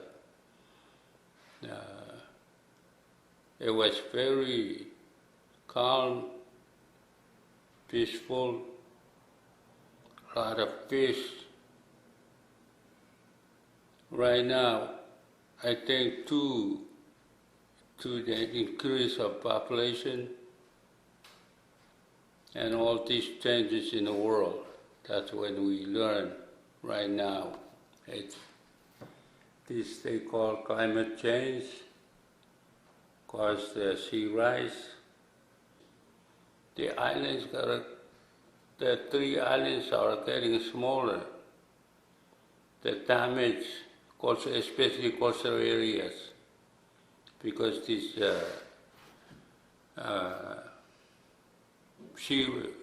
sea level rise destroy all the coastal areas, and our islands getting smaller. A lot of coconuts or trees fell in the water. So I believe it's to this climate change that caused the sea rise that happened, which never happened before. We lost a lot of trees close to the shore or coastal area trees. I'm 60, 80 now. Whatever I see, experience that time from that childhood to right now. A lot of changes. We always talk about the future. We want to share ideas. Never get to school before. We want to maintain that one. We want to learn more about this education. Speaking English, we can calculate some numbers, add them together, so we can be better off, like using what do we need to have from outside. We want to know where we're going, because we believe now our mind or horizon, it's broadened now. We know that we're not alone on the face of the earth. We know there are some other countries or places. We want to know exactly how to deal with other people. Before you cut down a tree, you don't come to the base of the tree and start thinking. No. You must think about it a few days or even few weeks before you go to the base of the tree. Okay. That breadfruit tree needs to be cut down.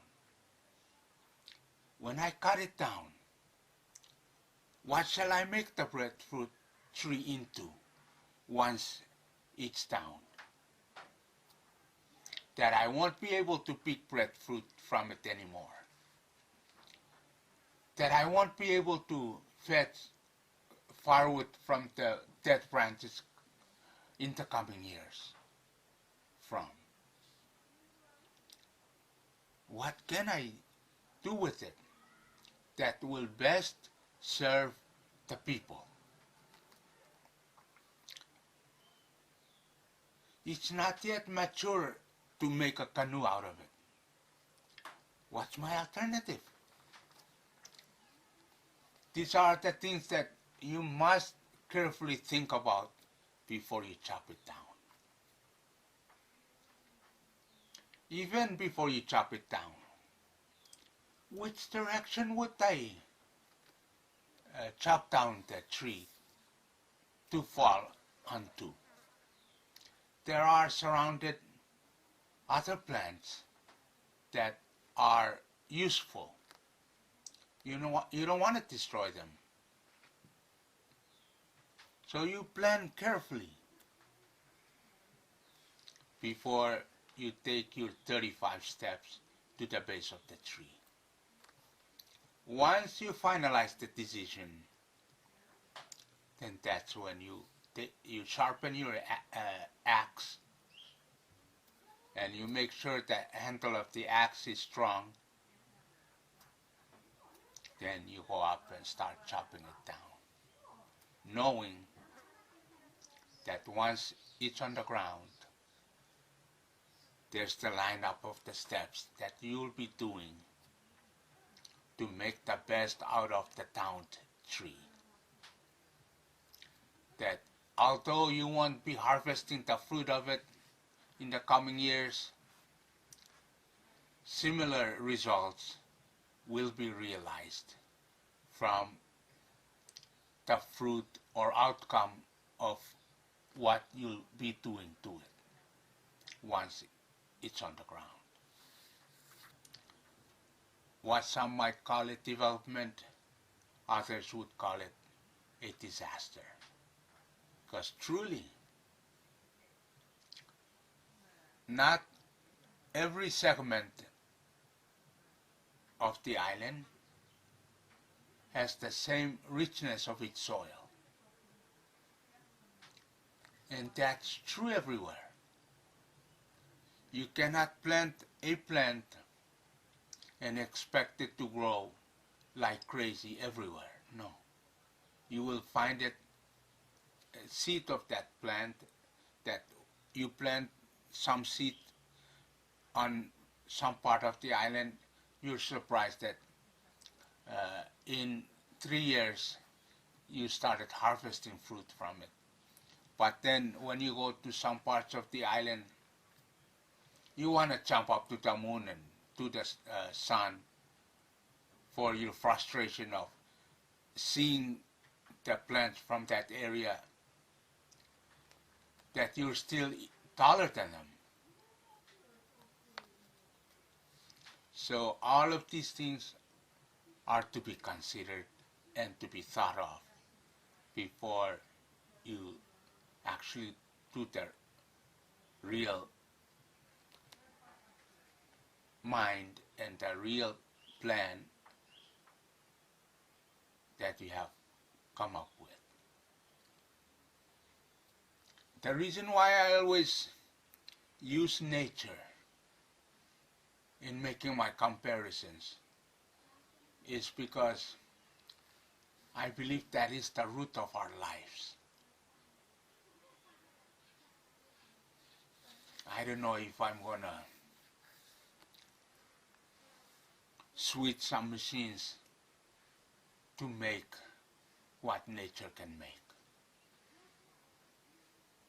I'm not so sure about that. And if it does, I'm not so sure about its nutrition quality that is intended for the nourishment of the plant itself and for the people using it. Coconut. We call it the tree of life. Why is that? It is because even without the other plants, you can live on an island with coconut trees only. You can make your house out of it. You can make your fish traps out of it. You can make your harpoons out of it. You can make your sweet tuba out of it to help you cook other food. You can get medicines out of it. And every single part of the tree, you use them. There is no waste to it. The roots, you use for medicine. You use for making your fish trap. You use for mosquito coil. The base of the coconut tree Again, you use for mosquito coil. You use for firewood. You use for setting up pantry for your garden. The trunk of the tree you use to make harpoon. You use to make walkways. You use to make medicine. You use to make main structures for your house. You use for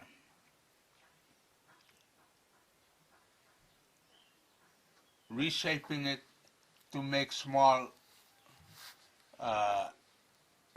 frames for your house. The palms you use to fix the thatched roof to go on your house. The base of the palm, you use that for firewood. You can use part of it for medicine as well. And the palm itself, you use it to help you with your fishing. Especially when there are only few people, that's very useful. To tie the palms onto your rope to scare the fish from running away, so they can stay in school in the midst of the rounded up rope, that you may take the school of fish to the spot where you can capture most of them, if not all of them.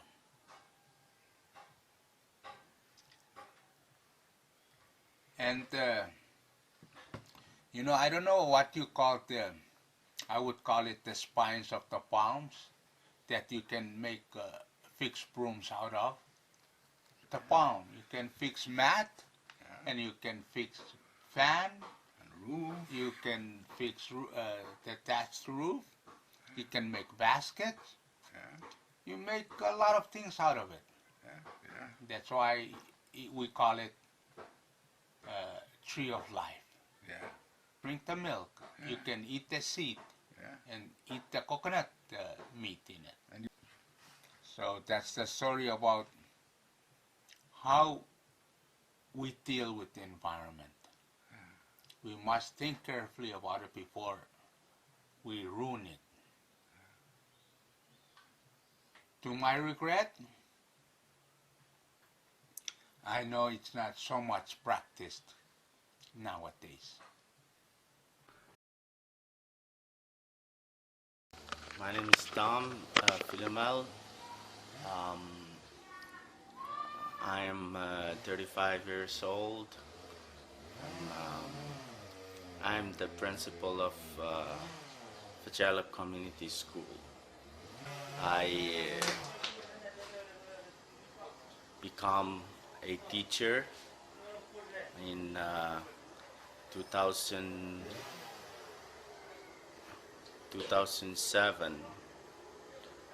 After that, I become a principal since 2012 to 2014. So I believe that education is the most important thing in our islands nowadays. What I believe is that it's better to have their or complete their educations. It's because of what's happening around us in our environment. It's better for the children to understand where they live and how things going on, especially the natural disaster and rising of sea level and the global warming that was being affected right now all over the world. So it's better for the kids to learn more and understand what's happening in this world, especially on this remote island in Wichilbuch. Yeah. So it's better for the kids to furthermore in their educations to obtain what they have, especially in college or university, and then came back home here in Wichilbuch and tell the people in here what's going on in this world, or in the on Earth, what's happening in Earth, because right now it's like Earth is being affected with some things that we don't expect, like those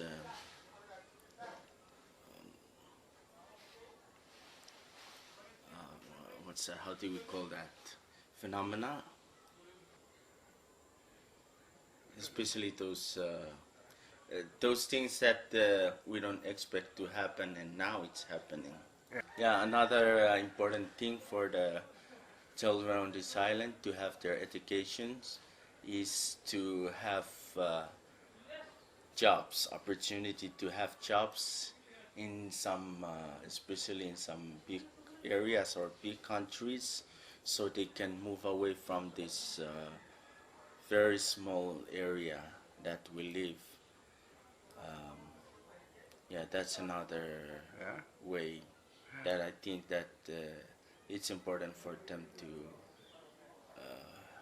have their educations, so they can have any openings, job openings from the other country, or especially in Guam, in Hawaii, or in the main island.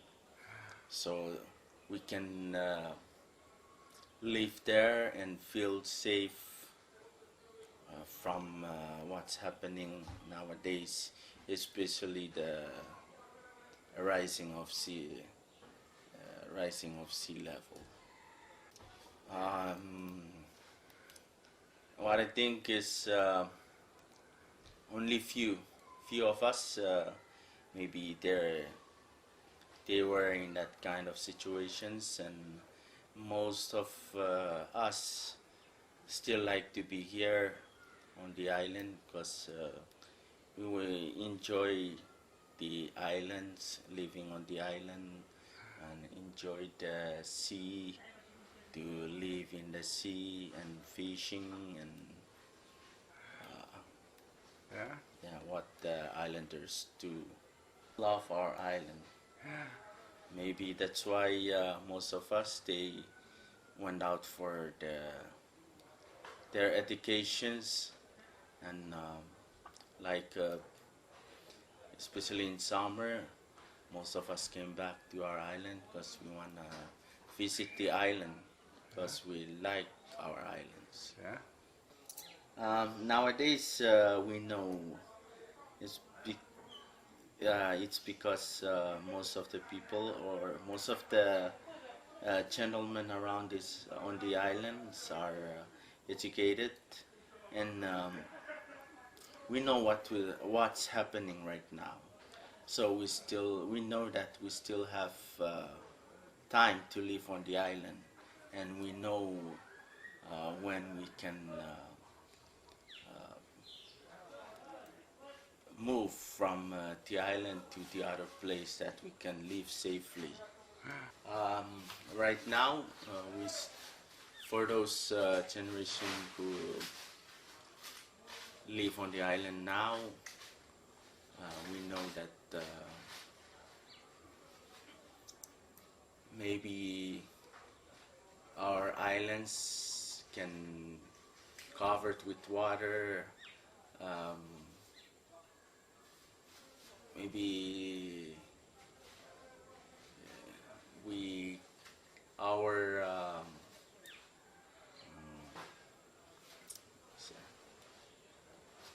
what I think is like for those who have educations, those are the people that they can move out from this island and they can move somewhere else because they understand and they know what to do and they can move out. They understand the outside world, especially the other countries, because they are educated, they can speak English, they can communicate with everybody, each other, and they know what to do because they understand that in their educations.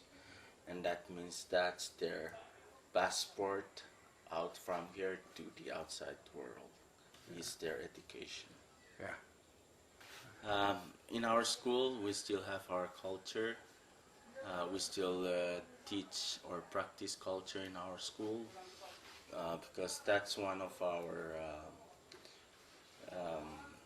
we call it the core subject. It's that one is it's great. We have credit on that if we learn culture. Why we learn our culture is to maintain our culture since we're still on our islands, to keep it and understand our culture because we are on the island and we will know what to do to survive on our islands. That's why we still preserve our culture, or we teach culture in our schools so the children will understand what we are or who they are in our islands.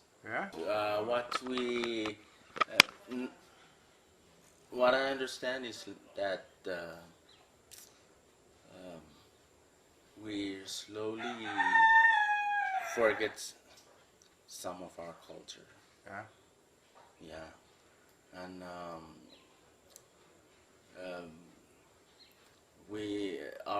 our children we want them to know and understand the culture, and we teach them what we can teach them for our students to keep, like for example is the medicine and what else, our way of respect, because that's very important to keep how we respect each other. And what I believe is our respect that's the one, it's bring us peace between each other, peaceful. Without our way of respect, maybe some people can do something wrong because of and since we still hold or keep our way of respect very strong, so that's what it's bring us peace between the communities and between each other, between the families and everybody. How we respect is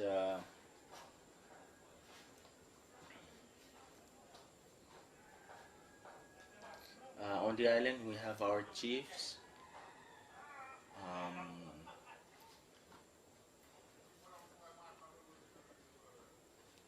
We have certain kind of respect that we did between the people and the chief, and certain ways that we do that we can show that that's the chief, and we have certain ways to respect each other, like brothers, brother and sister, and how we respect our dad, mom, uncles, and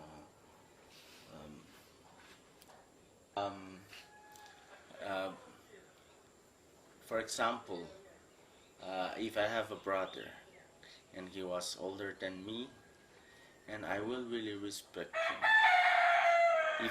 If he tell me something to do or tell me what I'm going to do, and if I don't like it or what, but I will do it because he told me to do. And I will not. I will. How we respect is you follow what he said. If you are younger than that, and there are certain ways, like talking. It's between brothers and sisters, or younger brother and older brother. There's another way of speaking. It's different, not different from the regular, the one you like friends. If we are friends, there's certain way. There's another way to speak to each other, like joking, like talk joking, but between brothers, there's no joking. Everything is serious, and you obey what the older brothers said.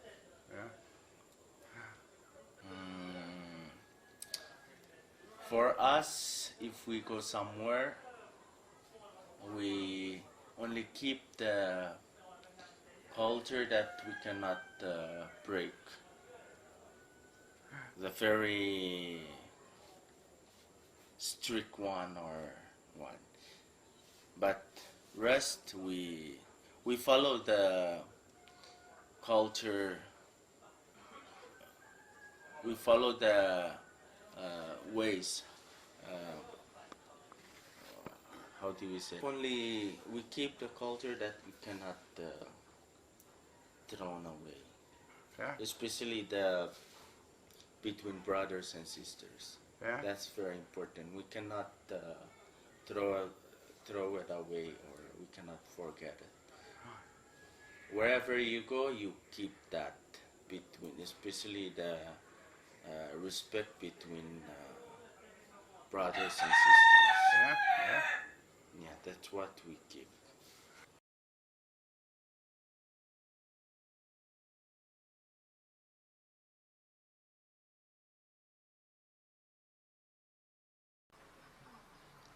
One big factor in the culture change is on education.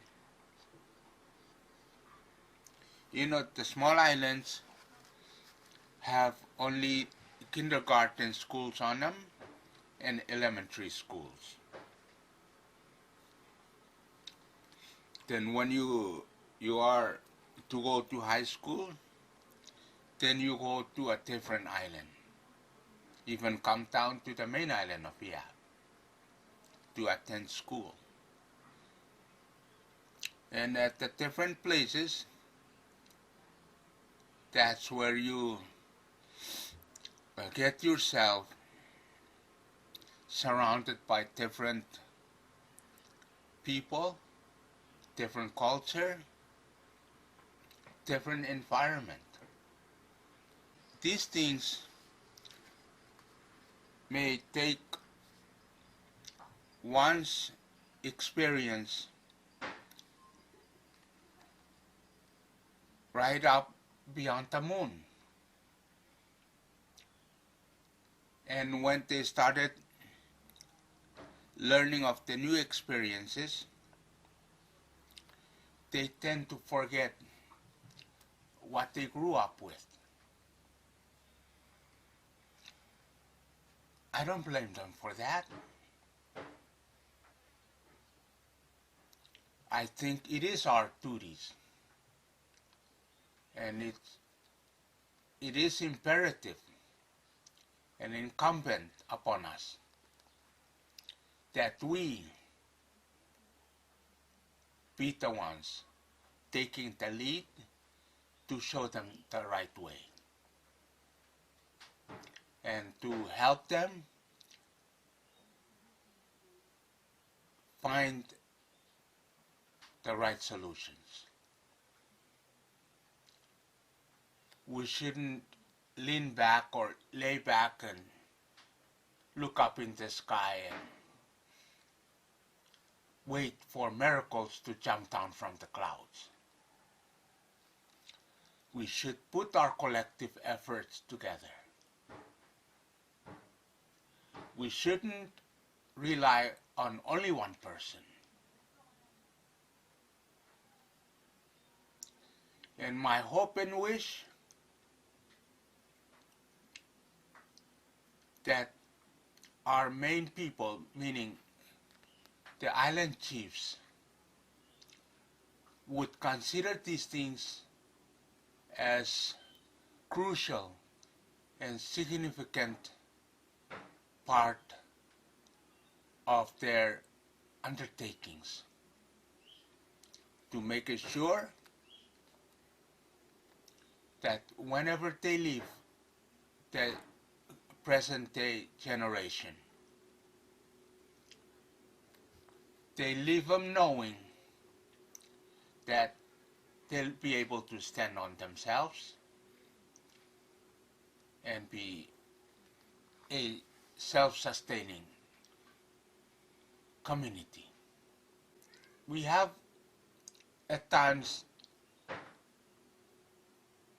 difficulty in communicating with our chiefs. Again, I wouldn't blame them, as it is the result of the unstoppable changes. We need to sit down, make time, and choose the right place to sit down and make time, to talk, to share, and to cultivate what we need to plant. I'm not talking about going to the garden, but weeding out the ideas from each person. Not thinking that just because a person is from a lowly family, we won't listen to or we won't consider their ideas. Because I believe that the name of sharing, it doesn't matter who the person is. I won't even consider the age. I would listen to anyone, even the cry of an infant. I need to understand why that particular infant is crying. Is the infant crying for breast milk? Is the infant crying for a warm hug from the mom? Or wanting of hearing a lullaby? Or is the infant crying for the want of changing environment? Maybe the infant is tired of laying onto one side we need to change the position of her line. We should be attentive. We should open our minds, our hearts, and our ears.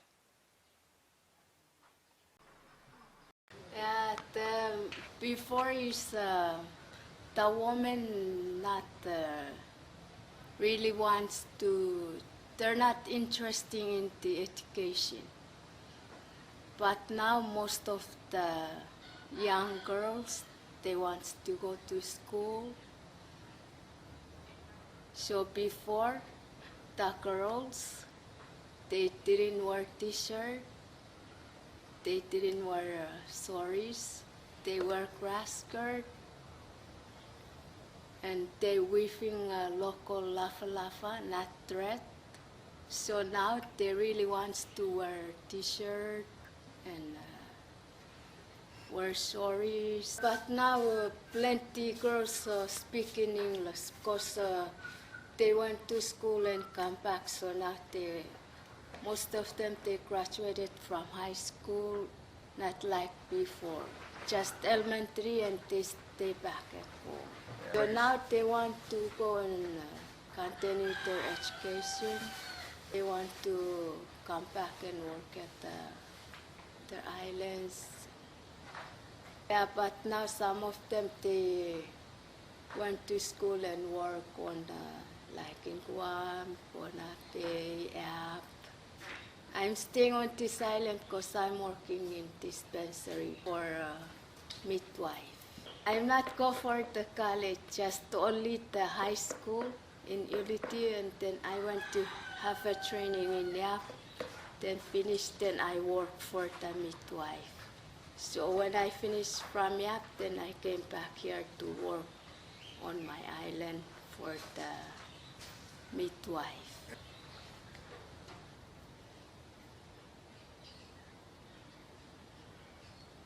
Before, when they have their menstrual, just only once, the first, and they went to that house and staying, but now no more. So if we know that they have the menstrual, and we have to give them the lafa to wear. But if we don't know and they just wear the grass skirt, now they use no more local lafa. Now they use the thread for lafa. They wear t-shirt, wear saris, not like before. So now they're trying to take off the t-shirt. When that time they have the menstrual, that's the time they're starting to bend down on the brother and cousin. But the woman, only those they have, when they wear like this lafa, and we know that they're gonna respect the cousin and brothers by bending down and they walk. Sometimes they walk on their knees to come and sit beside their brothers and cousins. Sometimes when the cousin and brother knows, they stand up and the sisters walk straight to them. They cannot eat together in one plate. They cannot eat the leftover of cousins' food and brothers. And men cannot make lafa. They cannot go to taro patch, gardening, and now some men, they can do harvest and gardening. They can help wife and mothers for gardening and harvest.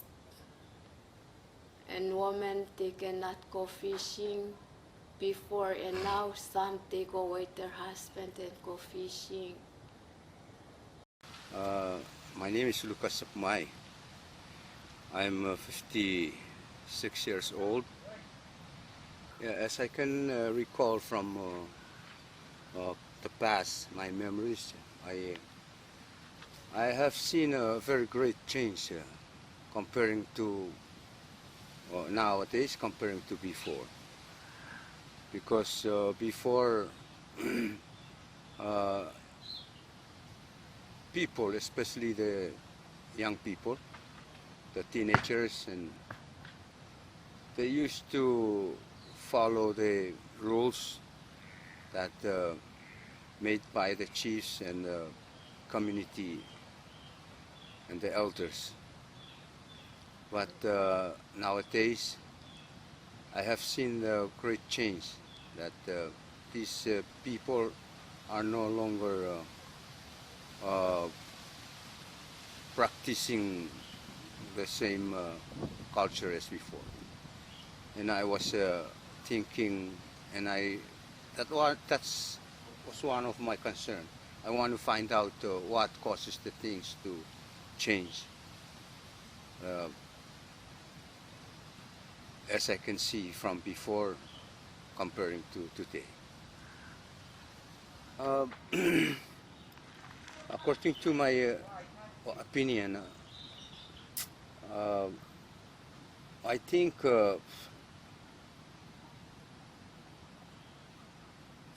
before not so many young people go out to further their education outside the island. And some of those that they went out to further education, they come back and they brought other cultures from outside here to here. So they practice what they have brought from outside, and it's kind of conflict to what we've been to do here as part of our custom and culture. And that's one of the factors I personally think maybe it leads this to, or that's why some of our traditional customs have changed. But I'm not sure. That's only my personal opinion. Before, when the chiefs or the elders, especially when it comes to this occasion, island culture occasion, or what they call, and they usually practice the traditional dances without any music or other brought in instrument. So they dance according to our culture and tradition. But nowadays, they no longer practice. They've been hooked up with this new introduction of music, like keyboard and stereo and other things. So instead of sticking with our culture and the way we sing or we dance, they tend to ignore that and favor the other. I believe that the way we live according to our traditional way of living. But I didn't mean that this new introduction of the modern ways is bad. No. Some of there are good things about modern ways, and there are some not very good things about the modern ways, where they're not supposed to introduce the other part of what we may call, I forgot the term to use for but at least you understand that.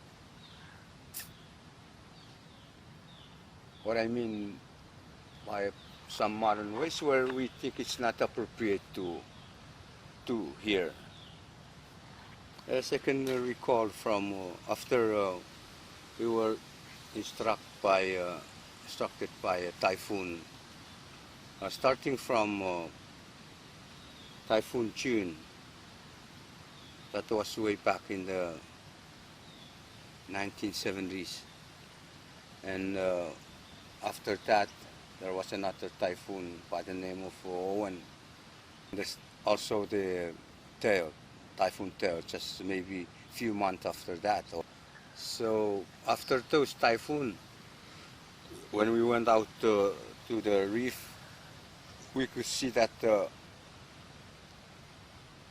very big area of the part of the reef was damaged by strong waves, and after that we could see that the fish are getting decreased in population, because we think that maybe because there are not enough reefs to feed on where they get their source of food, the algae, and they no longer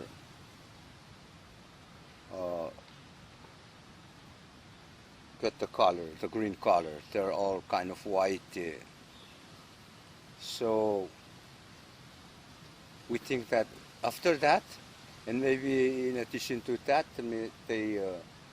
the climate change, because the heat of the sun is increasing, as we can experience nowadays. Before, when we went out fishing, we don't need to wear a shirt. We go out fishing and come back, and we don't even get those sunburn, where some blisters come out on our skin. But nowadays, if you don't wear a shirt, and when you come back from fishing, you can experience pain on your skin, and after that you're gonna get some what they call blisters. And we can tell that nowadays it's very hot comparing to before. And we think also that the cause of the reef that is no longer green. And the fish decreases in number because they don't have enough place to get their food from. Now the islands are getting smaller in size comparing to before. Because before we have low tide and high tide. But low tide usually become low than comparing to today. Now when it comes to low tide, it's only low tide a little, but not like before. But the rising of the water is very high. So we assume that maybe because what we have heard, they said for the greenhouse effect, they said when sunlight, it's very when the layers are broken or what. So when the carbons from the factories and from the cars and whatever that can provide, that help increase the heat, and it heats the atmosphere in the North Pole and South Pole, the ice, and it kind of melt. That's what caused the sea to rise. Yes. So we assume that maybe that's one of. Yeah. Say maybe because the part of the reef from this on this side, Yeah. the eastern side of the island, there used to be a big reefs that protect the waves from the current from coming in so strong. Yeah.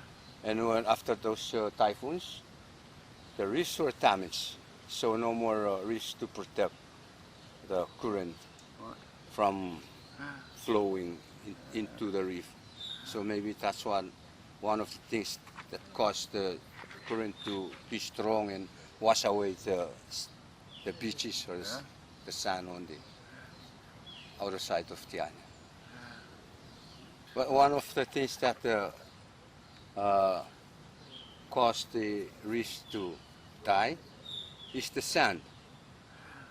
When a strong current came in, get the sand, wash the sand away from the shore and covers the reefs, that kills the reef. Yeah. Yeah, maybe because it doesn't have enough sunlight from the sun, because it covered all by the sun. After the ship was grounded here at the end of the island, the reef extended out, and the current is coming from this way, and it carries the oil spread on the spills on the reef, and where the clams are, maybe they suck the oils, and when we open the clams to eat, we can taste it tastes like oil, and after that they die. So that's one of the factors that by 20 years or 15 years from now, if they keep on using fishing spear gun and the net, using net, it will really decrease the number of fish. That was. And we used to have a meeting to discuss ways in which to kind of do something to protect and to reserve some of the fish, so this new generation can have fish to eat. If we keep abusing the fish, what I mean is because before we recently stopped using of net and spear fishing, because we think that that's one of the, especially the using the net, because that's where it catches all sizes of fish, even the small ones. So we were not being able to throw them back into water before they get died. So they banned. They said we will stop from using net and stick on to use bait, line fishing, bait, and they even ban or stop the using of spear. And that's what they think. It will help conserve fish for the new generation to come. I don't know, but according to this global warming or the climate change, some people now, those that they used to be residing on these small islands, these atolls, they move to the higher islands like Yap, Guam, and other places, because they're afraid that in the future, later on, we might experience the impact of this global warming or change. So they need to move their families there. So when it comes, if it happens that it comes to the time where it will get worse because of that, the changes, then they're already there. It might happen that way, as we can experience nowadays the change, the erosion of water, the rise is increasing of the level of the ocean, and very hot from the sun. Yeah. Well, what I think best way to keep revive for the cultures, customs, and the way we live. The best solution for that is to have a mutual understanding, same public understanding on this the matter. We have to have an education on this, so we have to educate people on the changes of anything to environment change, to the climate change, and what we can do, we can believe we can do to stop the things, bad things, and what we can do to promote good things, that we can live together in peace according to our custom, the rules and regulation that should be, that we used to practice, and maybe we can change it a little if we have something that we just learn, which it is appropriate to be practiced in our culture and custom. And we think it can help us in our future. I think that maybe 5 or 10 years from now, I think that if our men's house fall down by typhoon or what, I don't think that the people that stay behind cannot put it up, because they don't know, they don't care to learn our culture and everything, that our culture, I mean. So the way I see it right now, even right now, they don't know. Even the name of the part of the house, they don't know. And imagine if they fall down. There's a technique for that, and they never learn. So I don't think that they can make it if our men's house falls down. They will not put it up. My name is Matthew Yarofalmal. I am from the island of Faraulep in Yap State. How I look at the changes of our culture, what made the changes? Well, as anyone can see, and as anyone may know, that no one can hold back changes, regardless of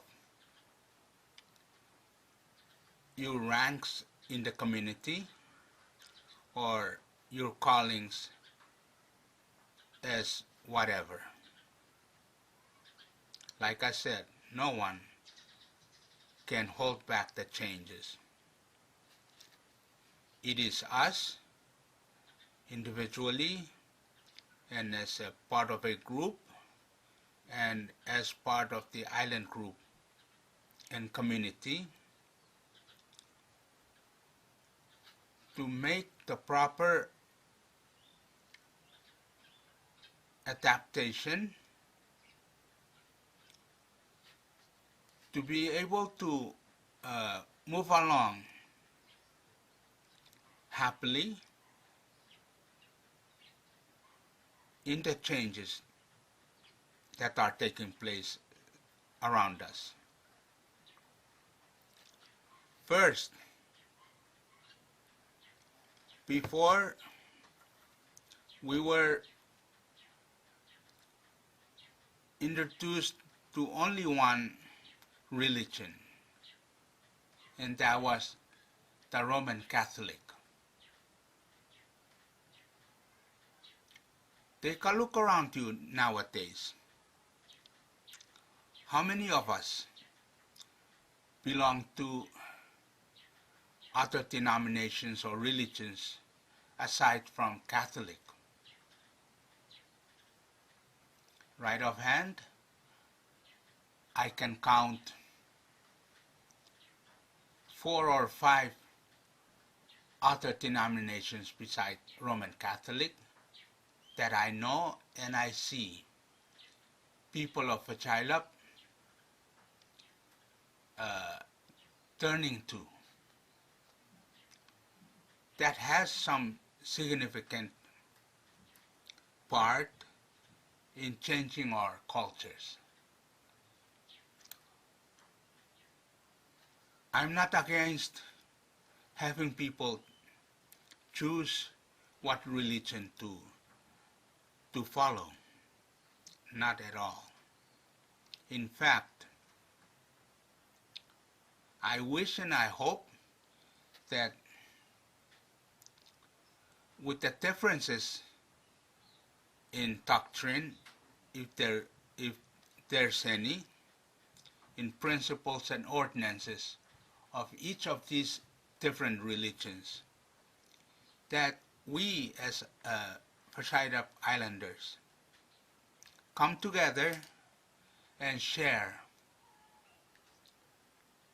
the positive and good things from each of the different religions that each one of us belong to, and find ways that we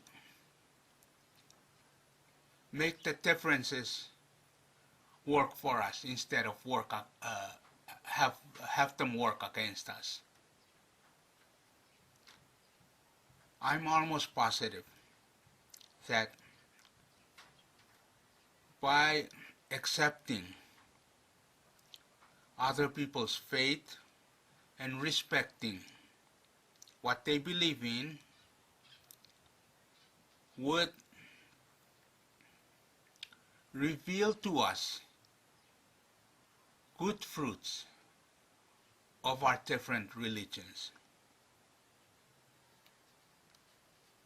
As I hear most of the time declared by quite a few people aside from the people of Wichilbuch, saying, why should we just join one church? Aren't we praying to the same God? Of course, we may be praying to the same God, but not following the principles and ordinances commanded by God. These are some of the differences that we have that put walls between us in not accepting others as to their belief. Apart from that, I want to say that part of it is our education. Look at how many people from Wichilbuch have gone to colleges. How many have graduated with degrees? making comparison to the yesteryears of 1990s and back. We've heard great announcements about the accomplishments of our young men and young women, acquiring their degrees in their pursuit of higher education.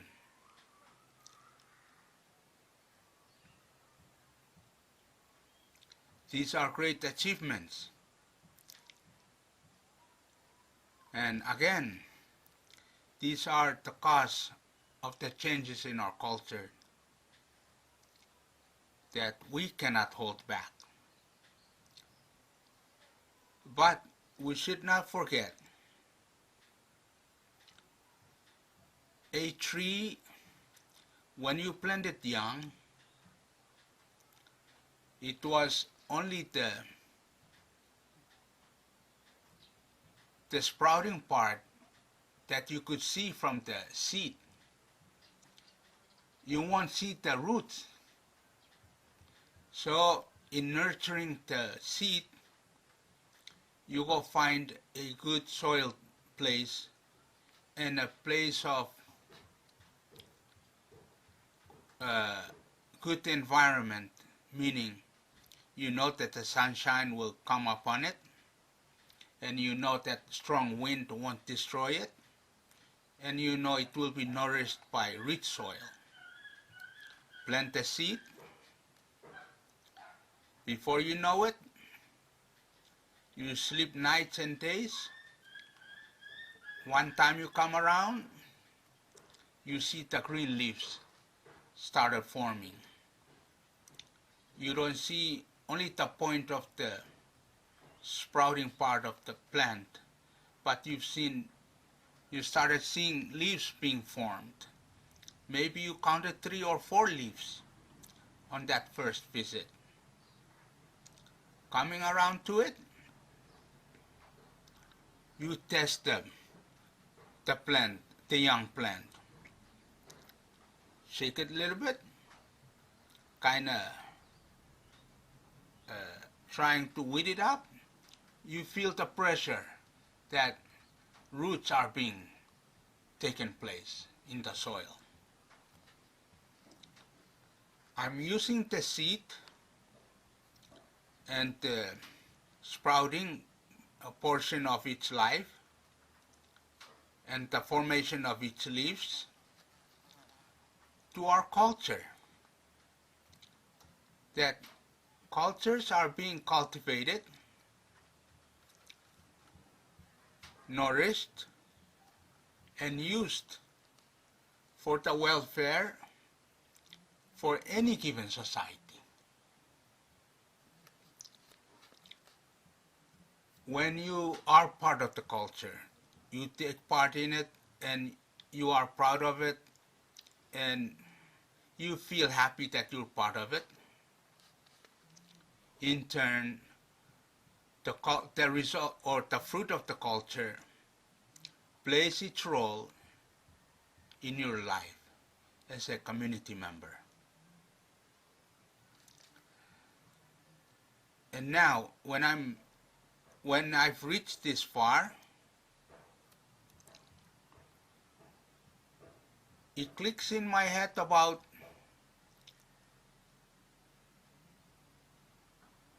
government. You know, you hear from even older people nowadays talk about government. This is not new to us. Government was with us ever since, except it's a different form of government. In our local government, as I grew up and as I came to learn of it from the elders of my time, it was no different than the Western government that we started following. The local government was set up to maintain peace and to help the needy. I don't mention poor because I did not believe in poor. As the island life, poor has a different meaning than nowadays. When you say poor in the island life, when I grew up, it doesn't mean you don't have money. It only means you're lacking what you need. But it doesn't mean you don't have them. But just because you're not able, probably because of your sickness, maybe because of your age, that you could not go fetch the things for yourselves. So, therefore, you're considered poor. And especially if you don't have children to get the things for you, then you are considered poor. But technically, you're not poor. You're just not able to go fetch the things on your own, or have somebody fetch the things for you whenever you need them, or you need it. And so, like I said, the government is not new to us. In local government, we have what they call high clans or families that oversee the welfare of all the population of the island to make sure no one is out of line.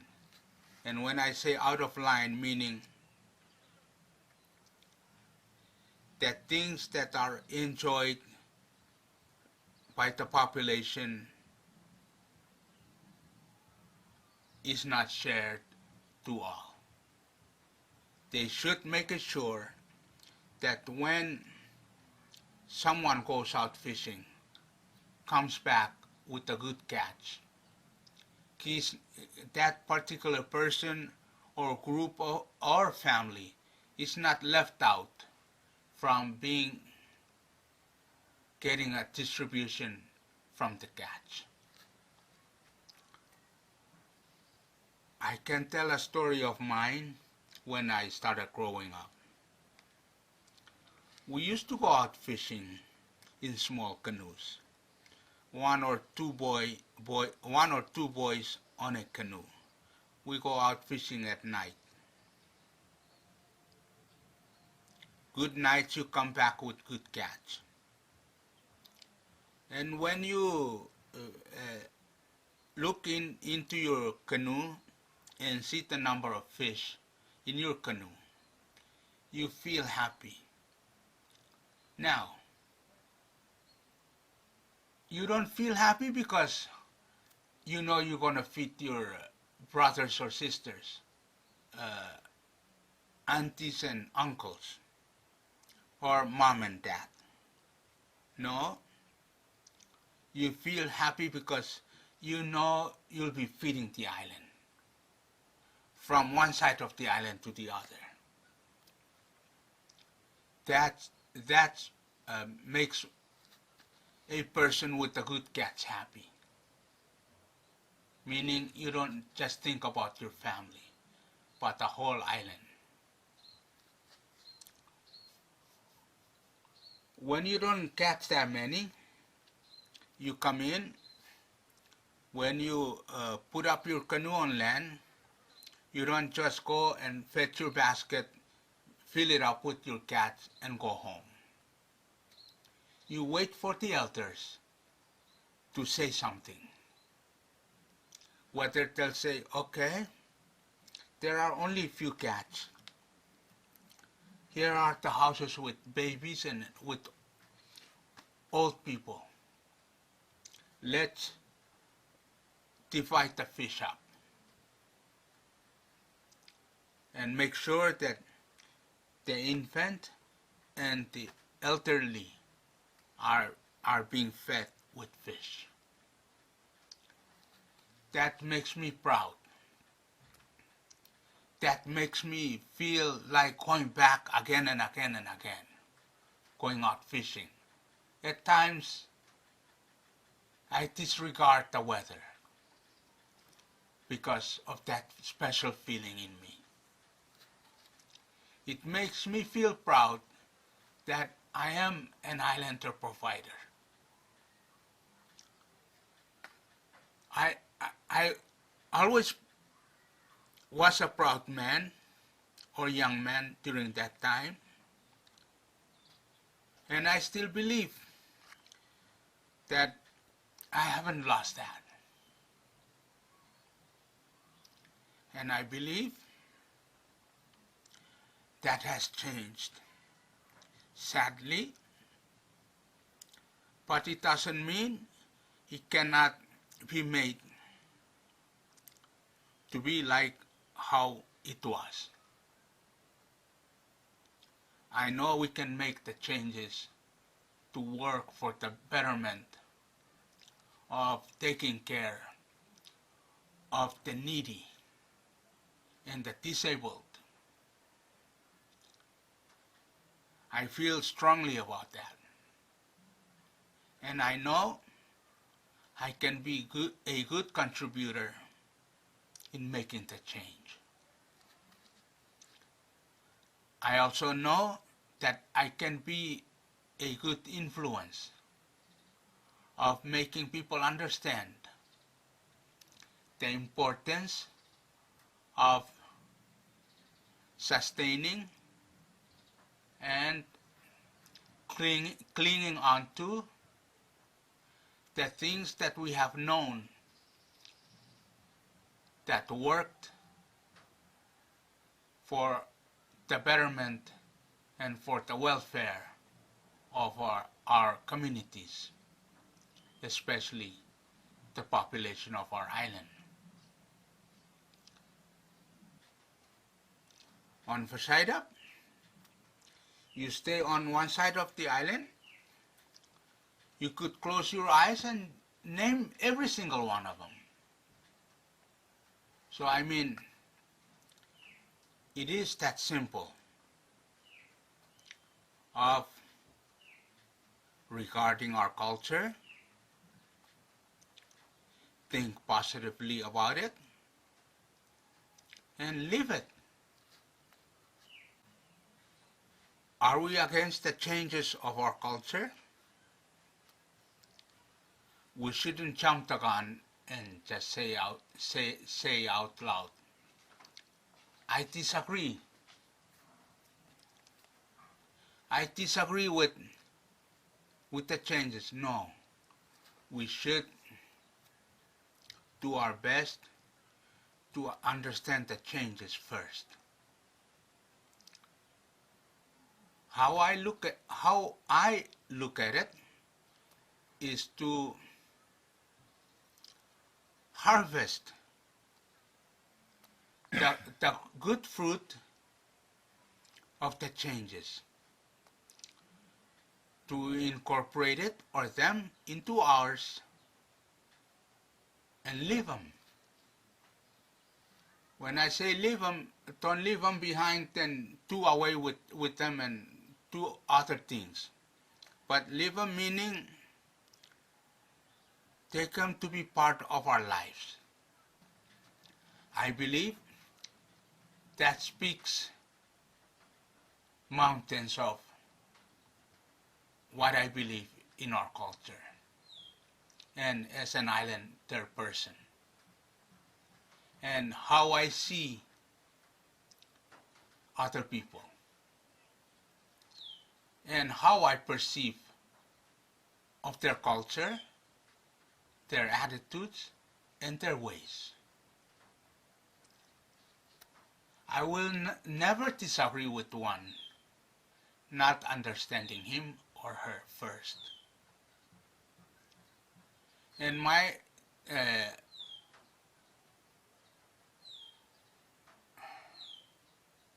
my differences and disagreements with one, I wouldn't make that as a solid wall between us. Not coming to a point of understanding that when we part, both of us turn a different way with a smile on our faces. Knowing and understanding that, okay, so we are different, we're from different countries, different places, but yet respect each other's way of life and culture, and we can live with them happily with our own way of life and with our own experiences. At least that's how I look at it. My name is Tommy, and I'm from here, from Wichilbuch. I grew up here. Then I went to Yap to attend high school.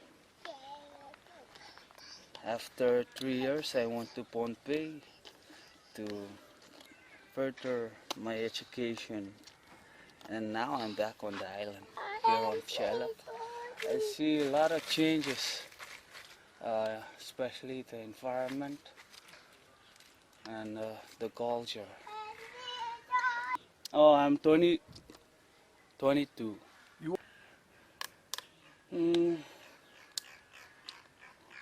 The island is changing, like especially the, what do you call that? The shore, at the coastline, or I think now it's I don't know how many percent of the land washed away. Not like before. Before the island's kind of little bigger. But now maybe I think 5 years from now, maybe our house is gonna wash off. Wash into the lagoon.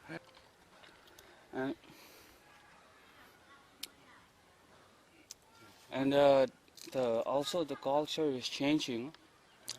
Because before we don't usually wear t-shirt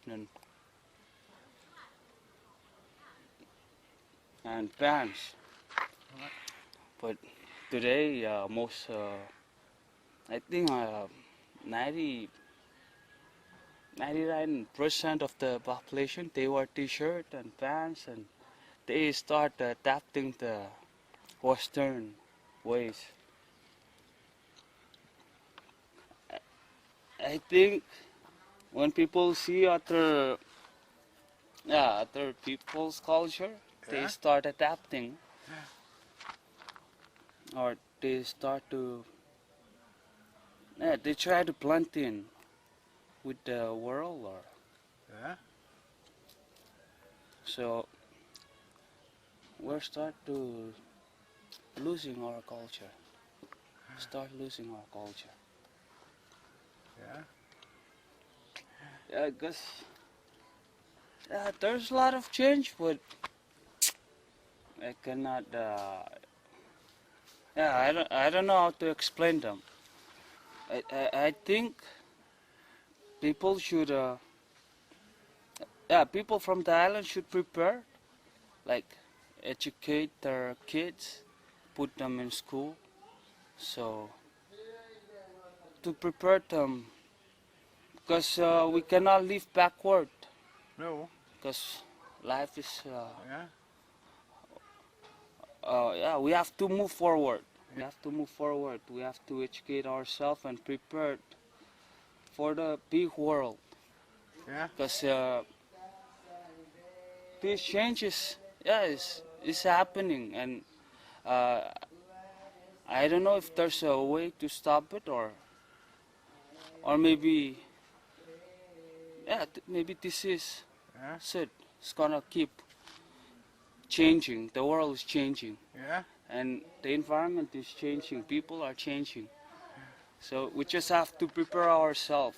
So maybe 10 years from now, or maybe less than 10 years, people have to move away from these islands. Yeah. Because it's not safe anymore. Because as you can see,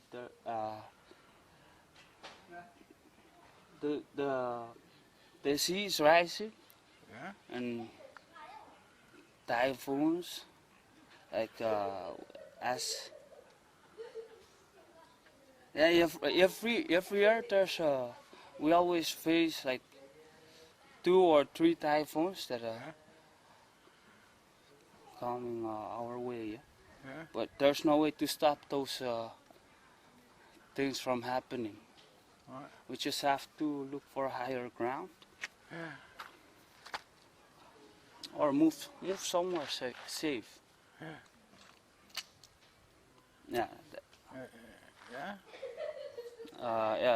But yeah, that's my belief. It's very sad because once people move, there's no way that we have to brought our culture with us. Once we move to island, maybe we leave our culture here, and then we go look for the new beginning somewhere else. Yeah.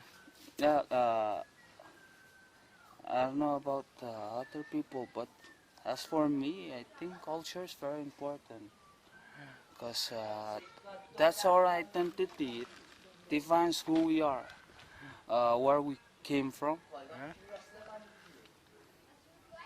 Yeah, it's important.